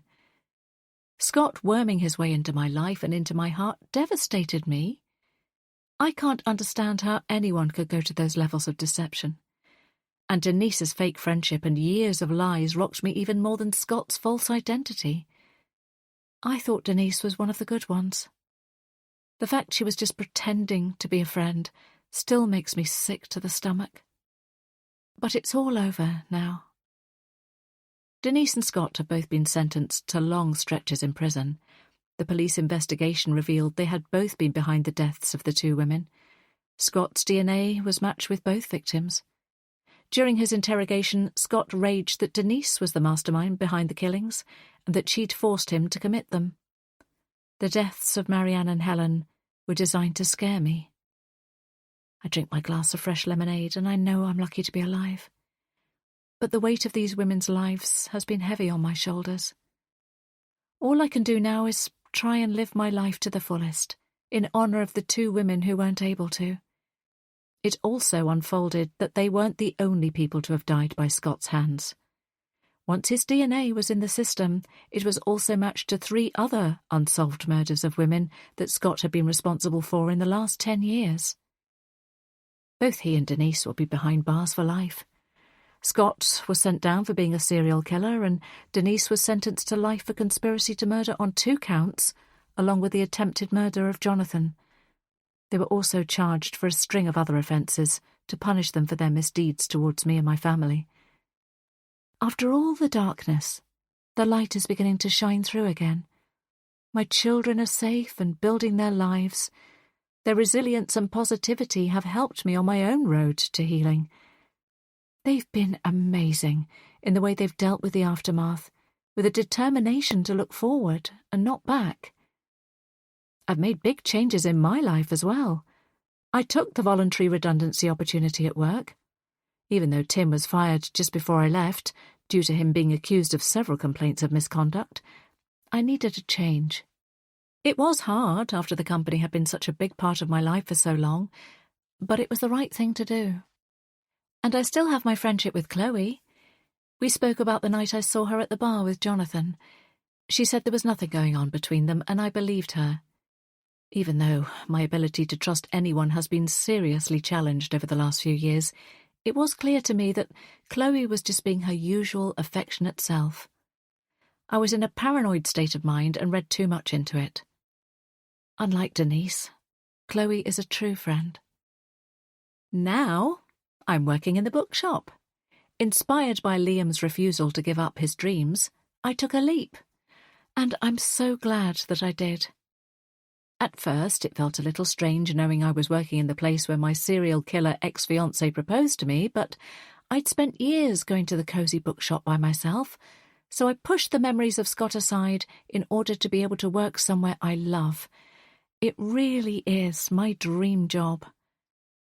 I look over to Jonathan, who is sitting contentedly after finishing his birthday cake.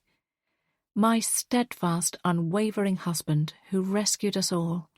He saved my life and our children's lives. I will be forever grateful to him. In the initial aftermath, I wanted to hold him in my arms and never let go, but guilt and shame for the way I'd treated him held me back. Because Jonathan never cheated on me, and he never lied. All along he was telling me the truth. The fabricated evidence of his affair, created by Denise and Scott, convinced me that my husband had betrayed me. I was caught up in the web of lies that Denise had been spinning. Deep in my soul, I couldn't understand how the Jonathan I knew and loved could do such a thing to me, but I was hurt and afraid. We've had many long, late-night conversations over the last few months, as well as a number of couples counselling sessions. Jonathan is insistent that he understands why I put the distance between us all, and all he wants is for us to be together again. He doesn't want to waste any more time apart. I want that as well, but I know I need to work on myself in order to give our relationship the best possible chance. So we're taking things slowly and trying to rebuild our marriage, now that Jonathan has moved back into the family home, where he belongs. I've got one more birthday present for you, I say to Jonathan. It's inside. I nod towards the interior of our house and indicate for him to follow me indoors. Before I go inside, I look over my shoulder. Ella and Liam remain sitting at the outdoor table, chatting away about something. Ella's hands rest on her baby bump. They look happy. Betty has placed herself on the wooden bench between them and is stretched out in the sunspot. This is my family, and the sight of them spurs me on to do what I'm about to do. I'm sorry it's not wrapped, I say to Jonathan, but I hope you like it. You didn't need to get me anything else. Just being here with you all is enough. Jonathan's eyes water as he speaks. I know exactly what he means, but I avert my eyes from him, otherwise he'll set me off crying. Instead, I open the cupboard where we file all of our paperwork and I pull out a sheaf of papers. Jonathan steps nearer to me. Are those the... Yes, they're the divorce papers, I confirm. And this is my gift. I start to tear up the papers, allowing them to flutter to the floor. Every strip I tear off makes Jonathan grin even wider. Then I produce a jewellery box. Inside is the wedding ring and engagement ring Jonathan gave me. I slip them both on. He's still wearing his wedding ring. He never took it off. Everything feels right again. Jonathan smiles, although his eyes are still damp with emotion. I step over the segment of divorce paper that showed Jonathan's name in full. It reads, Jonathan Todd Henderson. Todd was the name he mostly went by as a child, and what everyone called him at school. Once he left, he decided he wanted to use Jonathan in the adult chapter of his life because it sounded more grown up. But he also wanted to shed the name he bore on the night he accidentally killed JJ. It was his way of trying to disconnect and move on from what happened. I place my arms around Jonathan's neck and gaze up at him. I'm in no doubt that Jonathan, or Todd as he was back then, saved my life. JJ would have killed me if he had the opportunity to. For months after JJ's death, I didn't speak to Todd. We were both too distraught and battling our own demons in the aftermath of that night. But then, by chance, we bumped into each other when we were both back home that Christmas. We shared something terrible, but something that also bound us together. We stayed in touch, meeting up during our breaks from university. We occasionally called, supporting each other whenever the other person was having a dark moment. My early 20s should have been the best years of my life, but instead they were lost to grief and regret. I struggled with my mental health. Jonathan was the person who saved me, over and over again.